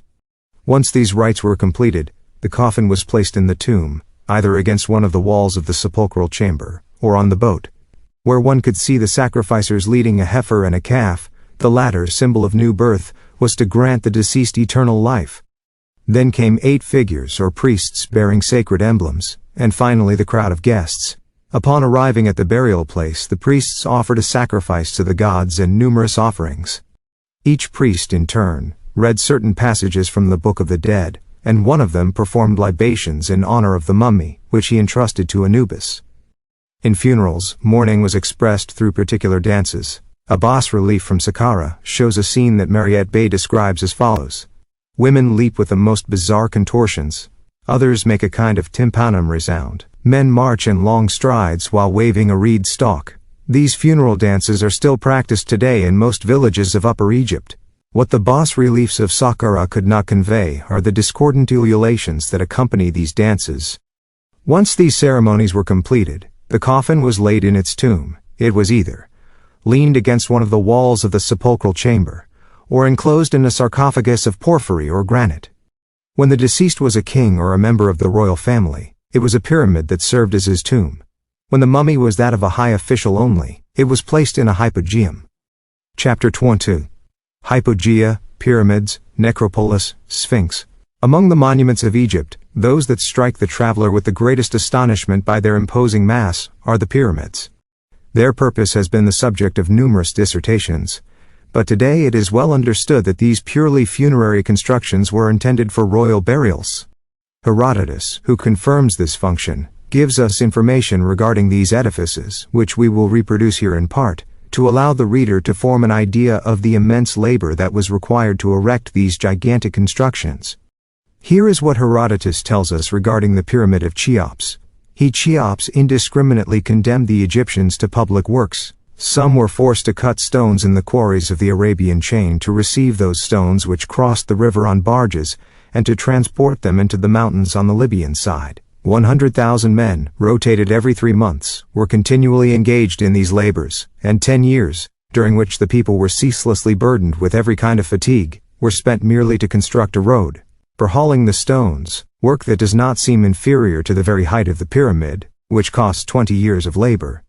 On one of the faces of the pyramid, it was inscribed in Egyptian characters, the quantity of turnips, onions, and garlic consumed by the workers, and if I recall correctly what my interpreter told me when translating the inscription, the expense for those foodstuffs alone was 1,600 talents of silver. Cheops, to meet these expenses, went to such extremes that, lacking resources, he required his daughter to prostitute herself, and to provide him through this means with as much money as she could. I was not told what sum she collected in this way under the orders of her father, but I was told that having resolved to leave behind a monument bearing her own name, she had required that each of those with whom she had relations give her a stone, suitable for use in the works then underway, and that she had built with those stones the pyramid which stands in the middle of the three, facing the Great Pyramid. We shall not continue this account of Herodotus, which appears to us rather fanciful. It seems difficult to accept that a pharaoh would have required his daughter to prostitute herself in order to obtain resources, especially when it is a question of securing tens of millions. For if the radishes, onions, and garlic consumed by the workers amounted to nearly 9 million francs, how many more millions must be accounted for to pay for tools, machinery, clothing, and other expenses required by such works? A papyrus from the end of the 20th dynasty informs us that workers were paid in kind, but it also tells us that in addition to radishes and onions, they were also given wheat, meat, fish, vegetables, and certainly clothing, although the papyrus does not specifically mention the latter. And what portion could the poor daughter of the pharaoh have possibly contributed to all that? This little tale from Herodotus must therefore be placed among fables, along with the hatred that they had brought upon themselves, according to this author, Cheops, Chephren, and Mycerinus, by imposing on the Egyptians these considerable labors for the construction of their pyramids. We know, on the contrary, that these 3 pharaohs were honored after their deaths with a special cult, probably because of the works they had accomplished. But let us not dwell longer on this account, and instead speak of the pyramids, which are part of the vast necropolis of Memphis, stretching from the pyramids of Giza to the tombs of Saqqara, an Arab village whose principal monuments are the Step Pyramid, the tombs of Ti, of Ptah-hotep, and finally the Serapeum, that is the burial place of the deceased Apis bulls over a long succession of centuries. The Pyramid of Saqqara is thought to date from the 2nd dynasty, even the 1st according to Mariette, in the itinerary of the Khedive's vineyards. If the traditions are true, if the place in which this pyramid stands is called Kokome, and if King Un-Nefer had this pyramid built in that location, it would follow that the Step Pyramid dates from the 1st dynasty and is therefore the oldest monument in Egypt and in the world. Its construction, although dating back to more than 6,000 years ago, nevertheless bears witness to a highly advanced art, whether by its superb size or by the precise arrangement of its enormous blocks. The largest pyramid of Giza, whose base is a square of 227 meters per side, was originally to measure 146 meters in height. This whole yields, in round figures, a cube of 2,577,000 cubic meters, which could have provided enough stone to build a wall 2 meters high, 1 meter thick, and 1,288 kilometers, or 122 leagues, long, and this enormous mass served only to shelter a single mummy. The pyramid contained several sepulchral chambers and 1 or more corridors with different directions, in order to thwart the malicious calculations of those who might have been tempted to violate the tombs. The materials used for the construction were limestones, but sometimes the interior of the main chamber had its walls lined with granite. It is in this chamber that lies the mummy for whom the monument was erected. The entrance to the pyramid was always hidden with the greatest care on the polished stone of the outer casing. Sometimes the corridors connecting one chamber to another communicated with each other, but they were always interrupted in their course by very deep shafts, dug into the bedrock which served as the foundation of the pyramid. According to Manetho, certain pyramids of Memphis would be the oldest monuments of Egypt, which would confirm the opinion of Mariette. We have just seen that in Lower Egypt, the pyramids were the final resting place of kings and high state officials.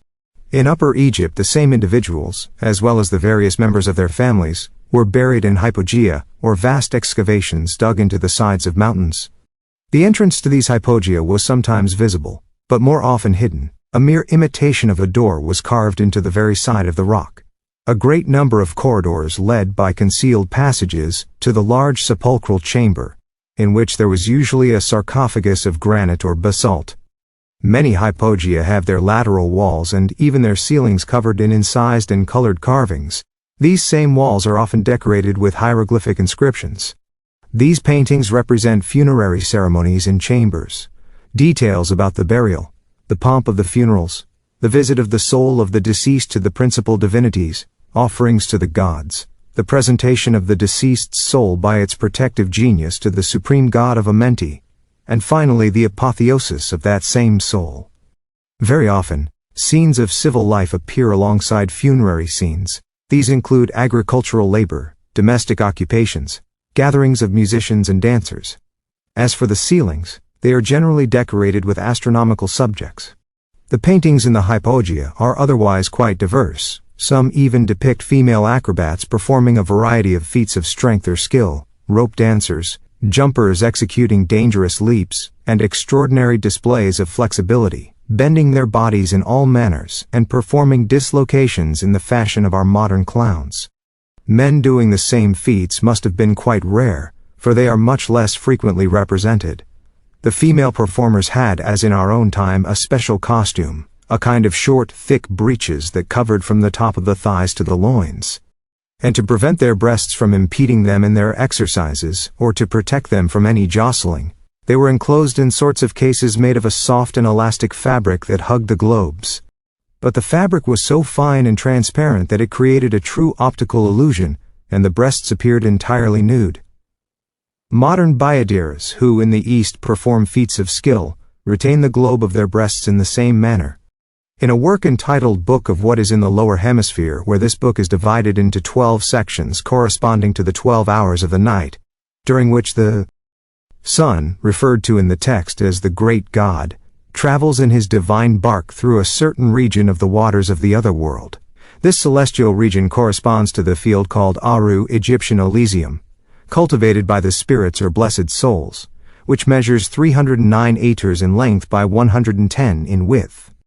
We see, alongside the description of that region, scenes and legends that were engraved on the walls of royal tombs and sometimes on the sarcophagi themselves.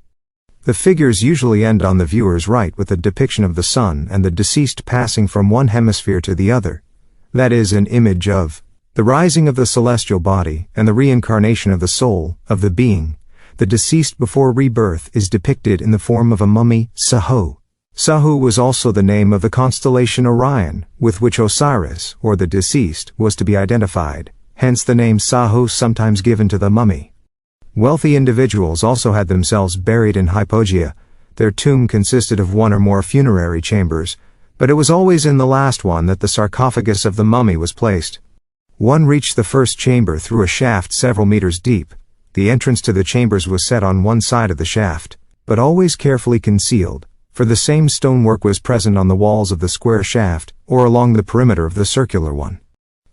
From this entrance, one entered the first chamber. From there, a second door, also hidden, gave access to a second or third chamber. In the last one was found, as we have just said, a sarcophagus that contained 2 or 3 coffins nested one inside the other. 2 were wooden, and the last, made of cartonnage, constituted what is called the mummy case. In addition to the decorative paintings adorning the sepulchral chambers, there were also wooden figurines, 0.8 thousand to 1 meter tall, They represented the wife or daughter of the deceased bringing offerings in a box carried on the head and an amphora held in the hand. Each of these figures had beside it boats measuring 60 to 65 centimeters in length. One, decorated with a canopy, awaits the mummy, and to pass the time until its arrival, one of the women pours laundry water into a large jar, while the other washes a tunic on an inclined board, in the manner of our modern laundresses. The second boat shows the mummy already placed under the canopy. Around it, one sees the wife and daughter of the deceased, their faces bent toward the mummy, shedding abundant tears and their hair covering their faces. Their posture expresses the deepest sorrow. The boat is about to depart under the vigorous effort of 16 rowers readying themselves with oars. They are about to begin the journey that will carry the mummy across the black lake that leads to Amenti. Finally, other representations depict scenes of the greatest variety. The interior of the tombs was furnished with furniture and utensils that had belonged to the deceased, and for which he had shown a marked fondness during his life. These were small pieces of furniture, figurines, or offering statuettes, such as we have just discussed, boxes for cosmetics, ointments, aromatics, in short, various toiletry items that show us examples of ancient cabinet making.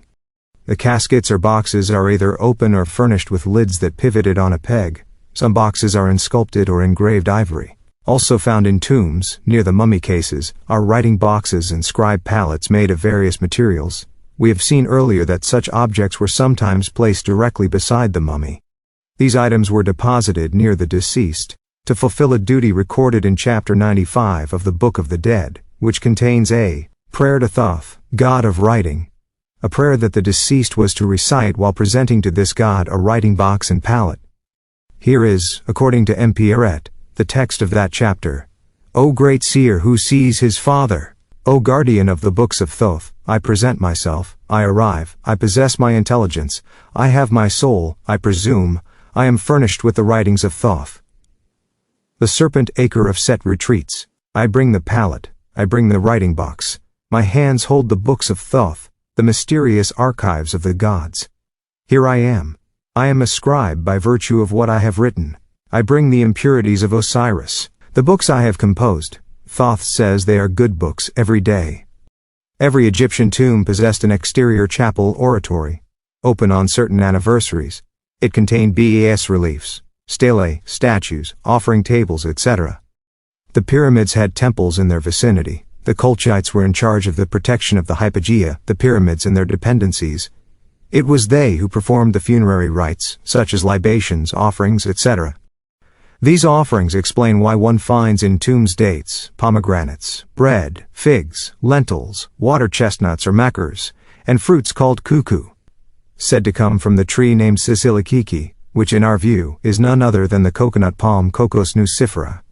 We cannot end this chapter without speaking of the Sphinx, not only because the avenues leading to the temples were sometimes adorned with these symbolic animals, but above all, because of the one located southeast of the Great Pyramid of Giza, known as the Great Sphinx, which has given rise to numerous fables that must be refuted. Thus the little tale of Oedipus and the Sphinx is a piece of utter childishness, which has only served to malign the magnificent symbol that Greek philosophy did not come to know until the time of Plato. The Sphinx, as we no longer ignore today, is a key to occult science, of which here is the explanation. It is a composite which, in its unity, contains four symbols: to know, to will, to dare, to keep silent, which together form an occult quaternity. This is why the Sphinx is represented with a woman's head and chest, to know intelligence, a bull's body, to will, to have strength, the paws and claws of a lion, to dare, courage, and finally wings covering the flanks of the creature, to keep silent, conceal one's aims until the proper moment. The Great Sphinx is a natural rock, to which was roughly given the shape of the animal, only the head was sculpted. The height of the colossus is nearly 20 meters, precisely 19.97 minutes. Its length is about 39 meters, the head is 8.5 minutes high, and the face, at its widest, measures 4.2 minutes, the ear is 1.80 minutes high, the nose 1.85 minutes, and the mouth 2.32 minutes wide. The circumference of the head at the forehead level measures 26.4 minutes. One cannot form a proper idea of the Colossus without having seen it. The effect is fantastic even today. where it is so greatly ruined. When the colossus was still new, and its body was clad in a granite casing, it must have shone brilliantly in the sun, just like the symbolic ornaments that adorned its head. It was undoubtedly a marvel, surpassing all the great ironwork monuments of our age, remarkable though they may be for the powerful tools of our modern metalworking.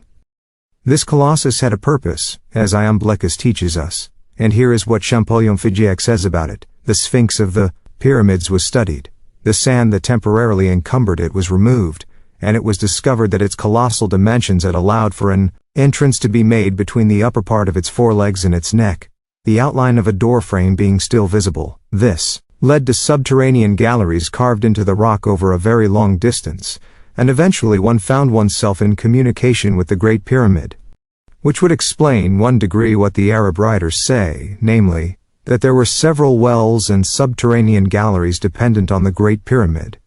2 degree that there was in the head of the Sphinx an opening that led to these galleries into the pyramid. Finally, one understands why it was not possible to enter the pyramid through an exterior door, and how the galleries that had been made there were outwardly sealed by a door and blocks of granite. Chapter 23, Egyptian Magic. The Mysteries, the Initiation. Some writers deliberately confuse magic and sorcery, yet they are 2 absolutely opposite things. The latter derives only from superstition and ignorance, while the former, on the contrary, draws its power solely from science, from high spirituality, and from love of the divine. With magic, man, through the virtue of specific rites and especially through possession of high knowledge of complete science, can reach the very foot of the divinity, drawing ever closer to it, more and more, until he comes to share, so to speak, its power, and to master the emanations of superior forces to the point of being able to make them serve his will, but only with the aim of doing good. Such is theurgical magic, transcendent magic, white magic. Such was Egyptian magic. This magic is essentially divine, and thus the Neoplatonists called it theurgy. The action of magic, as we have just said, must be entirely beneficent. This is why, if perverse souls abuse the power granted them by superior astral entities to commit evil or to satisfy guilty desires, they commit a true sacrilege, for which they will be severely punished, for they have transformed theurgy into black or diabolical magic. The magic of Egypt, as we have just seen, is theurgical in its origins and doctrines. It is for this very reason that it had a powerful influence on the Neoplatonists. Some Egyptologists, notably our late friend François Lenormand, have suggested that certain black African populations may have exerted influence over Egyptian magic, supporting their claim by noting that certain terms in Egyptian magic seem derived from the language of the Negroes Nahasi. We do not believe this, for Egyptian magic differs profoundly in both origin and essential doctrine from the practices of black sorcery. We think rather that certain rites used among the Nubians and black sorcerers may have been borrowed from the Magi of Egypt. Hence, any resemblance between the magical practices of Egyptians, Nubians, and black Africans arises from that direction alone. It must be said here that Egyptian magic lasted so long that one must specify the era being discussed. That in its decadence it may have borrowed superstitious practices from black sorcery is quite possible, but the magic of ancient Egypt has nothing to do with that here. It was entirely theurgical, as we have said, entirely mystical, and its origins go back so far in antiquity that history has preserved no trace of them. Thus we shall not seek out this much debated origin. We will confine ourselves here to presenting some magical formulas that will help convey the spirit of this science among the people in question. First, we shall speak of the Book of the Dead, then of the magical Papyrus of Hermes. In general, the incantations found in the Books of the Dead aim to protect the deceased during his pilgrimage through Amenti. The magical formulas, on the other hand, are primarily intended to protect the deceased from innumerable harmful animals. These same formulas also aim to prevent the body, after the soul has departed from it, from becoming the prey of certain evil spirits who, seizing it, would transform it into a vampire. The Egyptians, in fact, were convinced that evil spirits, obsessors and possessors who tormented the living were disembodied beings of the worst kind, who returned to earth before reaching the annihilation of the second death. Shabbos has provided a translation of a formula used in the cases we have just mentioned. Here it is: O lamb, son of a lamb, lamb, son of a lamb, who suckles the milk of your mother the ewe, Do not allow the deceased to be bitten by any serpent, male or female, by any scorpion, by any reptile. Do not allow venom to master his limbs. May he not be penetrated by any dead man or dead woman. May the shadow of no spirit haunt him. May the mouth of the serpent Amkakuf have no power over him. He is the Lamb. O you who enter, do not enter any of the limbs of the deceased. O you who stretch, do not stretch with him. O you who embrace, do not embrace with him. Do not let him be haunted by the influences of any serpent, male or female, of any scorpion, any reptile, any dead man, any dead woman. O you who enter, do not enter him. O you who breathe, do not breathe into him what is in the darkness. Let your shadow not haunt him when the sun has set and not yet risen. I have pronounced the words over the sacred herbs placed in every corner of the house. Then I sprinkled the entire house with the sacred herbs and the liquor hack, both at the setting and rising of Ra. He who stretches shall remain stretched in his place. Commentary. This extremely mystical formula presents very obscure passages to the reader not well versed in Egyptian esotericism, generally in the chapters of the Book of the Dead that have an incantatory nature or that contain magical formulas for the protection of the deceased. It is the deceased who speaks, and the most powerful defense against attacks by evil spirits consists in divinizing one's own substance by assimilating it wholly or partially to the gods. In fact, countless texts or passages from religious writings attest in an unequivocal, undeniable manner that theosophy, or the science of divine things, elevates man to the gods, identifies him with them, and leads him to merge his own substance into the divine substance. To reach this final outcome, there existed specific formulas, mysterious words unknown to the uninitiated but possessed by the initiates. These sacred words effected this identification, this interpenetration, this absolute fusion by a unique definite virtue, whose revealed knowledge had been given to man by Thoth himself, the god of intelligence. It was enough to pronounce these formulas in the name of the deceased over his mummy, and to place them on phylacteries beside him in his coffin, to allow the deceased to benefit from their effects, from their power, and to travel without danger through the astral world, in which the disincarnate is surrounded by traps of every kind. These same formulas also had the power to exercise great influence over the gods, but it must be added that magical incantations aimed at compelling the gods to obey presented great danger to the one who wielded this formidable power, especially if he was unworthy of it, either through ignorance of divine things or because of impurity and a life of debauchery. The Romance of Setna, translated by Bruges, shows the extraordinary catastrophes that can strike those who, without being properly prepared by adequately initiated, wish to make use of the book of magic composed by Thoth. But these formulas and sacred words, which had such power in the existence beyond this world, in the afterlife, necessarily held the same power in earthly existence. Now, if we proceed to the study and analysis of the formula itself, we note the following passages. The dead, being regarded as a gentle passive being, is called Lamb, son of Lamb. He is a lamb, who, in the astral, is delivered to all sorts of enemies symbolized by the male or female serpent, the scorpion, or any other reptile, and thus the deceased can be inoculated by their venom. Do not allow the venom to master his limbs, says the formula, in which we also read, O you who enter, do not enter any of the limbs of the deceased. O you who extend, do not extend with him. O you who embrace, do not embrace him. Which esoterically means, O you, malevolent entity of the astral who can seize astral shells, seize neither the entire deceased nor any part of him. Finally, the formula wards off the monstrous closeness of the incubus and succubus with these words, O you who embrace, do not embrace him. And this is of such importance that the conjuratory formula repeats it with these words. Do not allow him to be haunted by the influences of any male or female serpent, any scorpion, any reptile, any dead man incubus, or any dead woman succubus. O you who enter the lingam or serpent, do not enter him. O you who breathe, do not breathe into him what is in the darkness. That is to say, all these evil influences from malevolent entities who dwell in darkness in Erebus, the blackest and densest part of the astral. May your shadow not haunt him when the sun sets and has not yet risen. That is to say, during the night. Indeed, it is always in the darkness of night that the vampires, larvae, lemures, and all the evil entities of the beyond are most active and powerful. Finally, the formula concludes esoterically as follows. I pronounced the words over the sacred herbs placed in all corners of the house. Then I sprinkled the entire house with the sacred herbs and the liquor hack at sunset and sunrise. He who stretches will remain stretched in his place.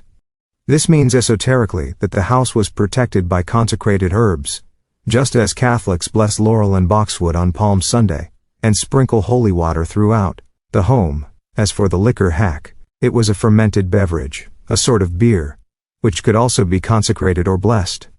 Finally, the phrase "he who stretches shall remain stretched in his place" refers to Osiris, the infernal Osiris Khent Ament, whose Egyptian name literally means he who resides in the west, who became the protector of the mummy.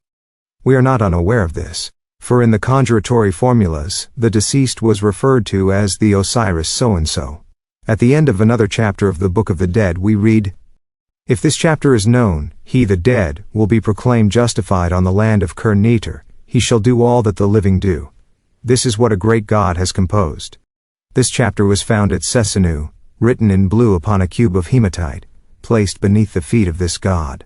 It was discovered in the days of King Meserinus the Justified by the royal son Harduduf, while traveling to inspect the accounts of the temples. He found in it a hymn before which he fell into ecstasy. He took it away in the king's chariots, as soon as he saw what was written there. It is a great mystery. One sees nothing, hears nothing else when reciting this pure and holy chapter. Do not go near women, eat neither meat nor fish, then carve a scarab in stone, gild it with gold, place it in the position of the individual's heart. After having made a phylactery soaked in oil, recite over it magically, "My heart is my mother, my heart is in my transformations." We often read, "Make a phylactery soaked in oil." They were soaked in cedar oil to preserve them from decay, and thereby extend their durability as long as possible. Here is an invocation taken from the Hermes Papyrus. "Come to me, come to me. O you who endure for millions upon millions of years. O none, only son conceived yesterday, born today. He who knows your name is the one with 77 eyes and 77 ears. Come to me. Let my voice be heard, as was the voice of the great goose Nukok in the night. I am Ba the Great." Here he saw what was written there. It is a great mystery. One sees nothing and hears nothing else when reciting this pure and sacred chapter. Do not approach women anymore, eat neither meat nor fish. Then make a carved scarab in stone, cover it with gold, place it at the position of the individual's heart. After making a phylactery soaked in oil, recite magically upon it, "My heart is my mother, my heart is in my transformations." We often read, "Make a phylactery soaked in oil." Phylacteries were soaked in cedar oil to preserve them from decay and thus prolong their durability as much as possible. Here is an invocation drawn from the Papyrus Harris. "Come to me, come to me. O you who endure for millions upon millions of years. O new, only son conceived yesterday, born today. He who knows your name is the one who has 77 eyes and 77 ears. Come to me, let my voice be heard, as was the voice of the great goose Nukak. One in the night, I am Ba the Great. Here is another formula that had direct efficacy in the soul's trials, in its life beyond death. This formula was considered a true talisman. It is very frequently found following the chapter engraved on hard stone scarabs, which the Egyptians commonly placed on the chest of mummies. 1. Pronounced over the scarab of hard stone, which must be gilded and placed at the heart of the deceased. Make a phylactery anointed with oil and speak magically over this object, "My heart is my mother, my heart is in my transformations." The Egyptians also had conjuratory formulas to protect themselves from dangerous animals, or to ensure the calm of domestic animals. Here is an incantation against the bite of venomous snakes.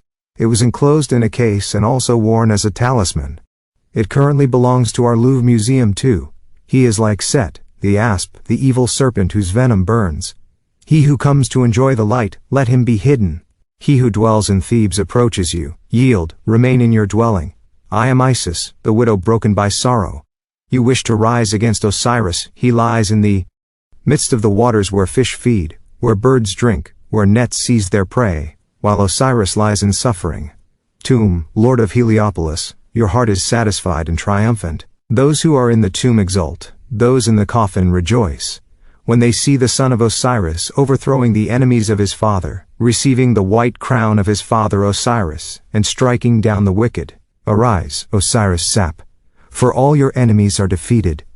To conclude this brief survey on Egyptian magic, the mysterious name is considered a true divine hypostasis, but the Egyptian conception is this: within this category of ideas, the mystic name of the god to whom it belongs exercises over him such power that the god must obey the evocation.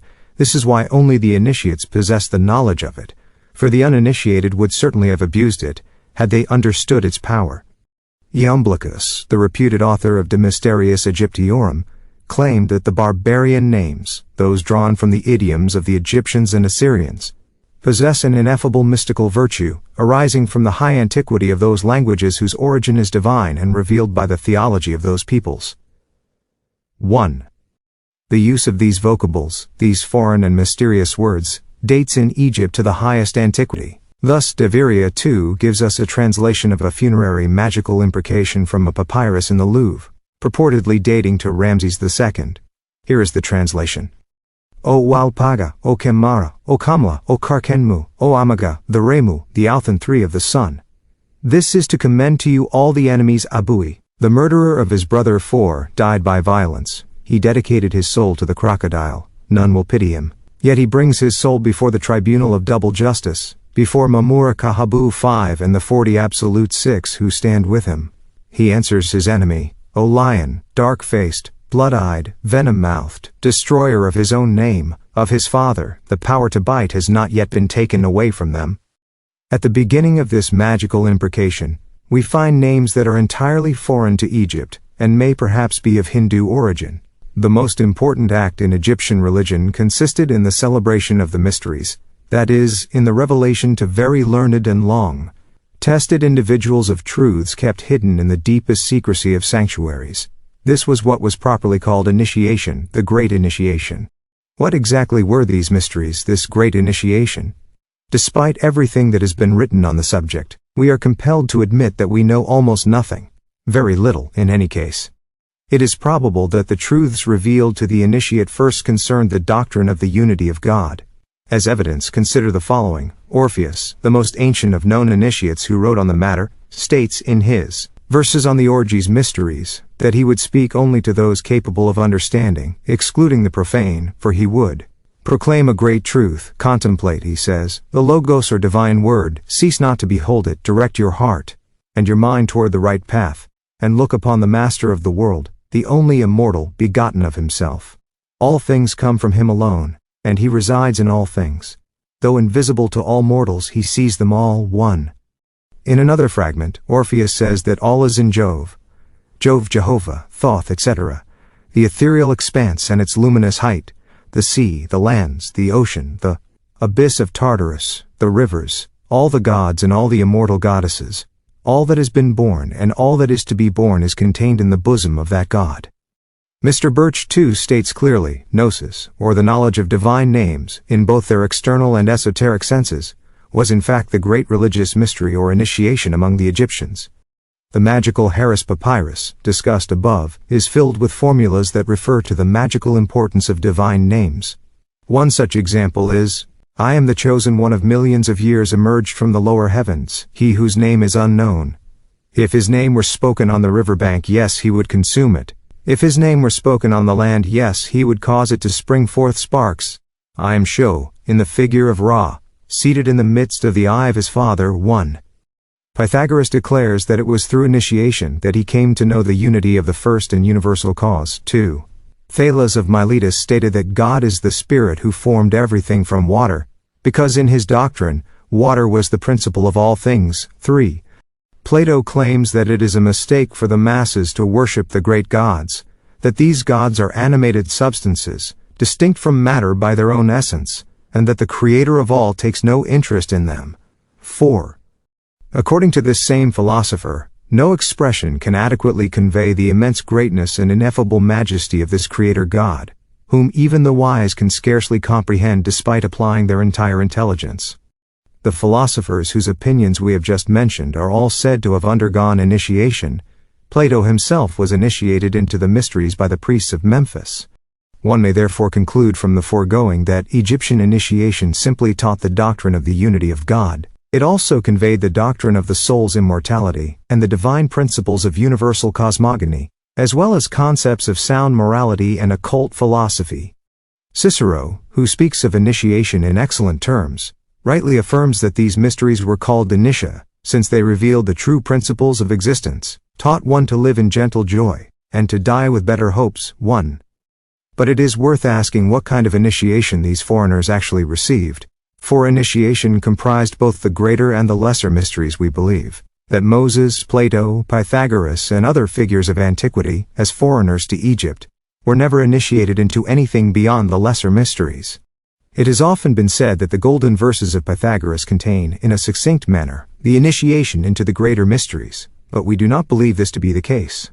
These verses, as the reader can judge for themselves, simply express part of the Egyptians' religious and moral doctrine in both its exoteric and esoteric forms, but they reveal nothing of the great initiation.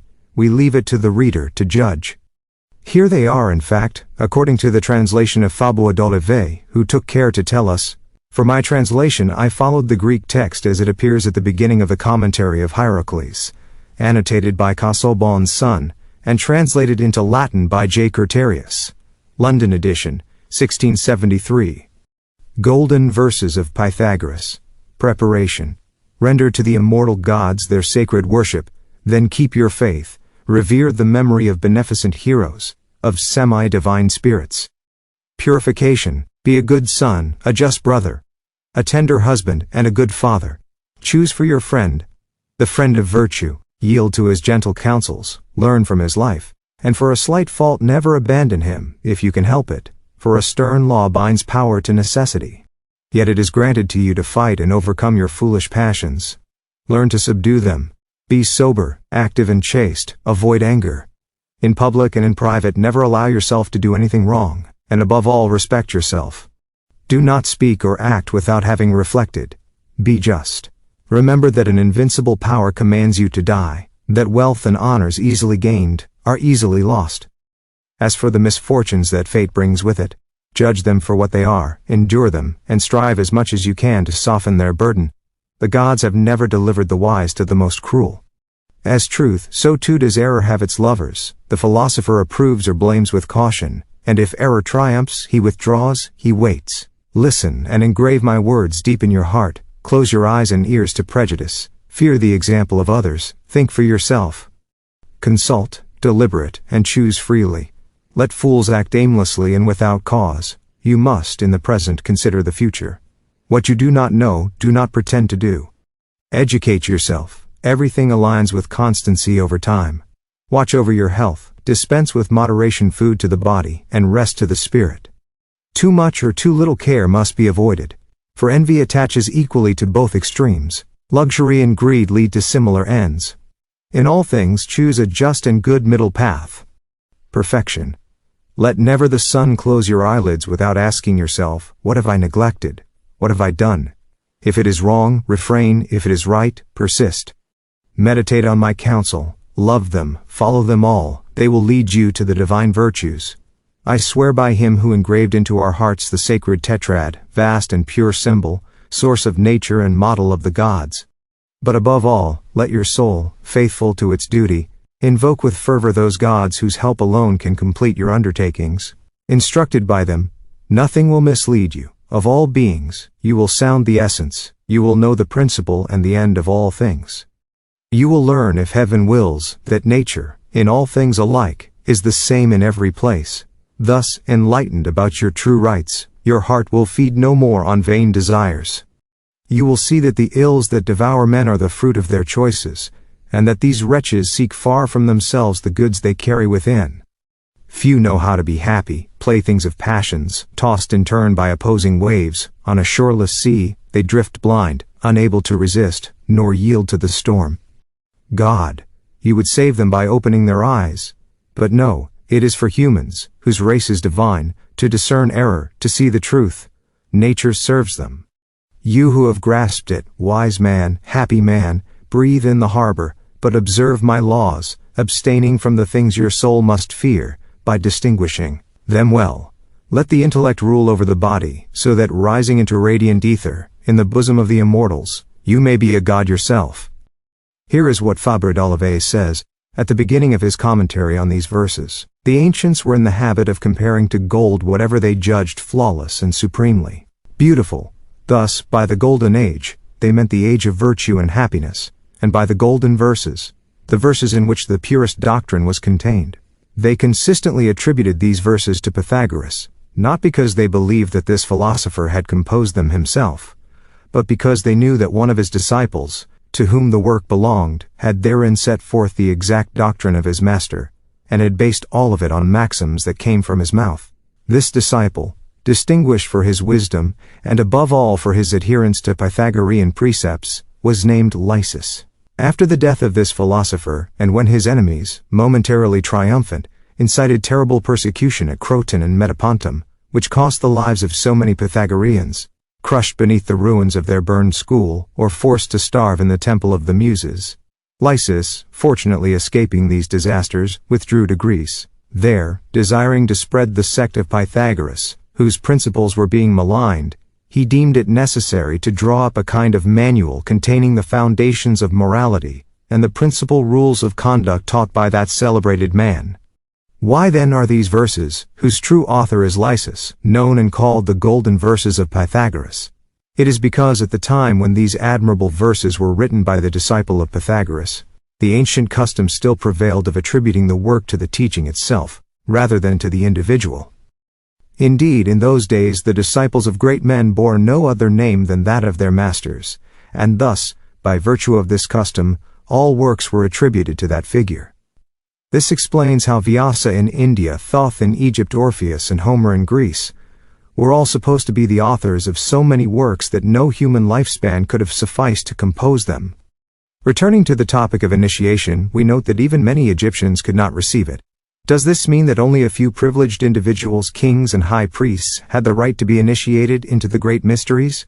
No, everyone in Egypt, as we shall see, could be admitted to the knowledge of the great mysteries, though not foreigners, or so we suppose. Moreover, as Fabre d'Olivet notes, one did not lavish the mysteries, because these mysteries were something sacred, one did not profane the knowledge of divinity, because such knowledge existed, and to preserve the truth among the few, it was not vainly granted to all. This means that it was only given to those who deserved it, and who could conquer it through their personal merit. But any man, regardless of his rank in that highly stratified society, could present himself for initiation. All the sanctuaries were open to him, but he first had to be instructed in the lesser mysteries, then stage by stage, that is, from revelation to revelation, he would reach the greater mysteries, and the greatest physical and psychic secrets would be revealed to him. As Fabre d'Olivet tells us, he could descend among the dead, rise to the gods, and penetrate all of elementary nature.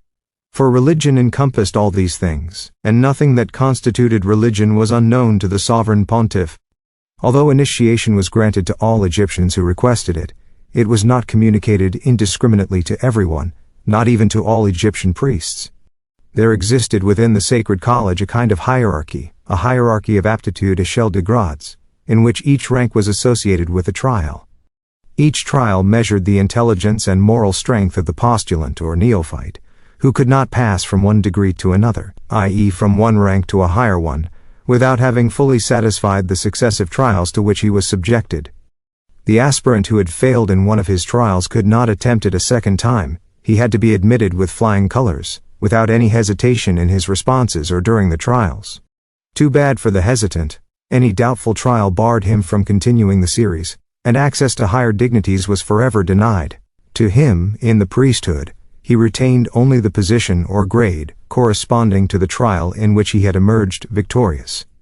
As for foreigners, when one of them presented himself for initiation, he was subjected to a rigorous investigation of his background. If the results of the inquiry were favorable, the College of Initiates authorized or denied admission to the initiatory trials by secret vote. Summarizing on initiation, we may say that its origin is lost in the night of time, and that there were two levels of initiation, the lesser and the greater. The trials were numerous and subdivided into three sections: physical trials, moral trials, and intellectual or physical trials. Egyptians, regardless of class, could receive the transmission of the great mysteries, but foreigners were never admitted to study them, even though we know that Pythagoras had as his master the arch-prophet, Sanchis, and that Plato, according to Proclus, spent 13 years studying the teachings of the Magi of Memphis, whose names were Pathameth, Ocoaps, Etimon of Sebenithus, and Secnuphus.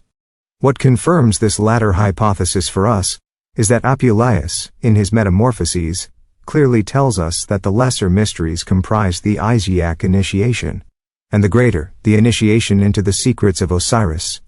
Yet he maintains the deepest silence about what occurred during the second initiation. Did he not wish to reveal it, or was he unable to do so? Or did he perhaps not know it at all? We believe his silence should be attributed to ignorance. He did not know it. Various modern authors have, however, offered magnificent descriptions of a great initiation. Others have claimed that Masonic initiations are essentially modeled on Egyptian initiation. All these assertions are far from proven, and to this day, no author has been able to support such reconstructions, more or less fortunate though they may be, with firm evidence or authentic texts from the Egyptian tradition. Everything that has been done or said on this subject belongs purely to the realm of fantasy. Thus, in a well-written, very interesting book, but false from beginning to end, Histoire de la Magie by P. Christian, there exists, according to Iamblichus, a very cleverly imagined reconstruction of the initiation. So well composed, we might say, that one could believe it accurate and true, yet it is nothing more than the reveries of an author. Moreover, P. Christian not only distorts history in the first part of his book, but misleads the reader throughout the entire work. What he wrote about astrology alone abundantly confirms our statement. So then, here is a very interesting book, well made as a book, but entirely false, therefore a very dangerous work for those who are not already familiar with the subjects discussed within. That being said, let us briefly explain how initiations were conducted. We shall rely on information provided by Iamblichus in his treatise on the Egyptian mysteries, though we must note that the philosopher of Chalcis lived in the first half of the 4th century CE, making him, relatively speaking, a near contemporary regarding what concerns the occult science of the Egyptians. A Thesmothete was a first initiate ranked by age who bore this title, which means guardians of the rites. The neophyte admitted to the trials was led at night by 2 Thesmothetes before the Sphinx of the Great Pyramid, though he did not know where he was, for upon his departure from Memphis, his eyes had been covered with a thick blindfold, so that he would be unaware of the distance he traveled or the place to which he was being brought. He had to rely entirely on the discretion of his 2 guides or conductors. He was brought to the foot of the colossal Sphinx, and one of the guides opened the door placed between the animal's paws, a door carved into its very chest. Once inside, the 3 of them found themselves in a vestibule hollowed out within the body of the animal. From there they entered a large chamber where the trials began, each one more terrible than the last, progressing in difficulty as the neophyte moved deeper into the monument. We will not recount all of these trials. They are, in part, the same as those undergone today by Freemasons, albeit with some variations. Freemasons, for example, those who failed to complete the previous trials did not undergo the final ordeal, which among the Egyptians consisted in surrounding the neophyte with splendid young women. These women danced the most lascivious choreographies, dressed in garments of the utmost transparency and lightness. This ordeal lasted several days. Once the neophyte had passed through it and was initiated, the Hierophant would address him with these words: "Learn to see with accuracy and to will with justice, dare afterward, but above all, learn to remain silent about your intentions until the moment of their execution." And again, "If your perseverance tomorrow is but the continuation of your efforts today, proceed toward your goal." Then the 7 genii who in Chaldean tradition are named Oriphiel, Zachariel, Samael, Michael, Aniel, Raphael and Gabriel, who are guardians of the sacred key that locks the past and opens the future, will place upon your brow the crown of the masters. Chapter 20. Reception or Consecration of a Palisade. I am called Monasher. I am one of the daughters of Pamai, who succeeded Sheshank, the latter having reigned for 51 years. From my earliest childhood, my father designated me for the cult of Bapst. I was raised in the temple of the goddess alongside other girls of my age, and when I reached my 13th year, I was consecrated as a palisade of this solar goddess, who bears the title Vegetation of the 2 lands.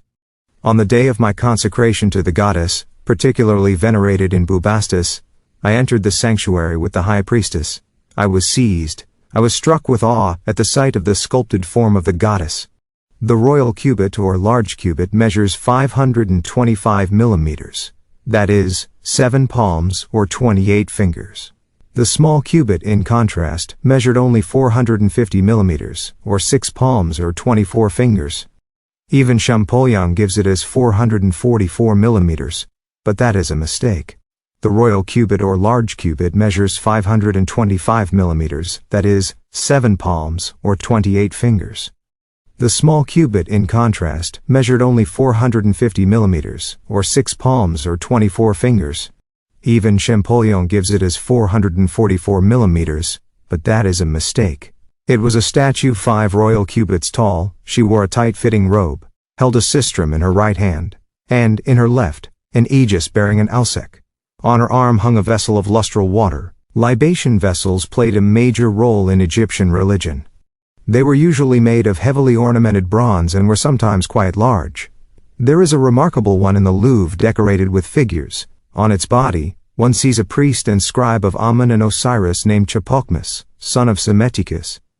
This priest is receiving funerary honors from his son, also a priest of Amun, who offers incense to his father, performs libations and recites a prayer. The prayer is engraved beside the depicted scene in several lines of hieroglyphs. These libation vessels often bore legends and iconography traced into the metal. Often depicted is the tree the Persei, from which the goddess of heaven pours a regenerating beverage into the soul of the deceased. The goddess's head was adorned with a wig of squared curls, and her ears bore pendants. The goddess's head was adorned with a wig of squared curls, and her ears bore pendants in gold. Beside her were placed on a pedestal statuettes of Noretum and Harpocrat.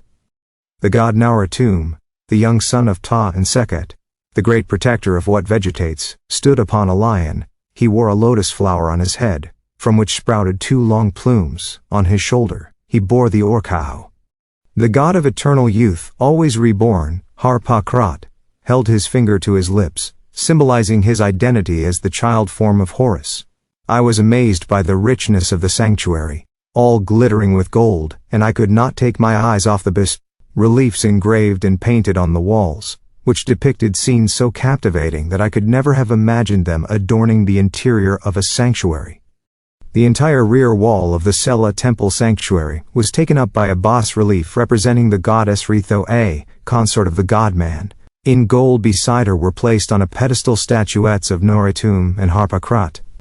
The god Noretum, the young son of Ta and Sekhet, the great protector of what vegetates, stood upon a lion. He wore a lotus flower on his head, from which sprouted 2 long plumes. On his shoulder, he bore the Orkau, which is the name of the magical staff. The god of eternal youth, always reborn, Harpocrat, held his finger to his lips, symbolizing his identity as the child form of Horus. I was amazed by the richness of the sanctuary, all glittering with gold, and I could not take my eyes off the bas-reliefs engraved and painted on the walls, which depicted scenes so captivating that I could never have imagined them adorning the interior of a sanctuary. The entire rear wall of the Sela temple sanctuary was taken up by a bas-relief representing the goddess Ritho, consort of the god-man. She is also called Ra-Toni. She is crowned with the disc and horns of Hathor. She is often associated with Mandu, also called Mentu and Mont, a solar god depicted with a hawk's head topped with a solar disc and 2 long straight feathers.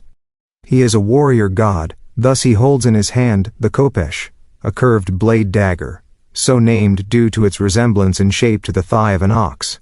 In Egyptian, Kopesh was the emblem of valor. The goddess delivering the god Harfer was shown in labor. The woman in childbirth was supported by various goddesses of the highest order, who assisted her eagerly. The divine midwife pulled the child from his mother's breast. The divine nurse extended her arms to receive him, while a lullaby singer gave support. The father, the god Amun-Ra, was accompanied by the goddess Sovan, who presided over childbirth, equivalent to Lucina among the Greeks and Romans. Another wall of the Sela depicted the nursing and education of the newborn young god. Finally, on the lateral walls were depicted the 12 hours of the day and the 12 hours of the night, beautiful women bearing on their heads the Haud, or Disque-il, winged disc, which symbolizes the sun's course through the sky. It is a circle with a central dot, representing the idea of light. Some authors incorrectly translate Haud as starry disk, The high priest who was to consecrate me to the service of the goddess entered through a small door located on the left side of the sanctuary. He was dressed in a linen robe of such fineness, lightness, and incomparable whiteness, it bore a border embroidered with a gold and purple design. The high priest's countenance was solemn, and the use of woolen fabrics was forbidden to priests, as wool, hair, or mane, being derived from animals, were considered impure sources, whereas linen was believed to spring from the immortal earth. The high priest's bearing was imposing. When he entered the sanctuary, his arms and hands were concealed beneath the folds of his garment. His head was completely shaven. He wore a gold necklace composed of small figures representing gods and goddesses. At his right side stood a priest who carried the scribe's palette, which were typically made of wood and rectangular in shape. At their top, several wells were hollowed out to hold black or colored ink cakes. A notch at the bottom of the palette allowed one to insert reeds or quills kalami, the cache a cut reed calamises, and a blank papyrus scroll, that is to say, new or unused. This figure was the hierogrammateus or sacred scribe. It was the responsibility of priests of this order to administer sacred affairs. Often in bas-reliefs, the scribe, with the calamus behind his right ear, is depicted wearing the SacreD short tunic, over which he donned the calasiris, a longer and more ample garment, when leaving the temple. To the left of the high priest stood another assistant, wearing on his chest a pectoral in the shape of a naos, a chapel, which enclosed the sacred scarab. Behind the high priest and the assessors came a throng of other priests, all dressed in linen, and each bearing on his chest various symbols: the bari, the sacred bark, images of the god, symbols of generation, i.e., genital organs, and representations of sacred animals. Others wore rich necklaces in multiple strands, which added even more brilliance to their resplendent costumes. Rings adorned their fingers. And, finally, they wore tabtebs, sandals made of papyrus or palm, shaped like the soles of the feet, which ended in a long curved point tied at the instep. Among these priests, some carried the amshirs. Lamshir, a censer or incense burner, was composed of a cup-shaped vessel resting on a hand emerging from a lotus stem. The handle of the amshir was sculpted wood, and the grip was adorned with a hawk's head or another sacred animal. There were also amshirs in bronze, silver, and gold. Others carried bronze boxes inlaid with ivory, or made of precious wood veneered in various natural colors. These boxes contained perfumes. Their bearers were accompanied by attendants who, with spoons, would draw powdered perfumes to scatter them on the censers. After this class of priests came the sphragists, or scribes who marked the victims with a seal. Some bore wooden seals used to mark the marked bulls, known to be used specifically for sacrifices. Others bore enameled clay seals used to mark smaller sacrificial victims, geese, calves, etc. Next came the priests carrying sacrificial knives, offering tables, and libation vessels. Finally, at the end of the procession, came the priests who carried vans, made of bronze or natural fibrous materials. These vans served to carry water from the Nile used in religious ceremonies. There were large and small vans, but all were equally decorated. Once the full procession of priests had entered the temple, each assistant took his place before the seat he was to occupy. Then the high priest, looking in my direction, I was seated directly across from him, offered a brief prayer to the goddess, and asked the gods to pour light into the minds of all present.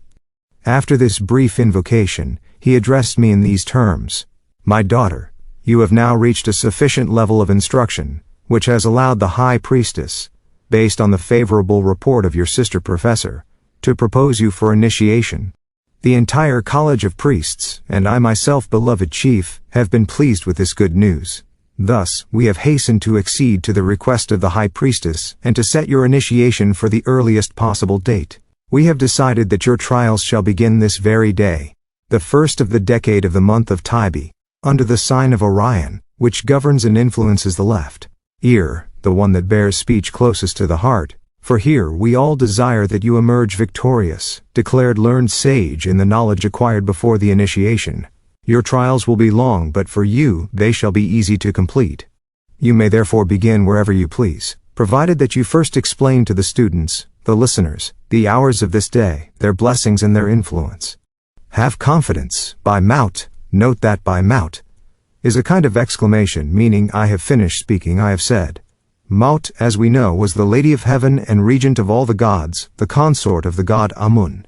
Thus, the exclamation by Maut is analogous to by God.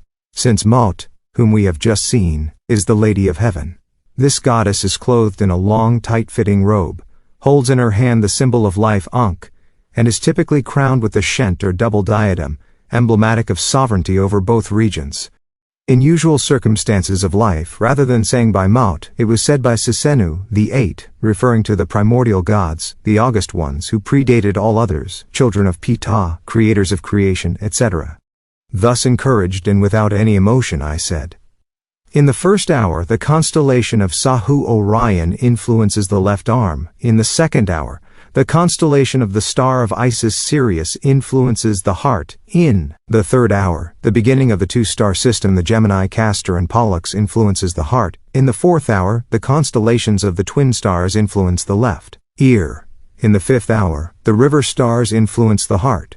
In the sixth hour, the lion's head influences the heart. In the seventh hour, the arrow influences the right eye.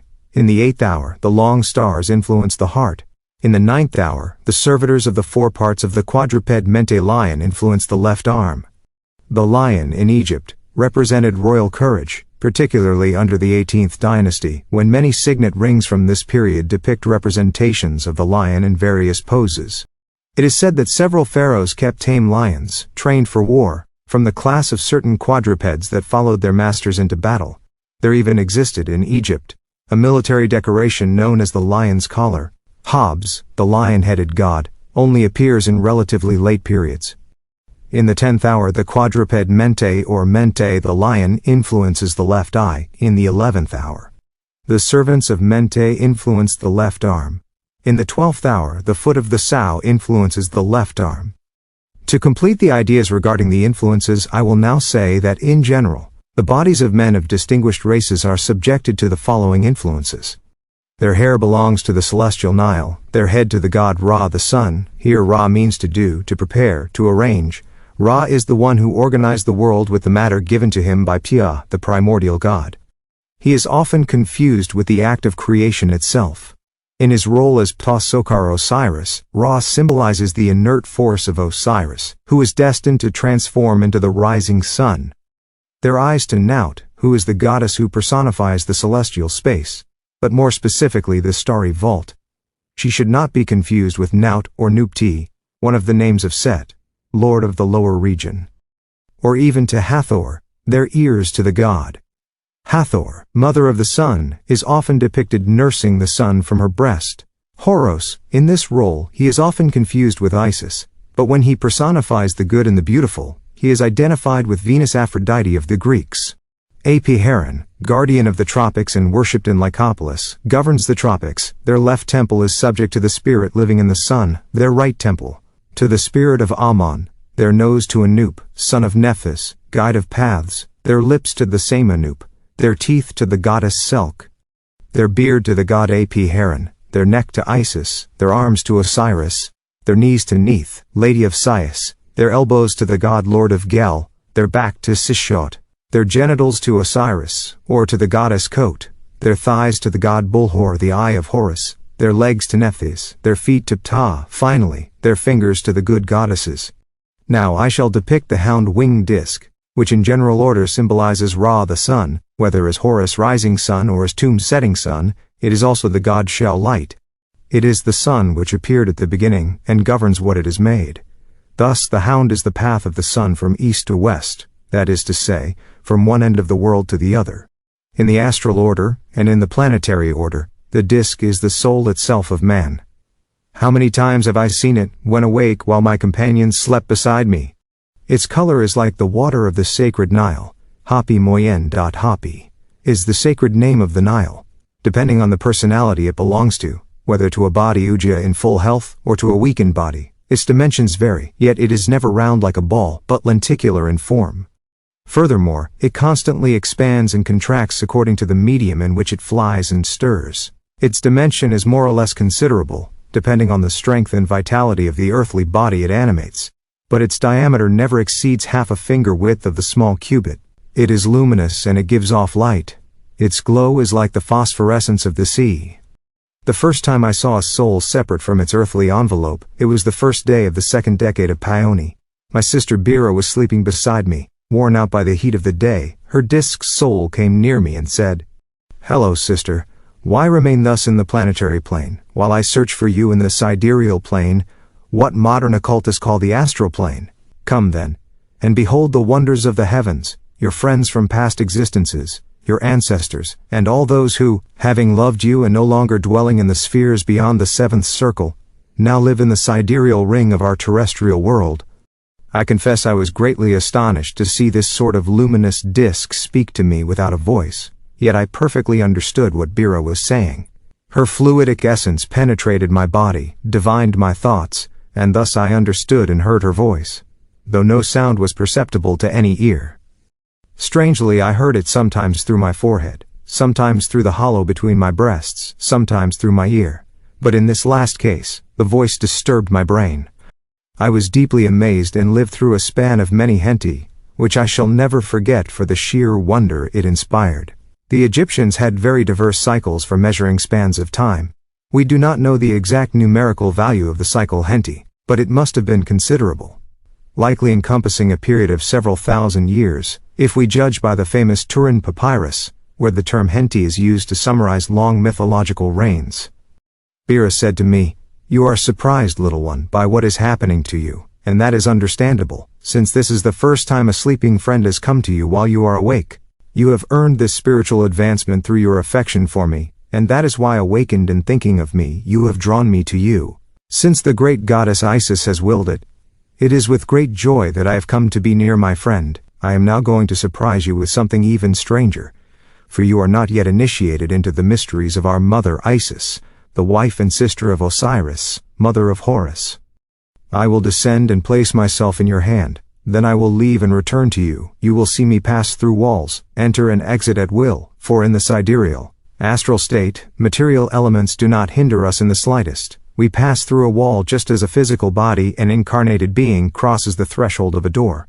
She said this, and the luminous disk that was positioned opposite me, a little above my head, descended onto my left hand, which I held open as she had instructed me to do, by intuition, and in that instant, I felt in the palm of my hand a cold disk, quite like a disk of frosted green glass, which illuminated the room, for night had begun to fall. Soon the disk dissipated, melted, so to speak, into my hand and disappeared entirely. A few moments later, I saw the same disk emerge from the wall. It advanced toward me, traced curved lines above my head, and settled on my forehead. I then felt throughout my entire being a shiver of pleasure that penetrated my whole body. And Bira said to me, "You see, my friend, how pleasant it is to live in the sidereal space. Here, the fleshly envelope does not hinder our movements. Distance no longer exists, a single thought, and one arrives at the desired place. And what joy to breathe the primordial aether, the principle of all things. It alone is the true force of the universe." "But," I said to Bira, "how do you re-enter your earthly envelope?" "It's very simple," she replied. "I only have to will it." She spoke, and I saw the luminous disk penetrate above her left breast into her body. The body gave a slight start, as though it had shuddered, and Bira, suddenly awakening, said, "Oh, my sister, I thought you were far away, and I am surprised to see you here. I was in a land. It was a strange and superb land where I had seen marvels. It was filled with magnificent palaces, whose interiors were adorned with immense luxury.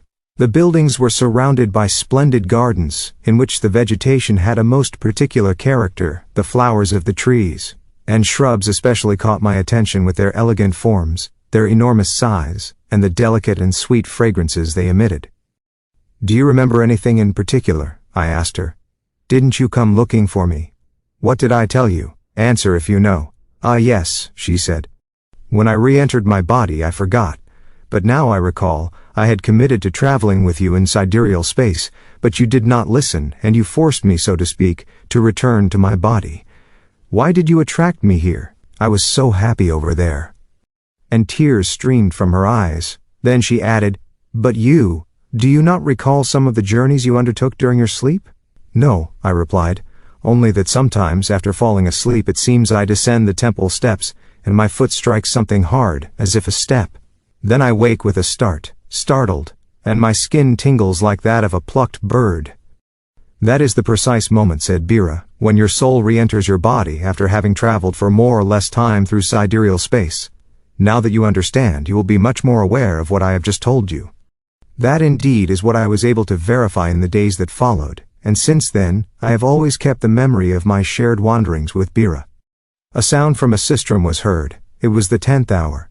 The rest of my examination was deferred to the following day, at the 8th hour. Before leaving the temple, the high priest addressed a fervent prayer to the goddess, while young children scattered kaffee in the amshir's incense burners. The kaffee of Pount filled the air, perfuming it as the assembly departed the sacred space. The next morning, shortly before the 8th hour, 2 priests came to fetch me from my chamber, and led me into the true sanctuary. Kaffee was a perfume composed of 16 ingredients, burned before the statues of the gods. The recipe for this incense is recorded in chapter LXX of the treatise on Isis and Osiris attributed to Plutarch. The name Kaffee of Pount refers to a geographical designation, Pount Punt, a region of the African continent, possibly situated between Bab el-Mandeb and Cape Guardafui. The text promises the list of the 16 ingredients in its conclusion. As an aside, next to each temple, but communicating with it, there was a building called the Mausoleum. Champollion referred to it as Mamisi.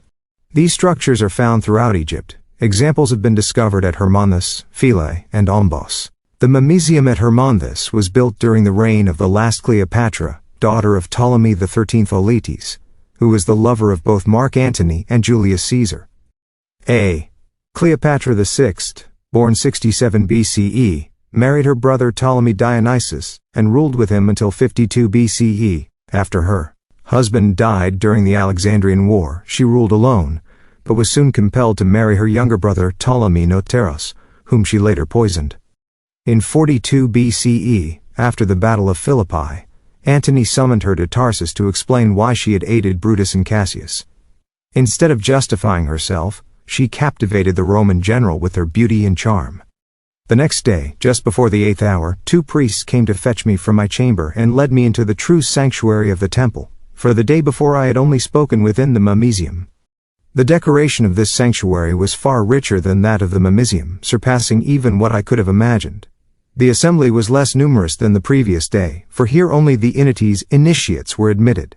However, the full college of priests was present. Indeed, there were the Sam, the High Pontiff or Grand Priest, the Archprophets, the Prophets, the Stolists, the Scribes of the Holy Cryptography, the Hierogrammates, the Holy Fathers, the Pastophores, the Cholchites, the Terakutes, and the Neokors.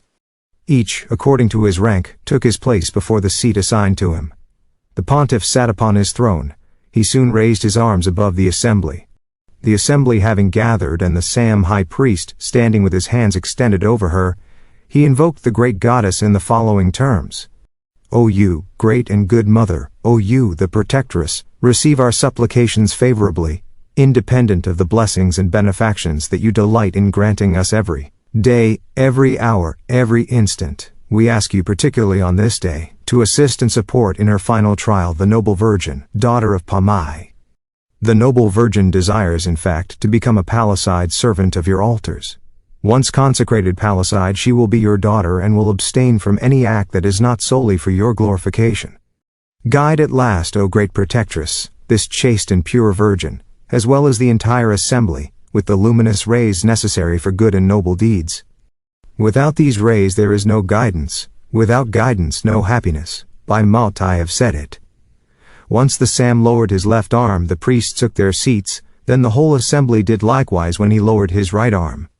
But he, always standing, performed libations to the goddess and then he ordered the Kifi of Punt to be spread in the Amshirs and soon chants resounded. After a few moments of reflection, he addressed me in these terms. My daughter, you have honorably endured the first trial of your consecration. The entire College of Priests and I, your beloved chief, have been delighted and charmed, and have decided that today, the second day of the second decade of the month of Tybi, you shall undergo one final trial from which, we firmly hope, you will emerge victorious and with the same happiness. We are eager to hear the thesis you have chosen in the scientific order. Have confidence, the scribes are in their seats, you may begin. By Maut! He then sat upon his throne. I took the floor and said, Beloved of the gods, honored and respected masters, I come to speak before your august persons on a delicate and difficult subject, on the primordial aether. This universal fluid, unknown to the common multitude, is little understood even among our higher castes.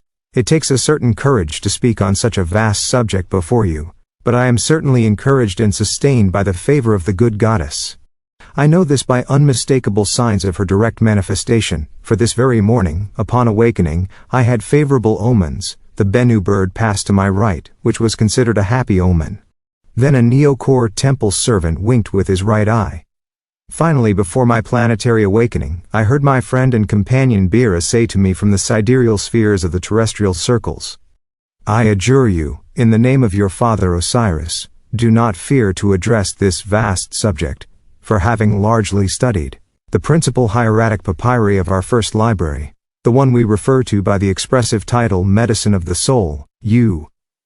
Greco-Egyptian antiquity transformed the Bennu into the phoenix, which was said to be reborn from its ashes. It was thus a symbol of resurrection. The Bennu was also one of the names for the planet Venus, whose successive appearances gave the idea of cycles and renewal. Cf. E. de Rouge, Études sur le rituel funéraire, p. 46. 2. Medicine of the Soul. Generally, this title was engraved above the lintel of the main door of the Egyptian libraries associated with the scribes. A large chamber of this kind existed at Dendera, called the library. Here are the titles of some of the works that existed in the libraries, all of which were placed under the protection of the goddess Sawek. Instructions for warding off the dire effects of the evil eye, protection of the king in his dwelling, the art of healing through the influence of the universal fluid, either in prayer formulas to bless or protect, a tomb, a house, a city, a region, and an empire. Instructions for the cult of Horus. Inventory of the objects found in the temple of the great goddess, etc., etc. etc. I can certainly address this subject with confidence. Such are the reasons that have encouraged me to speak today about the primordial aether or universal fluid. I will begin by saying that in the worlds there exists but one power or force. It is either. It is he who illuminates, he who acts, he who transports, he who generates, he who makes things grow, he who agglomerates, unites and synthesizes molecules, whatever they may be. In short, it is this fluid that created everything that exists, that has done everything. Without it, nothing would exist, and with it, everything can be brought into being. And remarkably, this force which is all and everywhere, which is the great motor, the disk, the soul of worlds, is invisible to most of animal life. This imponderable fluid possesses incalculable power. If men knew how to store it, channel it, and direct it, they could grind grain with it, knead flour, cook his bread, and give planetary life to all degrees. This fluid illuminates the worlds, for the suns are nothing but emanations of this fluid. Finally, in medicine, it is the universal remedy, panacea. This is the only part of the subject I will outline today. The technical part of my subject cannot be committed to writing, so I will not transcribe it here. Here is the succinct analysis of the purely philosophical part. The lower castes absolutely require, in order to heal the bodily ailments that afflict them, the use of simples, various herbs, minerals, etc. And all these remedies must be accompanied by crude incantations. Without this, they would not believe they were seriously being treated. Magic, says de Varia Pape Judic de Turin, was considered as a divine science or a sacred art inseparable from religion, although it may be confused with practices we now call sorcery. This latter observation by de Varia is completely false. The Egyptians clearly distinguished magic from goetia. Yet in the higher castes, as I have shown, only the laying on of hands by a mage is sufficient to fully heal all diseases, which all stem from a single cause, the birth of the animalcule, microbes and microzoa of the moderns, a germ emitted by the secondary fluids, all impure. The single projection of the universal fluid, either, is sufficient to annihilate them in all bodies, whatever they may be, and as a result, it cures all ailments. Such was the conclusion of my scientific trial. After the ritual chants, accompanied by music, the high priest received me as a palicide with all the proper rites and ceremonies. I immediately took my place among my sisters, and I was seated beside my friend Bira. Chapter Tigami. On Music and Dance. The term music had a very broad meaning among the Egyptians. This art, in fact, encompassed not only the knowledge required by professional musicians, but also that of poets, historians, and geometers. Moreover, in antiquity, music was considered part of even medical education. Egyptian music clearly supported the definition given by a quintillion, namely, the knowledge of all that is beautiful and proper in bodies and in movements, a definition even broader than that provided by J.J. Rousseau in his Dictionnaire de musique. The range of sciences that the Egyptians associated with music was vast, thus to teach music in its entirety was to provide the student with a thoroughly encyclopedic education. To appreciate the full breadth of this science, we must note that the theory of harmonic numbers was based on music, and that the same musical formulas simultaneously expressed the system of sounds and that of the universe. The intervals between tones were correlated with the distances between celestial bodies, just as their movements were understood according to the laws of music. The Egyptians had recognized that the fundamental law of sound was aligned with the immutable laws of nature. From this they deduced that nature, always constant in its motion, had to be subject to the same laws governing the organization of the cosmic system. Thus was established the system of harmonic, astronomical, and musical proportions. This is no doubt what led Plato to declare, "Astronomy and music are alike in kind and equal in power. The ears were made for harmonic motion, just as the eyes are made for the movement of the stars." From the few preceding lines, one can see the scope encompassed by the education of a school in which music, astronomy, and other sciences were intimately connected. Thus, the teaching and practice of music were the privilege of the highest class of the priesthood. Only the cantor appeared last in the sacerdotal class. Homer received this exalted teaching, and thereby became capable of replacing his master. The work of the great cantor attests that he was not ignorant of any human knowledge of his time. It is not without reason that we speak of the immortal poet. Indeed, at the origin of all civilizations, we find that the elements of the sciences were written in verse and sung, sometimes accompanied by musical instruments. Thus, the aid of music and song was also necessary for both the teacher and the student. This mode of instruction was indispensable for learning all the sciences and fully justifies the words of Thoth to Asclepius. To know music is to know the order of all things, and the place assigned to these things by divinity. After this, it is not surprising to see that in antiquity, the term musique held such a broad meaning that in Egypt it was especially used to designate, in a general sense, everything a human being ought to know, even with regard to the hygiene of body and soul, as well as personal ornamentation. The Egyptians held such a deep respect for primitive music that any change, even the slightest innovation in musical modes or rhythms, was regarded as a serious offense. These innovations were believed to have the potential to lead the populace down ruinous paths, provoke social upheaval, and spark revolutions. It is likely for this reason that Plato, in his Republic, only permitted music on the condition that it preserve an immutable character. He feared the prodigious effects that could be introduced, and the abuses that might follow. He expressed himself in the following way: "One must be wary of those who delight in new songs. One must avoid introducing a new form of music, for that would lead to the shipwreck of everything. Indeed, no change ever occurs in musical modes without shaking the very foundations of the state." De Republica Plato. For any change in musical modes necessarily brings with it changes in civil laws, namely, political upheaval. Undoubtedly, it is these anxieties about transformation that led Dion Chrysostom to claim that music had been prescribed in Egypt.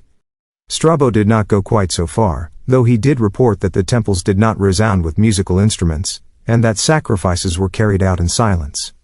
These are grave errors. On the contrary, we can affirm that religious festivals and ceremonies were always accompanied by chants, supported by musical instruments.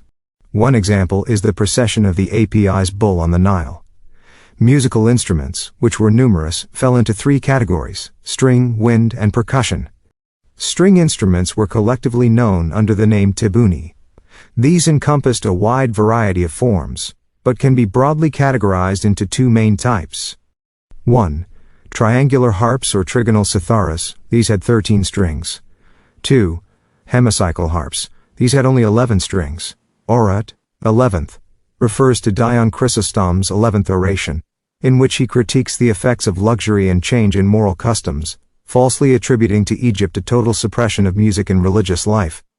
Strabo, Geography, Book 16th. Strabo reports that in Egypt, sacrifices were carried out in silence, without the accompaniment of music. This is here identified as a significant error, corrected by the testimony of Egyptian ritual practice. We must also add that the number of strings on these instruments was highly variable, ranging from as few as 3 to as many as 24. Osborne himself, in a memoir on ancient musical instruments, records the number of strings on Egyptian harps as varying between 2 and 24. Regardless of the number, however, these harps were always played with both hands. The chemist Le Baillif analyzed samples of strings from these harps. Here are the results of his observations. Each string, he says, is composed of 2 distinct strands, and these strands themselves are made up of a multitude of nerve-like filaments, round, strong, transparent, which bear no resemblance to gut strings, nor to those made from the intestines of cats or sheep. Many chemists have stated that the strings of Egyptian harps were made from fish gut. Many of the harps lacked the consoles pillar supports of our modern instruments, instead adopting the form of an arched bow. They were played during processions while walking, the wooden body of the instrument resting on the shoulder, with the strings turned upward toward the sky. The psalterion was a harp with oblique strings, used to accompany singing. We must also add that the number of strings on these instruments was highly variable, ranging from as few as 3 to as many as 24. Osborne himself, in a memoir on ancient musical instruments, records the number of strings on Egyptian harps as varying between 2 and 24. Regardless of the number, however, these harps were always played with both hands. The chemist Le Baillif analyzed samples of strings from these harps. Here are the results of his observations. Each string, he says, is composed of 2 distinct strands, and these strands themselves are made up of a multitude of nerve-like filaments, round, strong, transparent, which bear no resemblance to gut strings, nor to those made from the intestines of cats or sheep. Many chemists have stated that the strings of Egyptian harps were made from fish gut. Many of the harps lacked the consoles pillar supports of our modern instruments, instead adopting the form of an arched bow. They were played during processions while walking, the wooden body of the instrument resting on the shoulder, with the strings turned upward toward the sky. The psalterion was a harp with oblique strings, used to accompany singing. Could only produce sound when shaken in rhythm.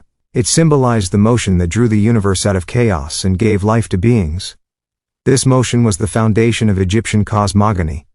Please note, an American inventor, Mr. Keeley of Philadelphia, discovered a mechanical principle based on the vibration of air of immense and unprecedented power. As a force, it surpasses steam, dynamite, and melanite by far. According to Dr. Franz Hartmann Lotus, 1888, p. 379, who visited Keeley's laboratory, Keeley demonstrated an instrument he called a disintegrator. The way it functioned convinced the observer that Keeley could rotate a wheel using only sound. With this device, Keeley could bore through isthmuses and the hardest rocks with astonishing speed. Cf. Lotus, 1888, p. 360, et seq. Finally, the Egyptians possessed cymbals, drums, and tambourines tympana. In the monumental reliefs depicting war scenes, one sees long trumpets called tap in Egyptian.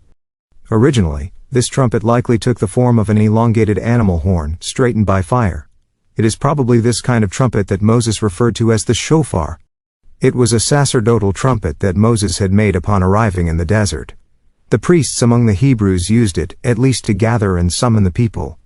It is likely that among the Egyptians it served the same purpose.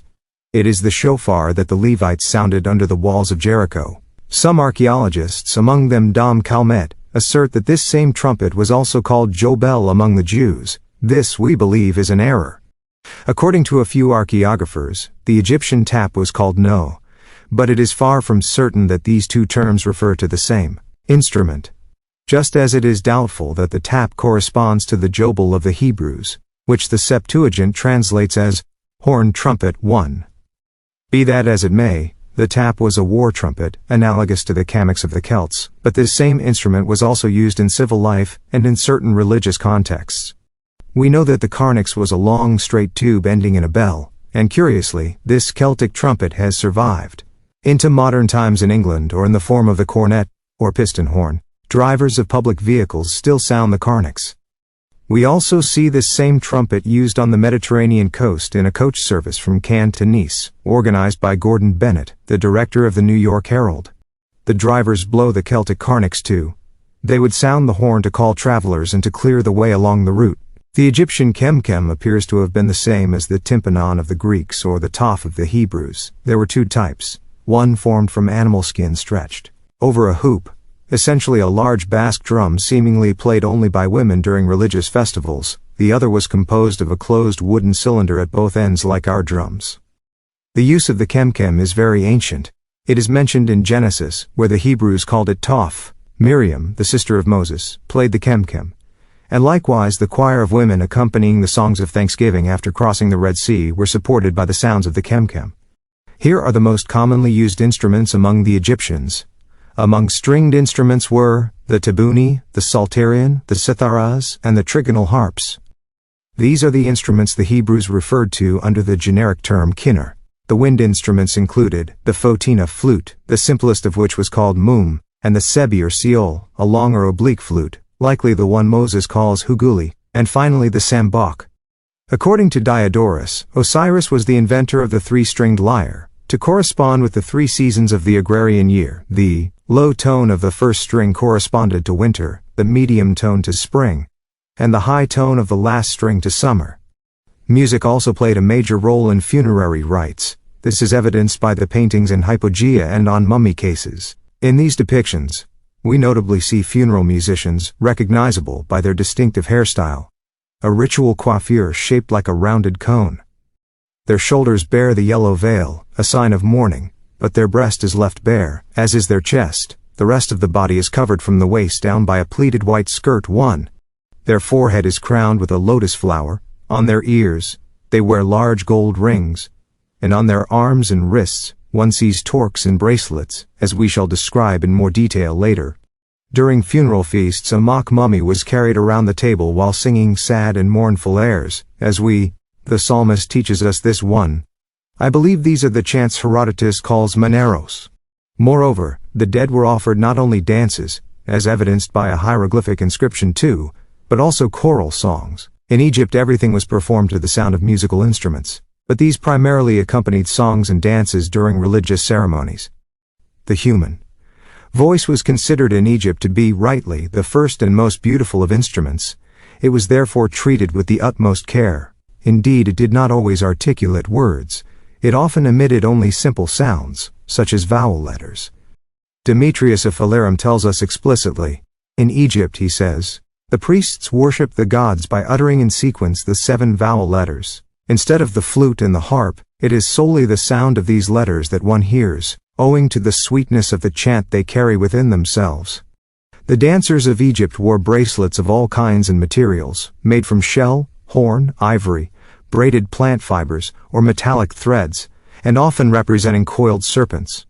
Some of these bracelets were worn on the upper arms, others on the wrists or forearms, and still others above the ankles. Below the knees the women of Egypt wore a kind of bracelet called parasolides by the Greeks. These were sometimes embroidered with fine pearls or beads of glass or enamel. Given the great number of musical instruments, we can conclude that the Egyptians must have been great lovers of fine music. Although the monuments that remain do not teach us much about their musical science, they probably considered it to summarize the entirety of sacred art, hence perhaps the absence of notated melodies and the silence of monuments. They were, after all, strong adherents of harmonic numbers and rhythm, which suggests they were excellent musicians. All that we have just stated is, so to speak, confirmed by Chabas, who tells us too. The Egyptians were great lovers of singing, music, dance, and physical exercises. A special official was assigned to this department of the king's pleasures. He bore the title of Intendant du Chant et de la Création du Roi, superintendent of the king's song and recreation. Songs in honor of the gods formed an essential part of religious ceremonies.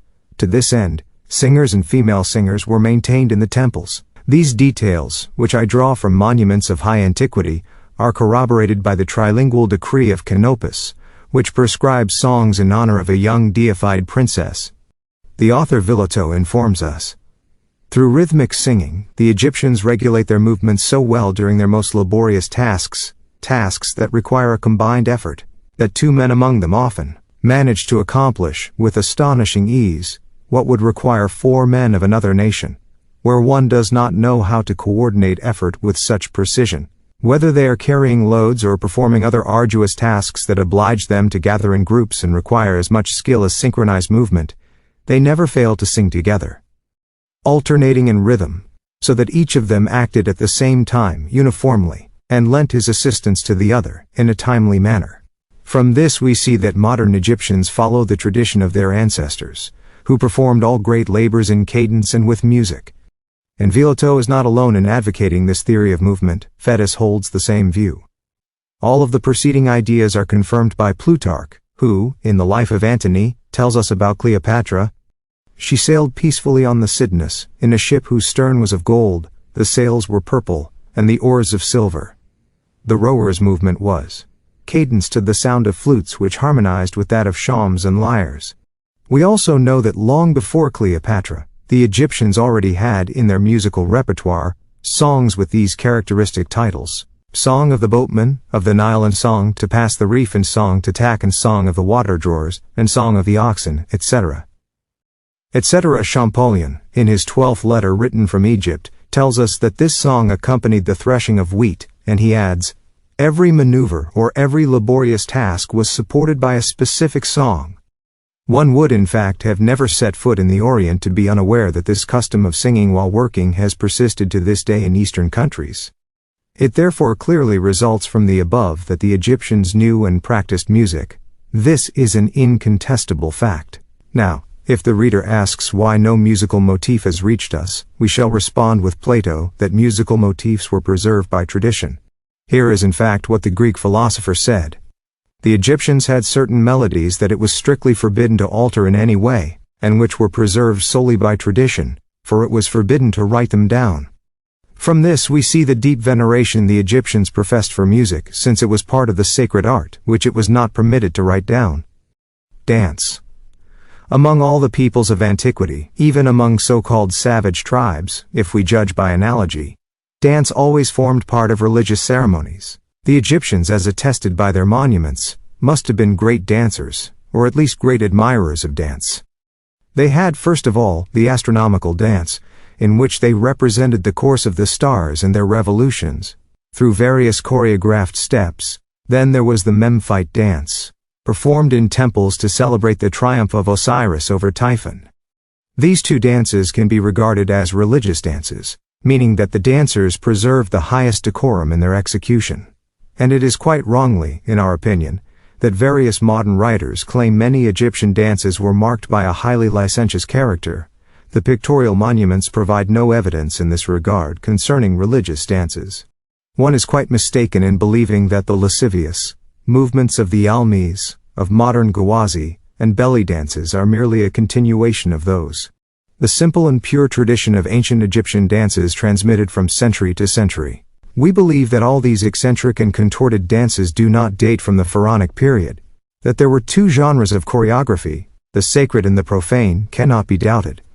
Obviously, to entertain themselves, the rich and opulent Egyptian lords must have had ballet troupes not very different from our own.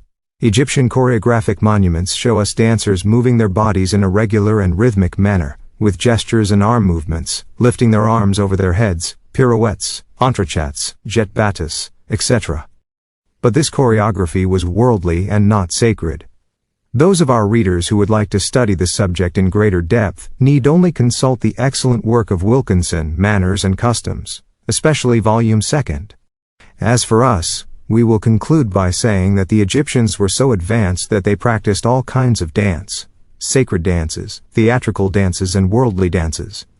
So much so that the latter were not only performed inside houses, in salons, if we may use such a modern term, but also by itinerant dancers who, in public spaces, solicited donations from passers-by. We even see some of these dancers performing in front of the palanquin of a distinguished person. Conclusion. In this conclusion, we will summarize the main points of our work. What immediately strikes us in Egyptian religious doctrine is the observation that Egypt was monotheistic. It worshipped only one god, who has no second, as the hymn to Amun-Ra declares. However, it is appropriate to distinguish three very different periods in Egyptian religion.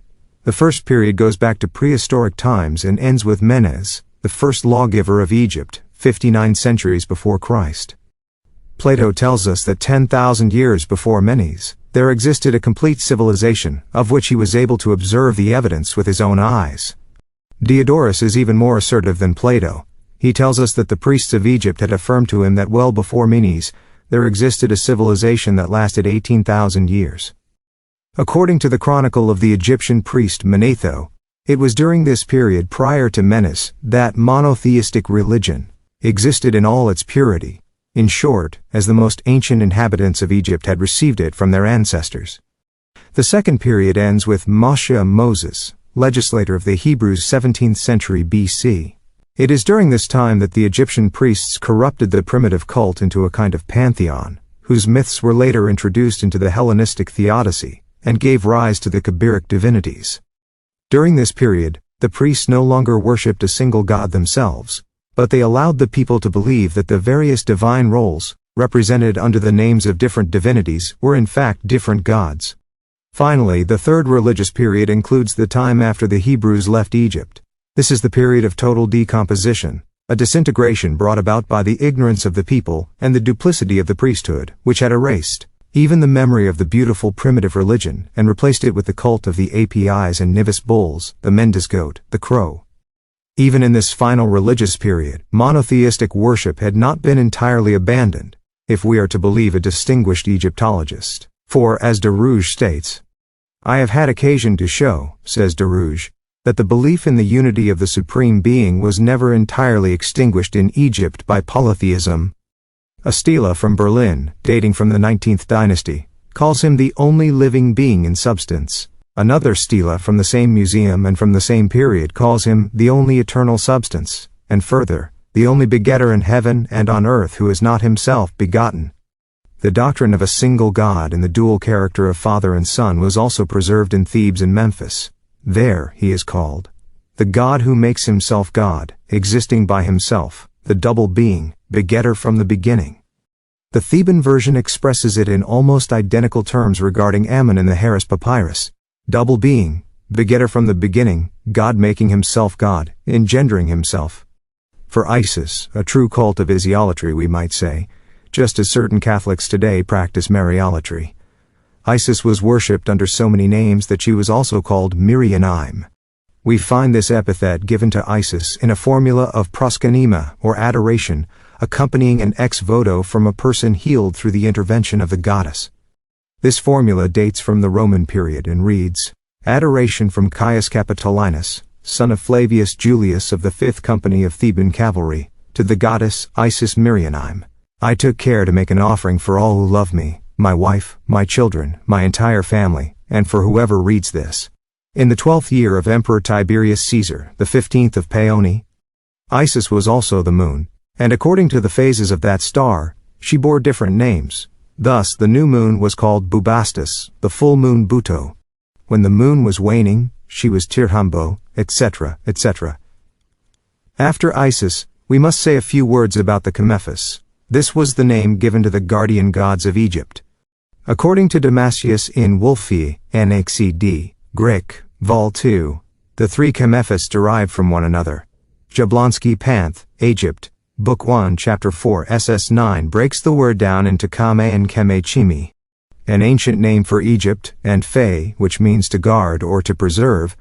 He believed that the three Chemephes were respectively Ptah or Vulcan, Neith or Minerva, and Phre, the sun. Crozer, on the contrary, states that the three Chemephes were Amun-Nef, Tithonus or Memnon or his son. Originally there were only 3 Chemephes. Later, we find 6. Then this number was doubled by a combination dividing them into 6 males and 6 females. They then came to represent secondary gods, and finally, they were regarded merely as decans, demons or familiar spirits, guardians of houses, essentially layers like deities. These decans are the same spirits that Moses designates by the name Malachim or Malachim. Thus ends the religious doctrine. The science of the Egyptians, like their wisdom, was esteemed, even greatly praised, among all the peoples of antiquity. This science, like the philosophy of Egypt, appears in antiquity, even the remotest, as sublime. The consensus of scholars is unanimous on this point. This science and this philosophy, known generically as the sacred art, art sacra, were hidden in the depths of the sanctuaries. The sacred art began to decline in the time of Sesostris. and it gradually disappeared under the Persians, Greeks, and Romans. Its decadence was so rapid that an emperor saw nothing more in Egypt's priests than ignorant men steeped in superstition, and Egypt itself became an ignorant and almost entirely degraded nation. This sudden collapse occurred because the pharaohs of the 18th dynasty, by bringing their armies far from the land of Egypt, taught the barbarians the way to their kingdom, or else, through foreign invasions, the temple. Sanctuaries were plundered, destroyed by fire, and the hereditary sacred art of the priestly families perished, at the same time that the priests who taught it and faithfully preserved it by tradition or by books also disappeared. The loss of these books is an irreparable misfortune, for who can say how many discoveries might have benefited humanity, and for how many centuries without this loss? To cite only one example, consider how much effort the alchemists of the Middle Ages had to expend to discover the philosopher's stone, while the Egyptians certainly possessed the art of transmuting metals, the amount of gold they held. The pharaohs, in the absence of other proofs, could bear witness to it. Alchemy was well known to the Egyptians. We have numerous testimonies of it, and the following passage from Seneca appears entirely conclusive to us. 1. He tells us, in fact, that the Egyptians judged air to be male because it produces wind, and female because it is nebulous and inert. They called the sea male water, and all other types of water female water. Male fire is that which burns by flame, female fire that which shines without harming. They gave to the stronger earth the name male earth, and female earth to that which is fit for cultivation. Wouldn't one think that these lines were written by an alchemist of the 15th century? At that time water and fire were also the two most studied elements. The alchemists gave them such diverse names that they could fill entire pages. Here is a short nomenclature concerning fire according to Ripley, who distinguished natural fire, unnatural fire, and fire against nature, and elementary fire. There was a fire of ashes, a fire of sand, a fire of filings, an open or free fire, a melting fire, of coal, in flame, a flame of fire, metallic fire, a fire of the sages, one external, innate, exciting, a philosophical fire. Then, according to the degree of the fire, they named it fire of Persia, of Egypt, of India, etc. Moreover, this word fire was applied to various substances, and even to liquids, to acids. Thus there was the vegetal fire or tartar, the corrosive fire or mercury, the earth fire or sulfur, and the lion's fire or either, etc., etc. In the first part of our book we spoke of this sacred art, of this Hermetism or occultism, as well as of the writings, the Papyri and the books of Hermes, which would be none other than the books of Thoth, translated into Greek. The origin of these books has been much debated. It is possible and even probable that not all the books of Hermes Trismegistus are literal translations of the books of Thoth, but there is one fragment of these which truly bears the Egyptian character. It is the one titled, The Virgin of the World, Chor Cosmon, which could also be translated as the Eye of the World. Since the Greek term chor means both virgin or pupil, and by extension, eye. The Virgin of the World, it hardly needs to be said, is Isis, the good goddess. In the fragment of the sacred book in question, after having poured out to her marvelous son Horus the drink of immortality that souls receive from the gods, Amrita of the Hindus, Isis speaks to the divine Horus in these terms. The sky strewn with stars is a rain above universal nature. Nothing is lacking, O my son, in that which constitutes the entirety of the world. Nature is completed by what is above her. The supremacy of the great mysteries over the lesser ones is necessary, and the celestial order prevails over the terrestrial order, as it is fixed and inaccessible to any idea of death. It is for this reason that earthly things, seized with fear, groan before the marvelous beauty and eternity of the superior world, for it was a spectacle worthy of contemplation, these celestial magnificences, revelation of the unknown God. We shall not dwell longer on this fragment, so interesting as it is, but we encourage our readers to read it, whether in the original or in the excellent translation provided by M. Louis Menard, and we shall now concern ourselves with the cosmogony. Here is what Seneca says about it.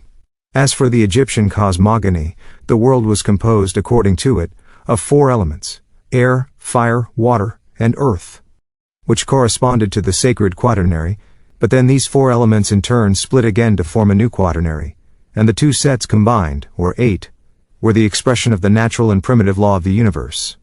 To achieve this duplication, the faculty of hermaphroditism was attributed to the first 4 members, and they were considered both male and female at once. One would hardly believe, we repeat, that one is reading in these new lines of Seneca, an alchemical text from the 15th century, although the Roman philosopher is still quite incomplete regarding this question. We know, in fact, that Egyptian cosmogony distinguishes 3 types of fire, not 2. 1. A spiritual invisible fire, soul of the world, creator of creation, God himself. Amun-Ra. This fire, detached from the creative essence, takes the form of a character persona, role, unique like Ptah. 2. A pure fire, also invisible, detached from the essence of Ptah, and produced, according to Pymander, by the incubation of the word upon moist nature, volatilizes into the upper regions of the atmosphere. This is the Aether, which the ancient physics considered it, not without reason, perhaps as the reservoir of electricity. 3. Finally, a material fire, visible in the sun and in the stars. Ptah, personification of elemental spiritual fire detached from the essence, from the creative will, united in himself both sexes, for he joined with his female form, named according to region, Buto or Anuke. From this mystical union was born Tas-Sokari, a kind of Vulcan or material fire existing in visible form in the stars and in the sun. Pia, spiritual fire, the first active principle emanating from Amun-Ra and identical to him, had as his emblem the earthly fire. After fire, the element that played a major role in Egypt was water. The pouring of water in favor of the mains, for instance, had an important significance. It was the symbol of freshness, of the humidity restored to desiccated mummies through their preparation and the action of time. Funeral rites prescribed frequent libations, in nearly all the ceremonies. This fact should not surprise the reader. The Egyptians, in fact, under their scorching climate, regarded water as the great benefactress. It was the principle of all things. Moisture itself was the mother and nurse of beings. The Egyptians called this principle Nil, and gave this name to the great river that irrigated and fertilized their land. They also called it Most Holy Father and Protector of the land. It was seen as a sacred river, like the image of Amun-Ra, the supreme deity, and it was in this capacity that it had a cult and priests. They even placed their beloved river in the sky. Thus they had the celestial Nile and the terrestrial Nile. The great Snuphis was considered the source and regulator of the terrestrial Nile. Thus, representations of this god often show him in human form, holding in his hands a vase from which celestial waters pour forth. Sometimes, the celestial Nile god had beside him 3 vases, emblems of the inundation. One represented the water that Egypt itself produces, the second, that which comes from the ocean to Egypt during the time of flooding, the third, the torrential rains, which also bring about the river's swelling and inundation. The Egyptians were well versed in alchemy. They were no less advanced in hygiene. We could cite many facts to support this, but we will limit ourselves to the following one.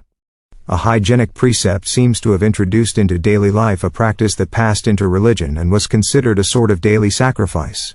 This practice consisted in offering 3 times a day perfumes to Ra.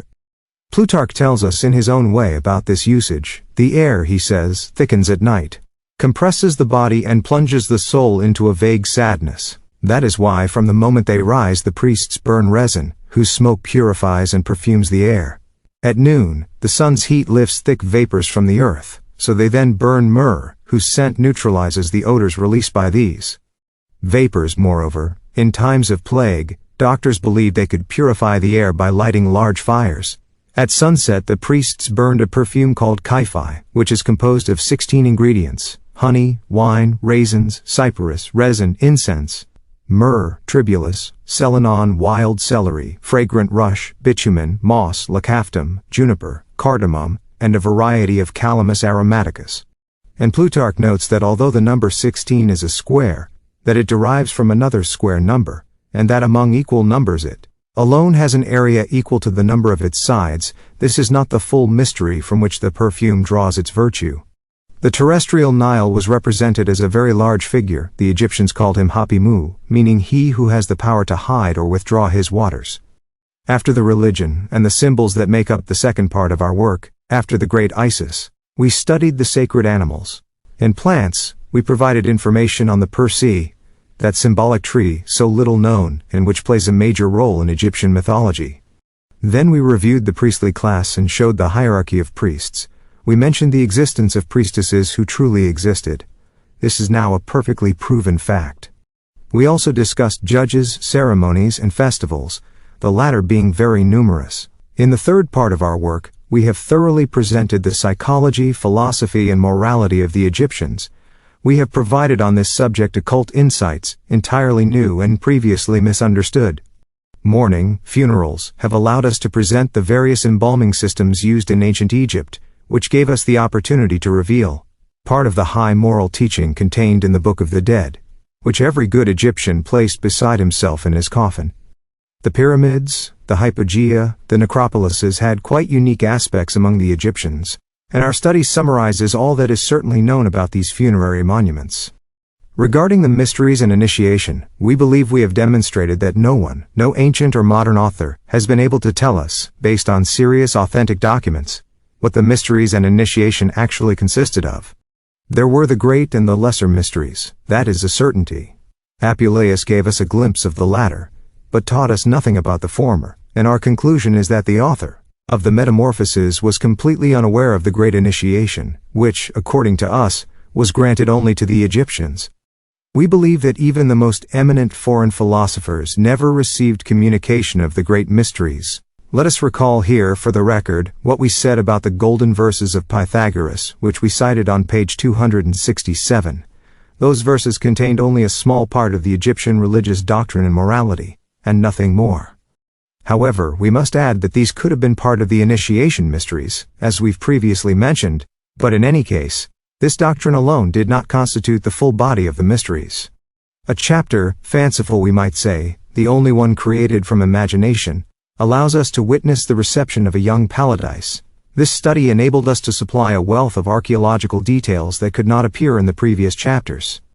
This antique pastiche was such a perfect imitation that from various parts of Europe scholars requested more information about Muna Sihir. And on January 27, 1897, we even received a letter from Pisa asking for additional information. The letter was signed by Dr. Giulio Buonamici, a philosopher and member of the Italian Asiatic Society. This form of initiation into the lesser mysteries, together with a chapter on music and dance, completes our work. In conclusion, we believe we have, in large part, revived that ancient mummy known as ancient Egypt, so fascinating in so many respects. If we have not fully revealed its sacred art, its occultism, it simply was not possible to achieve this under the current state of science. Will it ever be possible? In any case, we have provided documents and data on this subject far more significant than any author before us. Before concluding, we must open a parenthesis and ask ourselves whether the ancient Egyptian type might have spread beyond Egypt. The answer is yes indeed. In May of this year, 1896, while visiting the ethnographic exhibition of Central Africa organized at the Champ des Mars by J. and L. Barbier, we were very surprised to see among the Malagasy populations the Peels or Peels, who seem to have a distinctly Egyptian origin. We wanted more information on the matter, and this is what the representative of Messrs. Barbier told us. "You are absolutely right, sir. All travelers agree with you in recognizing in the Pools, Pools, or Fulahs, an Egyptian origin.